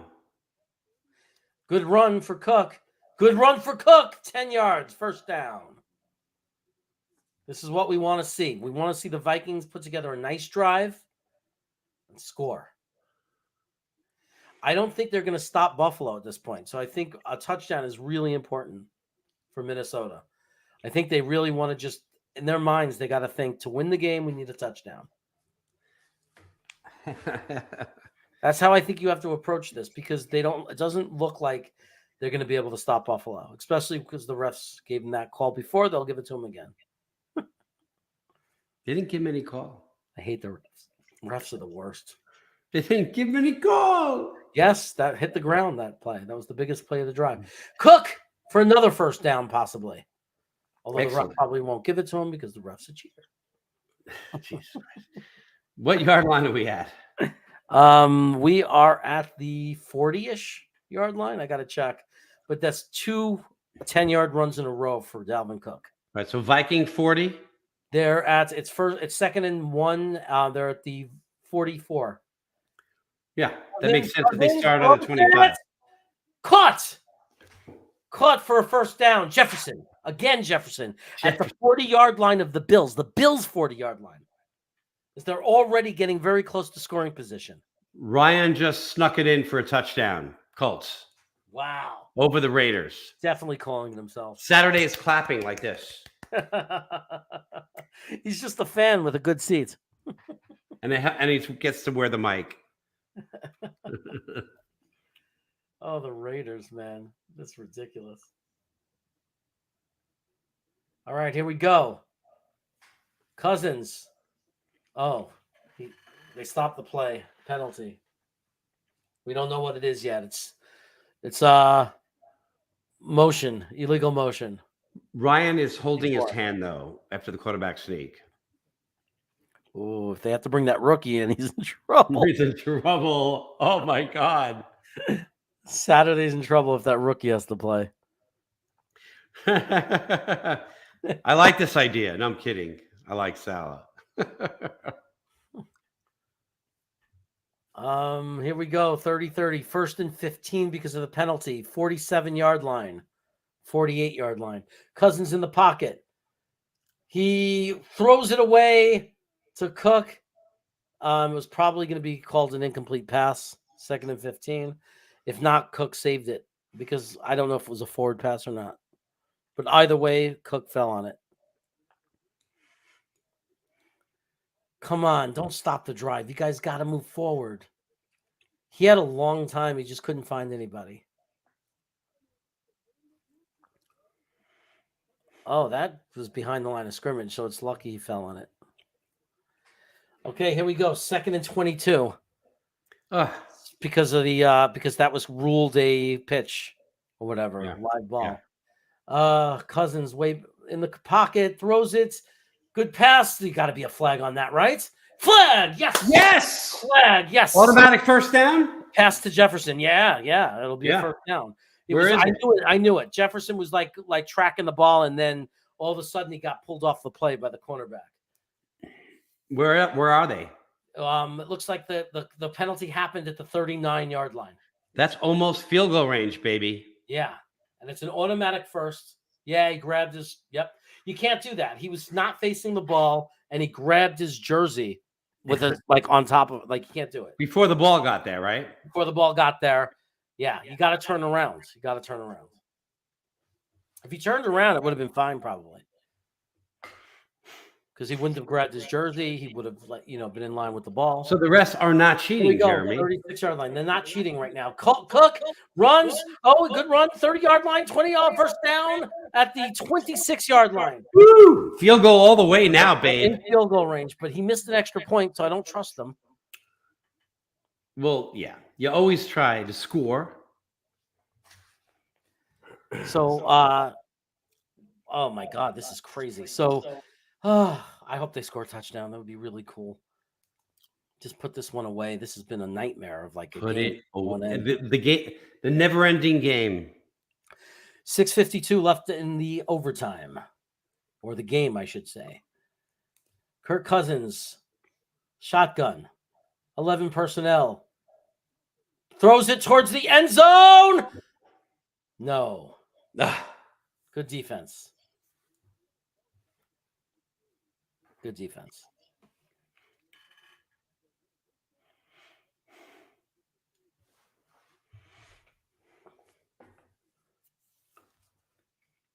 Yeah. I don't know why you call that play.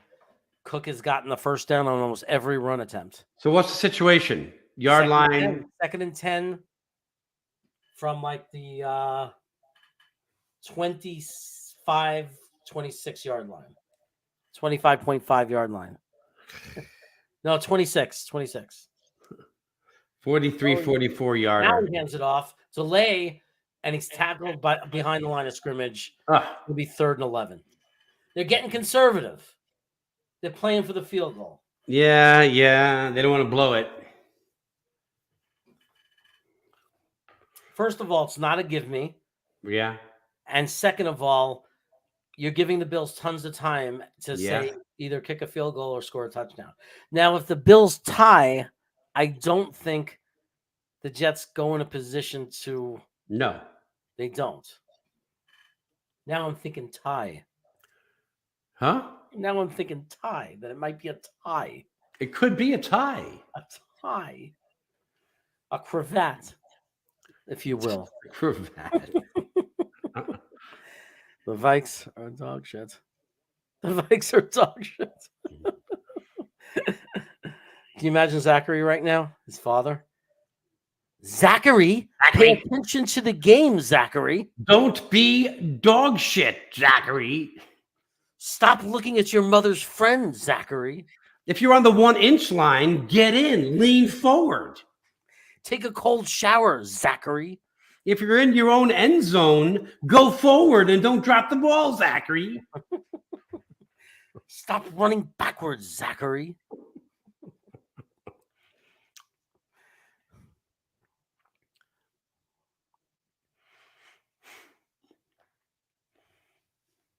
Cook is no Breece Hall. Yeah, Cook is definitely no Breece Hall. All right, here we go. It is 3rd and 10. Hey, Saturday just threw his first red flag. Kirk Cousins, don't take the sack. He throws it.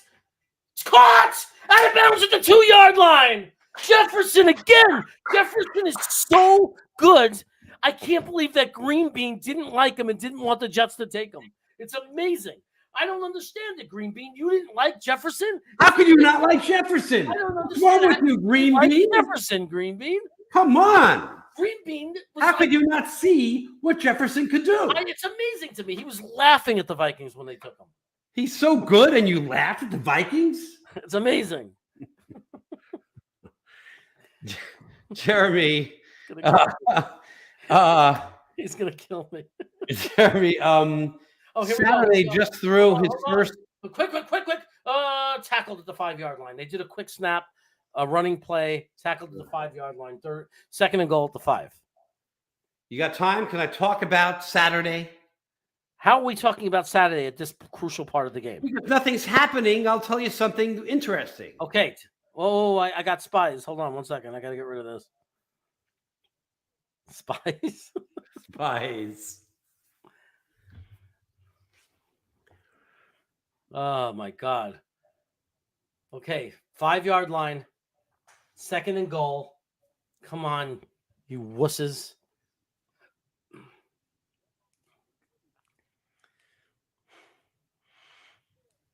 He's in the pocket. He gets sacked all the way back at the 17-yard line. He didn't even try to get out of the way. That's a backbreaker right there.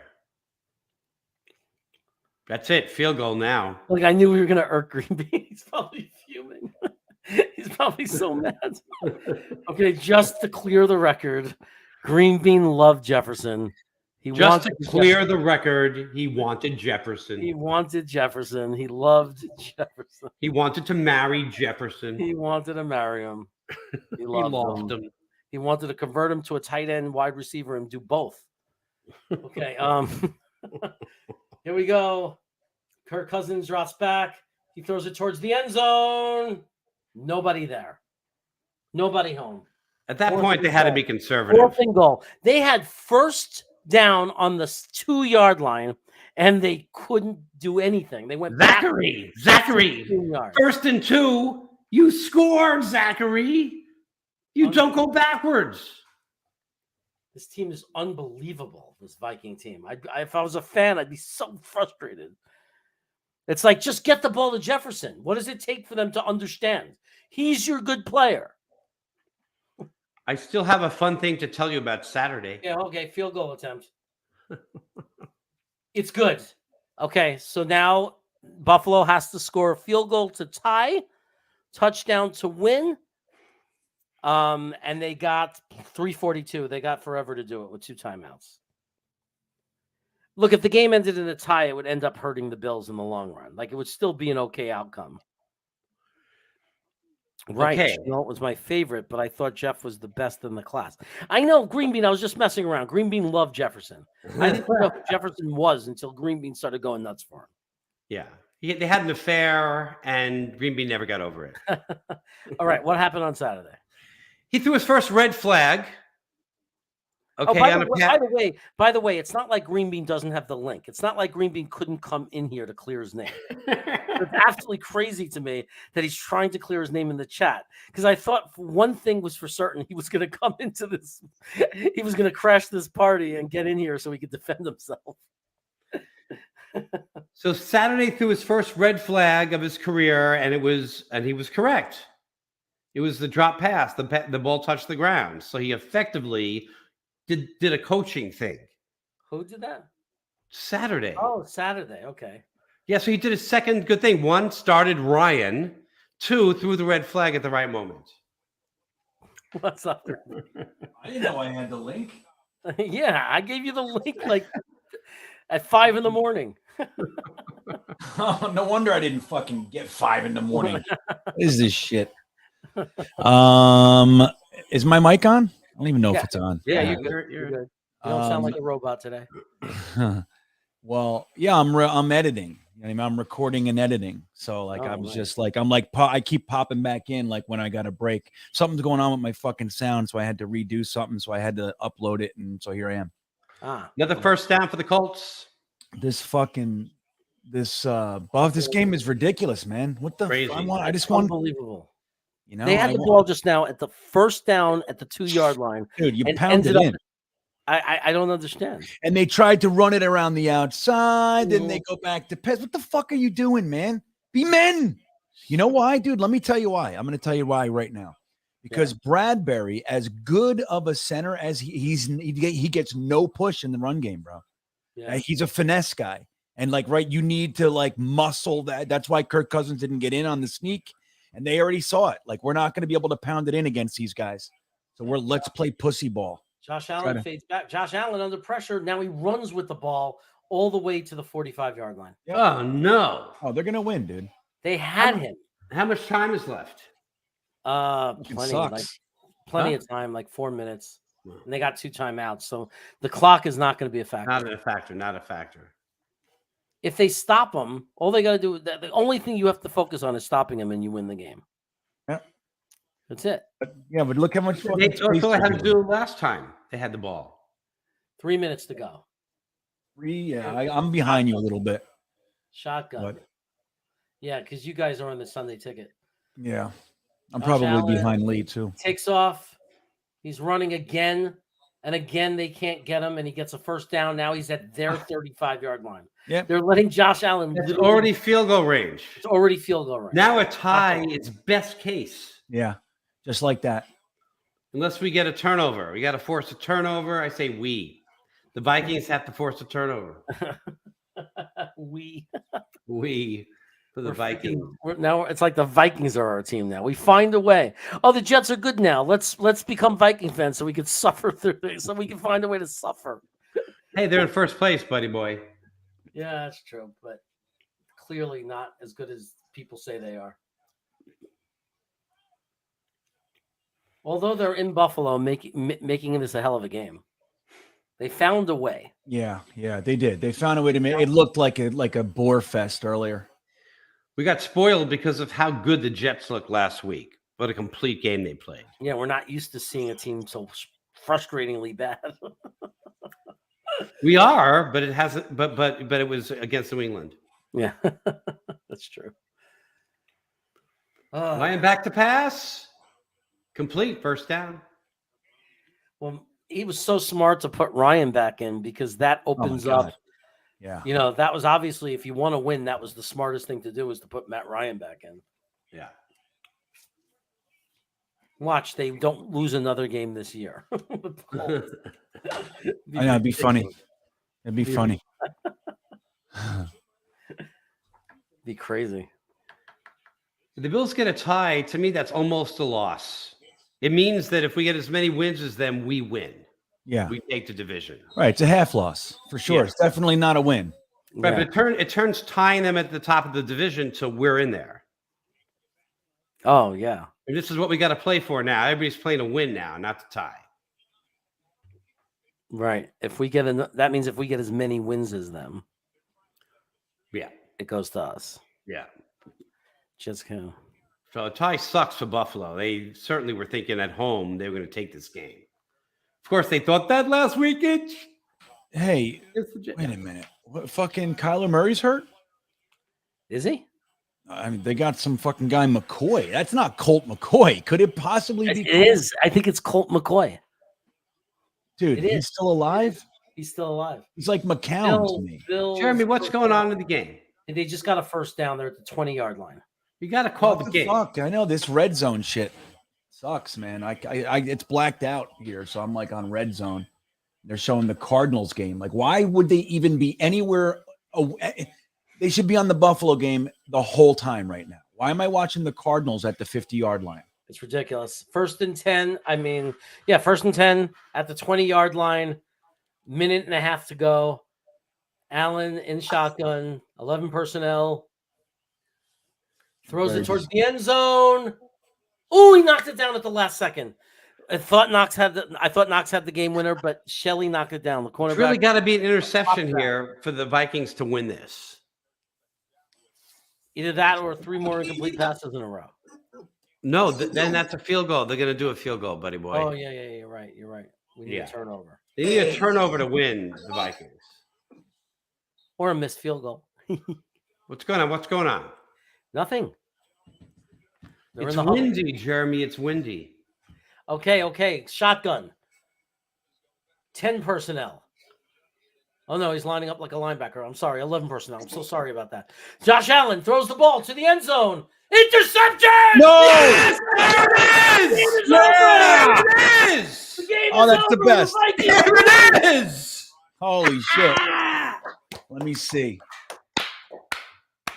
There it is. There it is, everybody. The New York Jets will be playing for first place when we play New England next week. And you can see it live at Green Bean Jets Yeah. or Jet Nation. And if we win the game and beat New England on Sunday next week, the Jets, after 10 weeks of football, will be first place in the AFC East and shock the world. I mean, Unbelievable. If you want to talk about the unlikely of all unlikely, we are a win against New England away from being in first place. You know what I like when Peterson intercepted it? He took a knee. He did not. It came out of the end zone and he took a knee. Yeah, I mean, smart. I've seen players fumble on those. Yeah. Fucking Yeah. slide, get it done. It's Yeah. over. Because that's it. It's over. You know what I mean? You fucking Crazy. win. Dude, how unbelievable is that? Now, look, Josh Allen was injured, so they decided to keep him in. He's their whole team. You can see it. Like, without him, they have some players, don't get me wrong, but without him, they're going to struggle because he is able to create so much shit that wouldn't be created by anybody else. Yeah. But he fumbles on the end zone, gives them a touchdown, and throws a pick when they're driving in for the win. That's Josh Allen. I think Josh Allen's having a little shakiness. I love it. I love it. Love it. Love it. I What fucking happened love to him last year against the Bengals in the playoffs? it. Well, last year they had that. Remember that crazy thing with the Chiefs? It was like 13 seconds left or something, and the Chiefs came back and won it. Oh, yeah. That's right. But no, he blows it all the time, man. Now, look, he's settled down and he's been less erratic, but since they've been good, like he blew it. I think he had that fumble in the playoffs, the one you're referencing, and they lost. Mm-hmm. Yeah, man. I don't think they're going to miss the playoffs, though, the Bills. I If still he think they're in gets the hurt, playoffs. If they decide his elbow's banged up or something and he goes out for any strength, length of time, they wouldn't make it. Case Keenum. Yeah. And okay. Is This that is worse than a tie for the Bills, It's without a much doubt. worse than a tie. Much worse than Much a tie. worse. Oh, you're right. This is a full loss. Now the Bills, seriously, there is a 4-way battle No. for the playoffs Definitely. to see who gets the wild card spots now. What Miami looks really good. The Bills look a little bit weak here. New England, I don't know. They beat us. We look good against the Bills. You know, there's 4 playoff spots that could come out of that division, but it's unlikely. Right. Yeah. Because the Chargers or someone is going to start doing better and like take Well, that over. Chargers, Cincinnati, they're vying for that for the And wild card. Cincinnati's spot. been playing well. So yeah, we're not going to get all 3 wild cards in Well, that. also because we're constantly playing each other, right? That guarantees you some number of losses. Yeah. Right. Wow. Unbelievable. Unbelievable, dude. I'm so happy with the outcome. That's just fantastic. That's just fantastic. Wow. I'm so Wow. happy. So we now are playing for first place in week 11. Did you ever think? And think about this. And the Cardinals and Rams, they're the 3-6 Cardinals playing the 3-5 Rams. And Zach Ertz just he's getting carted off. Wow. We're in bizarro world. I'm watching We're in. Dallas play Green Bay. Yeah. All right. My wife is saying she's ready to go for a walk. This ended up being super fun because that looked like impossible for the Vikings. So awesome. There you go. It's awesome. Yeah. Just All right. Zachary. All right. Go enjoy your walk, Lee. Jeremy, I'm going to bounce. See you guys in the chat. I got a lot of editing to do. So I'll see you guys. Great win. Sucks that Miami won. But hey. We look forward to your video. Yeah. Yes. All right, guys. I'll see you. Have a good night. Later. So Scott Luchinger comes in and with a $1.99 super chat and says Jets first place AFC East. Well, we hope. We still have to beat New England to make that happen, but we absolutely have now complete control. Like there's nothing that can hold us back outside of our control. On Sunday, we play the New England Patriots, and if we win that game, we will officially be in first place. All we have to do is beat New England, and I think that we are the better team. I do not think that it is a far-fetched thing. I don't think it's a long shot. I expect the Jets to beat the New England Patriots on Sunday. Next week, in 7 days from now, I fully expect to win that game. I expect to be in first place. If not, we'll be a game out and in trouble because our division, everything is so tight and everybody's in it. So it is such an important game on Sunday. It's so important that we win that game, that we beat New England. We just played a much better football last week than New England is capable of playing, I think.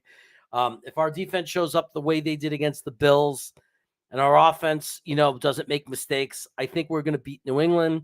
I think you're going to see the Jets take over first place. It'll be, I don't know, how long do we have to go back? Probably the 2010, since the Jets could say they were in first place in the division 10 games into a season, right? And even then we weren't first place because wasn't it New England? So I don't know how long. I'll have Adam or, somebody's got to go back and do the math and figure it out. But the question is, when is the last time the New York Jets have been in first place week 10 into a season? Next week, if the Jets beat New England, by that time, we'll have that information and we'll know how long it's been since the Jets have been in first place that long into a season. It would be absolutely fantastic. These are exciting times. And the best part about all of this, maybe not the best part, but a great part of all of this, is that we're so young. So young. So we have so much potential to not only are we putting this and making this happen now, but to see this for years to come, because the team only stands to get better, especially because we got tons of guys injured that are going to come back. So it's amazing. But Phil Adams, I appreciate you being here. Great that you hung out the whole time. Appreciate you, man. I'm glad you had as much fun as we did. Billy SBC, thanks for coming in. Lise, I think I'm saying your name. Here we come. That's right. Here we come. The Pats better be ready, man. I think they know deep down. Deep down, I think the Patriots know. I think they know that they got a problem coming this Sunday. I think they know. And if they don't, then good. We're gonna let them know. We're gonna come in and say, "Oh, you didn't know? You better call somebody." Anthony G, you think it was 2002. And I think you're right, because I don't think we were in first place either. I think it really does go back that far, which is unbelievable. Eric Craig, what's going on? We're sitting here celebrating. Some guy is here. Everybody's coming rolling in now. We're celebrating the fact that we are officially playing for first place next week. We have a chance to be in first place in week 10 of the season. Actually, this is week 10, right? So it'll be week 11 into the season, which is just unbelievable to me. I cannot get over it that this is actually happening. It's unbelievable that this is happening. Today was a crazy game for the Vikings. I thought they were way out of it at one point. I had given up hope, and I thought the game was clearly over. They looked completely outmatched, but Buffalo did not put the game away. They stopped. They did not put the game away. They opened up the door. The Vikings took advantage. Jefferson single-handedly took the team and put them on his shoulder.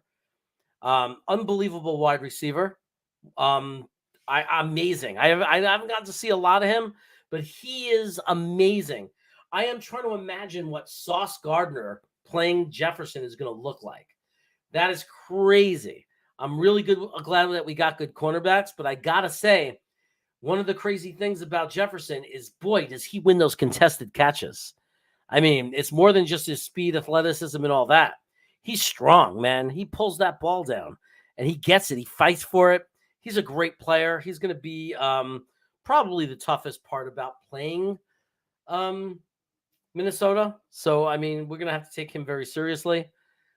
Sadie Med Ali, thank you for the chat and for being here. Robert Seabrook is here. Robbie from Connecticut, turning the oven to bake some buffalo wings tonight, baby. Let's go. Awesome. I love it. No, it was 2002 was the last time. Okay. That's amazing. Crazy. Eric Craig, 2002. Okay, so we're all in agreement. It's been 20 years. So next week, we have the opportunity to do something that the Jets haven't done in 20 years. 20 years we have went without being in first place this deep into a season. Boy, I sure hope we're able to do it. I don't know why I keep getting bombarded by the spam. If I have any moderators here, please take care of that. I just, by coincidence, we just don't have any of our moderators here. Okay, breaking news. The Jets are winning. The Jets are winning even in the bye. The Buffalo Bills get a Christmas card from my Super Bowl champions in 2023 from the New York Jets. Wouldn't that be something? Stick sauce on Jefferson all day. Thanks for hosting, gents. Have a great night. Have a great night, NCV man. Enjoy the Raleigh area. I'm jealous. Go to the Flying Saucer and have a beer. Pats get back. Andrews, Barrymore, and Duger. We get back. Seat Corey Davis, renewed Mims, and either Fanter Mitchell. Tall task. Let's go. I think we're better. I know it's a tall task, but I mean, I think we're better.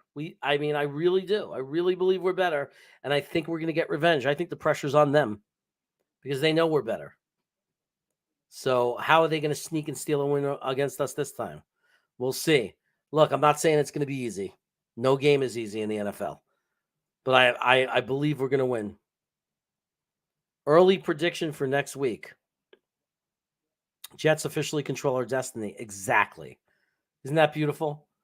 What's my prediction for next week? Early prediction. I'm going to say 27-13. Jets. I think we're going to beat them 27-13. I think that they might scrape off a touchdown, a couple of field goals. I think we're going to score a few times. Like I think we're going to put an exclamation point on the New England Patriots. I think we've arrived, people. I feel it. And I've been disappointed before and been wrong about it before. But I'm telling you, it doesn't make me I'm not afraid to say it. Our defense is here.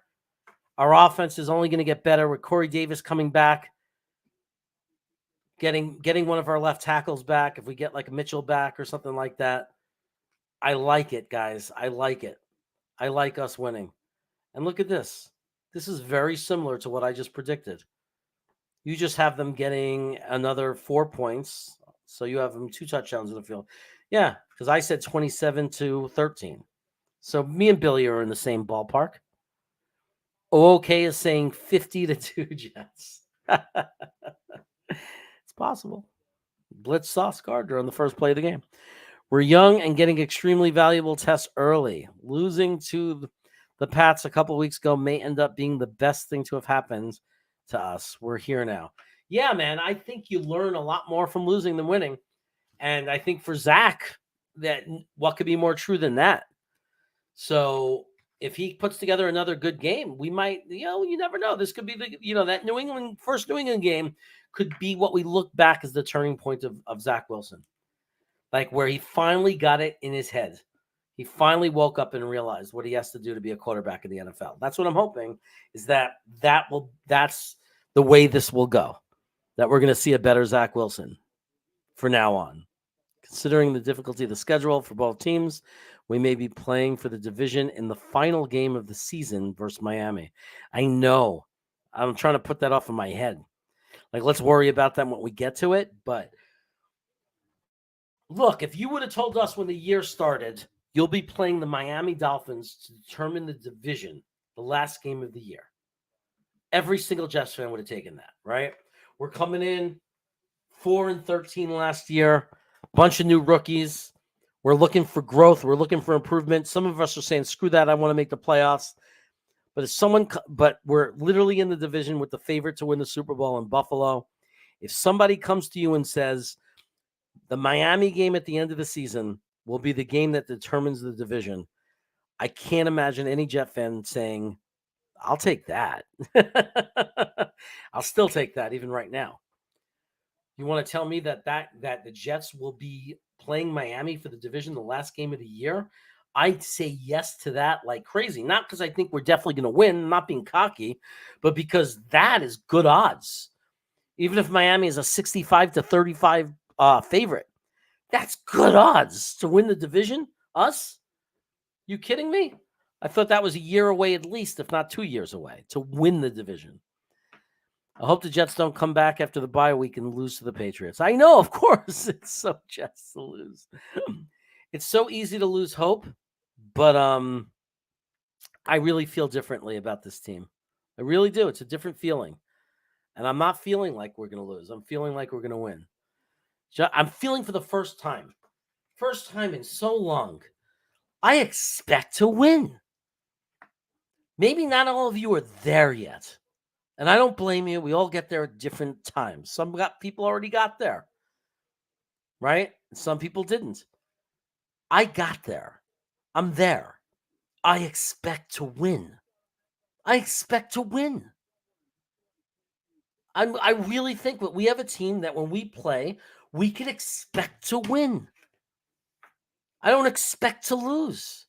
It doesn't mean we won't, but I don't expect to. I expect to win. I think we got the talent. I think we got the players. I think we can expect to win. I think every game that we go into, when the game starts, I'm looking for a win. And why not? This ain't your granny's Jets. It's not my big brother's Jets. It's not my the Jets I rooted for even 2 years ago. Ab Lab Studios, right around the same range. He says 28-10. Gang! I love it. You play to win the game. Wild Wave in the house. Coin flip theory. I just know that, last year when we'd have a big game, right? I mean, last year or the year before that or in the past, I always worried. I mean, I don't tell many people this, but I was pretty negative going into that 2015 Buffalo game. I said, here we are. We're gonna play Rex Ryan, and he's gonna beat us and stop us from going to the playoffs. That's how I felt. I mean, obviously, I didn't hope for that, but that's what I was worried about. I was actually feeling that way because I knew that team was made of straw. I knew that Jets team was made of straw. I knew it was a one-time thing and we were going to go back to being crap, and we did. But this feels different. This feels like it's the beginning of something really special that's going to last a nice long time. That's how this feels to me. This feels to me like we're in the beginning of a decade of just fun. So we'll see. The Raiders are crap. Yeah, I'm surrounded by Raider fans here, Sacramento. Half the people here are Raider fans. They can't believe it. They can't believe that they have this coach. It's like a nightmare. They had an interim coach last year that took over the team with tons of adversity and got them to the playoffs. They choose not to hire him. They bring in this proven failure who failed in Denver, and he's just done everything to destroy Derek Carr and that team. Yeah, now we have Robinson, but it's true. Josh Allen post-game presser sounds like lost rookie. I gotta check that out. I wonder what he's saying. Sorry if the coin now winning. We're winning this week. Sorry, F the coin now. We winning this week. I feel like we're winning. I feel like we're gonna beat them. We're gonna beat New England. That's how I feel. I feel like we're better than New England, so I expect to win. I feel like we're playing a team that we're better than. Germ, we need to see if the Jets' whole team to play 4 quarters again. We see that next game, and it's on like Donkey Kong. I think we played 4 quarters against Buffalo. Even if not every quarter, even when we were down 14-3 and then got back to 14-10. I think we were playing that whole game. I honestly do. I feel like we were in that whole game. I think the defense just got beat a little bit and had to adjust. But I hear you. I would love to play 4. I'd love to play 4, but there's always going to be games where we have bad moments, right? We're always going to have bad moments during games. Raiders have lost the locker room. Yes, the Raiders are lost. They're completely lost. They're more lost than the Colts, apparently. Enjoy the basement with your bandwagon fans for the next 20 years, Patriot fans. I have no problem people talking crap to them, man. We had to hear those fans for so long. Oh, God. I only bring that up because the Raiders and Jets flipped the script this year. Yeah, they did kind of, didn't they? Hope Adams is happy with the money. I know, right?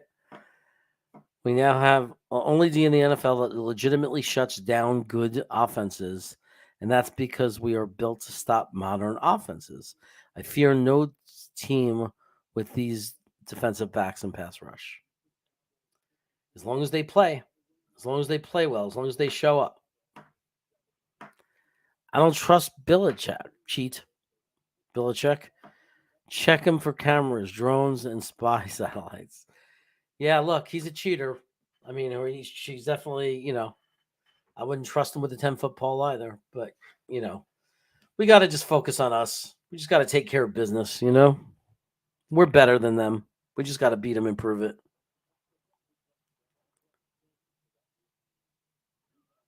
Yeah, the refs were pretty crappy, I think. Raiders seem to have hired Adam Googly-eyed Gase as a quarterback consultant. Enjoy. Did they really? No. You're just saying that because they stink, right? There's no way that they actually hired Gase. That would be hysterical if it was true. I would make fun of the Raider fans here. I'd say, What is this? A super chat. Thank you so much, Georgie. I appreciate it. Imagine how our line when AVT and MB return next year. I know. People get mad at me for talking about it. We're focused on this year. But you know what, Georgie? I'm with you. How do we not also... There's room for both. We're in a bye week. We have room for both. We're allowed to hope for the best this year, but also there's plenty of time, right? There's plenty of time for us to also dream about what it's going to be like if Becton comes back healthy and then we get AVT back healthy and what our offensive line could potentially be next year. We're allowed to do that. Thanks for the super chat, man. I'm excited about it. I am. You know, I really am. I'm excited about the future of this team because we're going to go from offensive line because we had to rush and put so much offensive linemen in place and do so much to patch things up. Now people are going to come back healthy and we're going to have tons of offensive linemen, which is a beautiful thing. Yeah. I don't understand why it's literally a proven fact. Like I know I could tell you as somebody who's older, your eyesight gets much worse. Your reflexes, your ability to see things. Why wouldn't we have 35-year-old referees that are like sharp, still haven't lost their sight? It doesn't make any sense to me. I went to the NFL app to check out the standings, and they have the Jets at third in the division. How is that possible? It's not possible. The Jets are definitely 100% ahead of the Bills, I think, right? Yeah, because the Bills are 6-2, and the Jets are 6-2. I mean, the Bills are 6-3, and the Jets are 6-3, and we beat the Bills, and we're 2-0 in the division, and they're like 0-2 in the division. So we are, no matter what, that's a mistake. We are 100% factually ahead of the Bills. So don't you believe it? We are definitely 100% ahead of them in the standings. We are above them. If the season ended right now, we win the tiebreaker. Right, guys? Right, because they already had a loss. We made them 6-2. We were 6-3, and then they just became 6-3. So we're undefeated in the division, right? No, we're 2-1 in the division, and they lost to us and Miami, right? So they have 2 losses in the division, but we have the head-to-head. So we definitely are ahead of them. I don't want to hear it. We're definitely ahead of them. 2-1 in the division, right? So we're ahead. No, because we've been talking about it forever, that if Buffalo loses today, we're ahead of them. The only thing that went wrong was Miami won, so we're behind them by a half game. I think the Jets win next week. They're first no matter what. I hope you're right. I think they're going to win too. Michael Goldstein, welcome to the channel. I haven't seen you here before, but I appreciate you stopping by. And I agree with you 100%. I say we're going to win on Sunday. Miami is a much easier schedule going forward. We just got to worry about ourselves. Salty Nalty. Already getting salty with the Nalty. Who cares if they have an easier schedule? We're the Jets. We got Sauce Gardner. We got sauce, baby. NFL doesn't give us respect we deserve. They don't. But we're going to earn it. Going to earn that respect. Yes. I appreciate you too, brother. I appreciate you too. Thank you. I appreciate you supporting my channel and being here. I really do. Salty Nalty, facts are facts. Yeah. Reschedule. Why does my computer wants to restart? It's like, no. What are you talking about? You can't restart. I'm like doing a show here. Here, I'll schedule it for 3:38. Okay? Okay, you stupid computer. You can do your little restart. Do your little annoying updates. Miami is 7-3. Yeah, they're half a game above us. Yep. So they're not playing next week. They got a bye week. So if we go to 7-3, beating New England, we have the division record and we have the head-to-head. So we would go ahead of Miami. So that's why. So that's all we got to do is beat New England. It's very simple. Beat New England, we're in first place. And then we play the week after that, we play Chicago. And I'm not saying there's no such thing as an automatic win, but we should win. Like, we got to focus on New England first. I'm just saying it's not like the next week we got some crazy game. No. We got a very winnable game the following week. So I'm getting very, very, excited.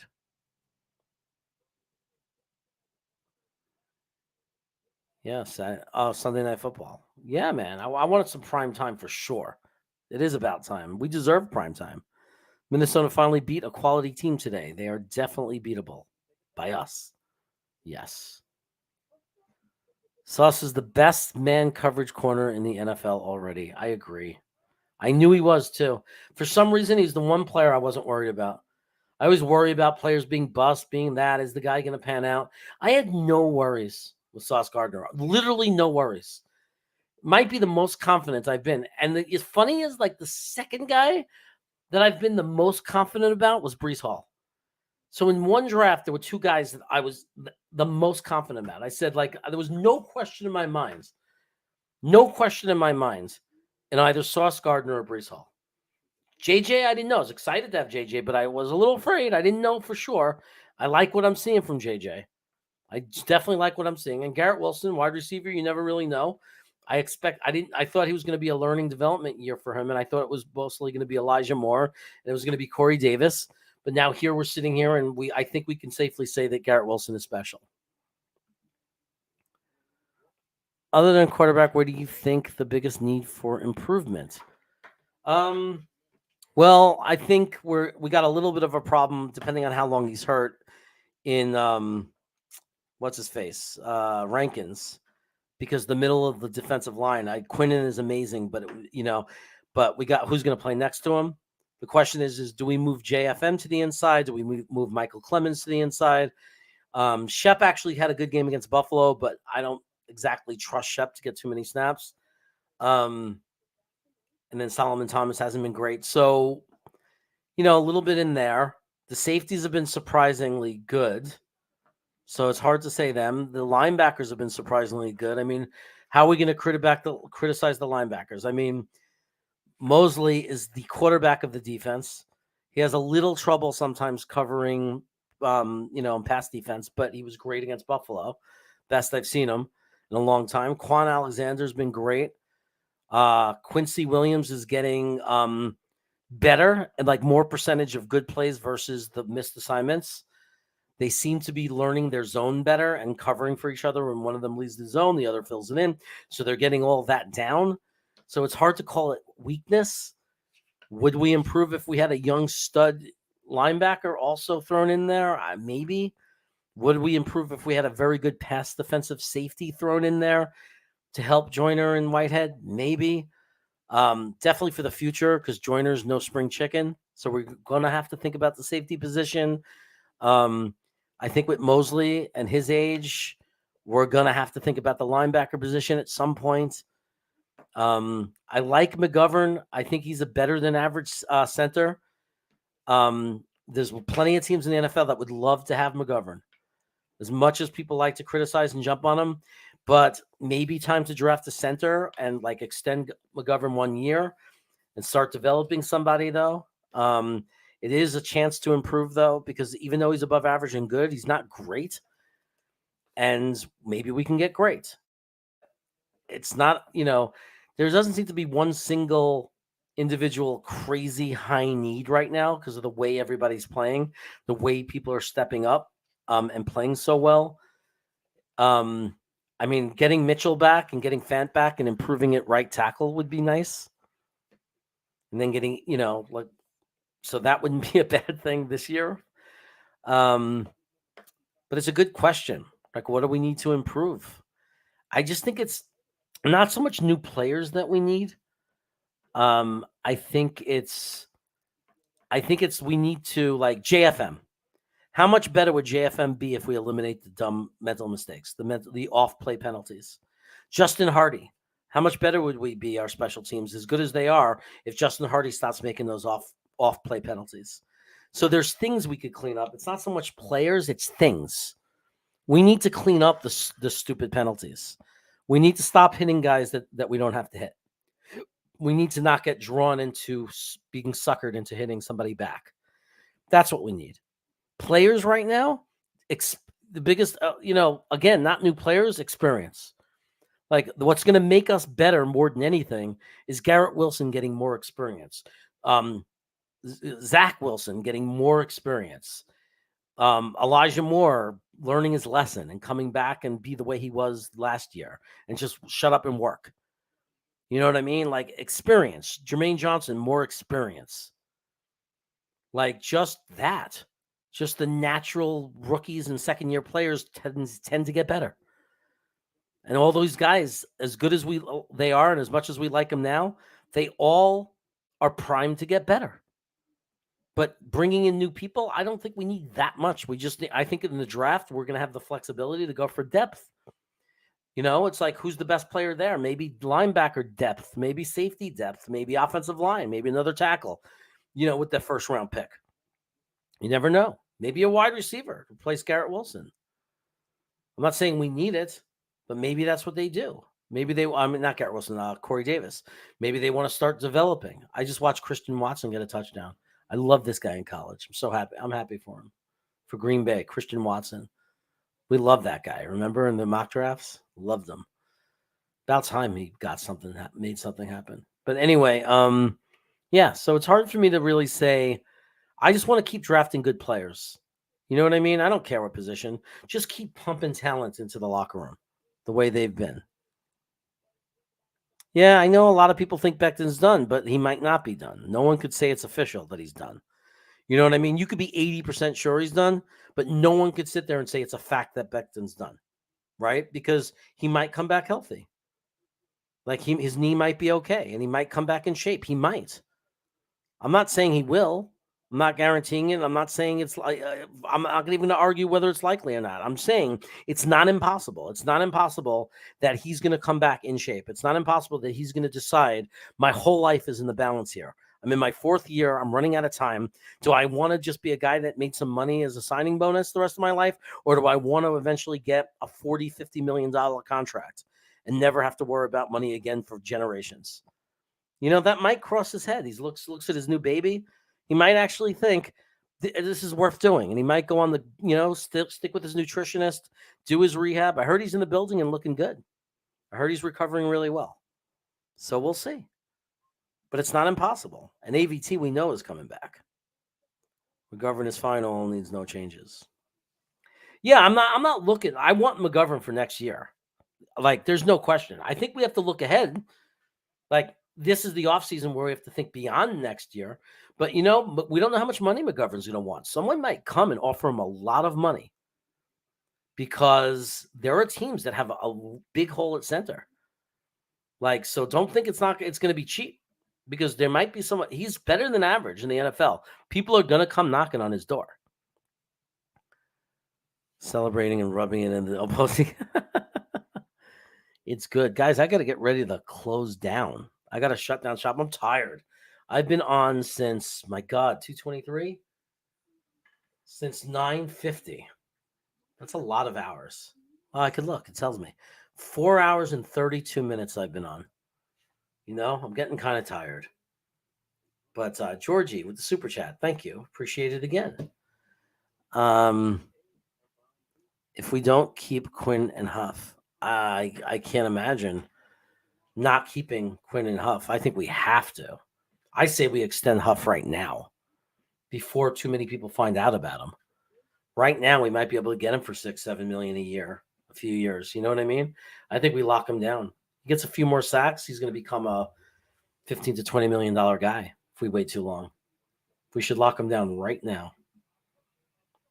When does 49 Cars live stream start? I don't know, man. I'm taking my time with that channel. I'm really focused on this channel. So I haven't done anything new for them lately. I was just getting that channel set up for when I do make the push. I just wanted it to be there and set up. But right now, I don't got much time. Maybe during Thanksgiving week when I'm off, because I'm off the whole week, maybe I'll make a bunch of videos for that channel too. But 49ers Chaos, my other channel. I just want another channel. Like my dream is to be a YouTuber. It's hard to do with one channel that's focused on one thing, Jets fans, because you don't make money on YouTube that easily. That you can only do one thing. You have to think of something else.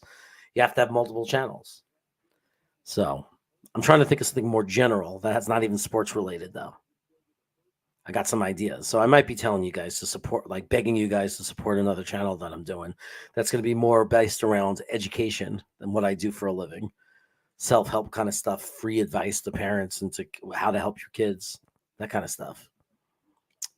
I want to see Chargers lose too. That'd be nice. Go Niners. Yeah, if the Chargers lose, that would be a good thing. Screw the 49ers. What? I'm not going to be a Niners fan. There's a difference. Everybody thinks you have to be a fan.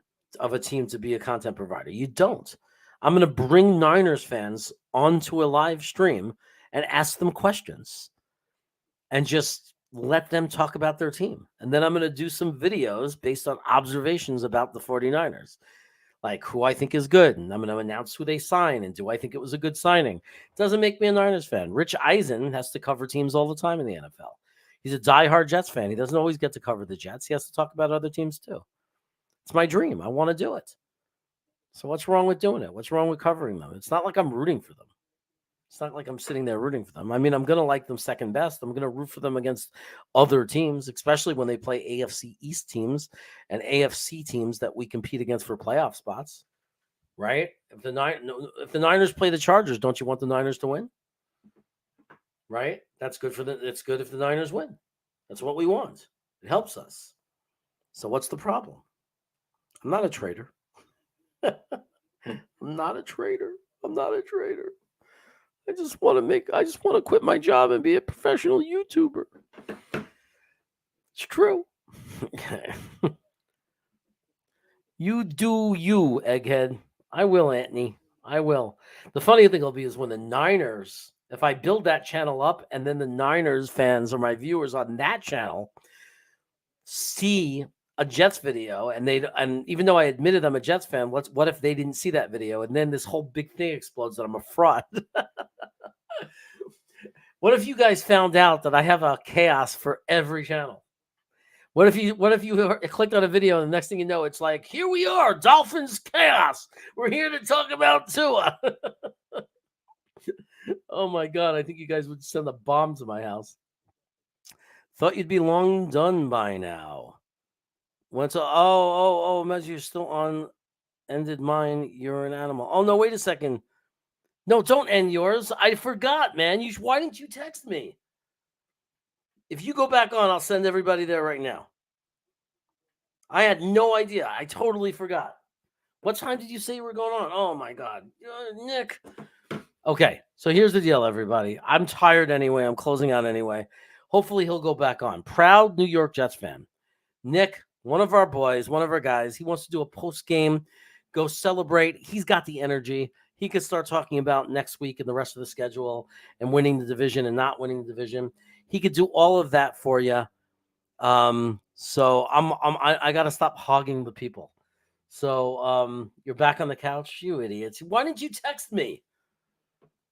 Jeez, I would have gotten off. Ugh. Anyway, guys, it is time to go. It's time for me to leave. I am 4 hours and 37 minutes in, and I am exhausted. But I had a great time. I thank everybody who was here, whether you were here for 5 minutes or you're here for all the time or an hour or 2 hours, whatever it was.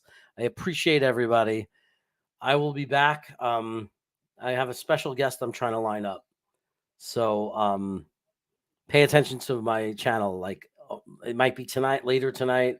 I don't know, but I got a special guest I'm trying to get on. We win next week and we are number 1. Yep. Isn't that amazing? Doesn't that feel great? Hit that like button. Thanks. I feel bad, man. I really wanted Nick to have a good show too. Like I was excited for him. Go to bed. Go to bed. I know. I need to take a nap. All right, everybody. That is it. I'll see everybody later. Remember, next week, the New England game, it's going to be the greatest watch party ever in the history of watch parties. It's going to be a Green Bean Jets fan. It's going to be the greatest watch party ever that you've seen to date. I mean, without question, there's no bigger Jet game that's ever been part of a watch party on Green Bean's channel. This will be the biggest game ever going into it. We're playing for first place in the AFC East. And it's all good. You can do it together. We could do it as one big family. I expect 500 people to be there, at least, watching with us in that watch party. Let's get together. You guys know the deal. But hey, if you haven't already, subscribe to Proud New York Jets fan. That is Proud, Proud, New York, New, N-E-W, York, Y-O-R-K, Jets, J-E-T-S, fan. Or is it fans? Fans, F-A-N-S. Type that into your search on Google. Go to his channel and subscribe. Anyway, everybody, Hex, I'm sorry to do this to you, but I'm exhausted. I'm going to pass out. Everybody take care. Watch my new promo. Greatest co-host in the world!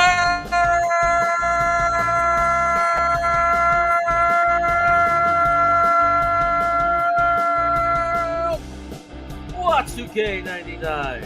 Get ready to rumble!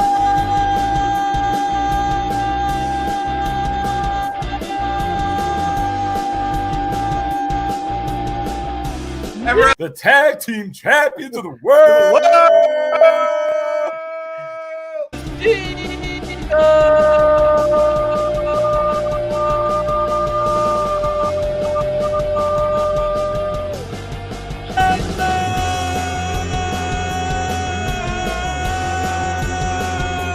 My brotherly crevasse. That is the best intro I have ever received. The world.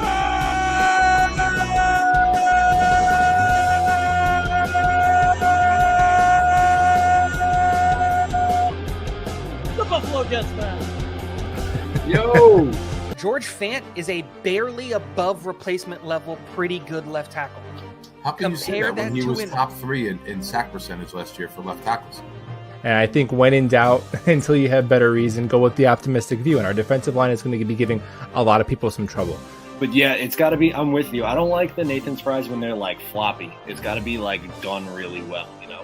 It's very hard to teach 6'3" and 4.3 speed. That's very rare. The talent's there. He's just got to put it together mentally. Right. To get onto you, I'm a cheater.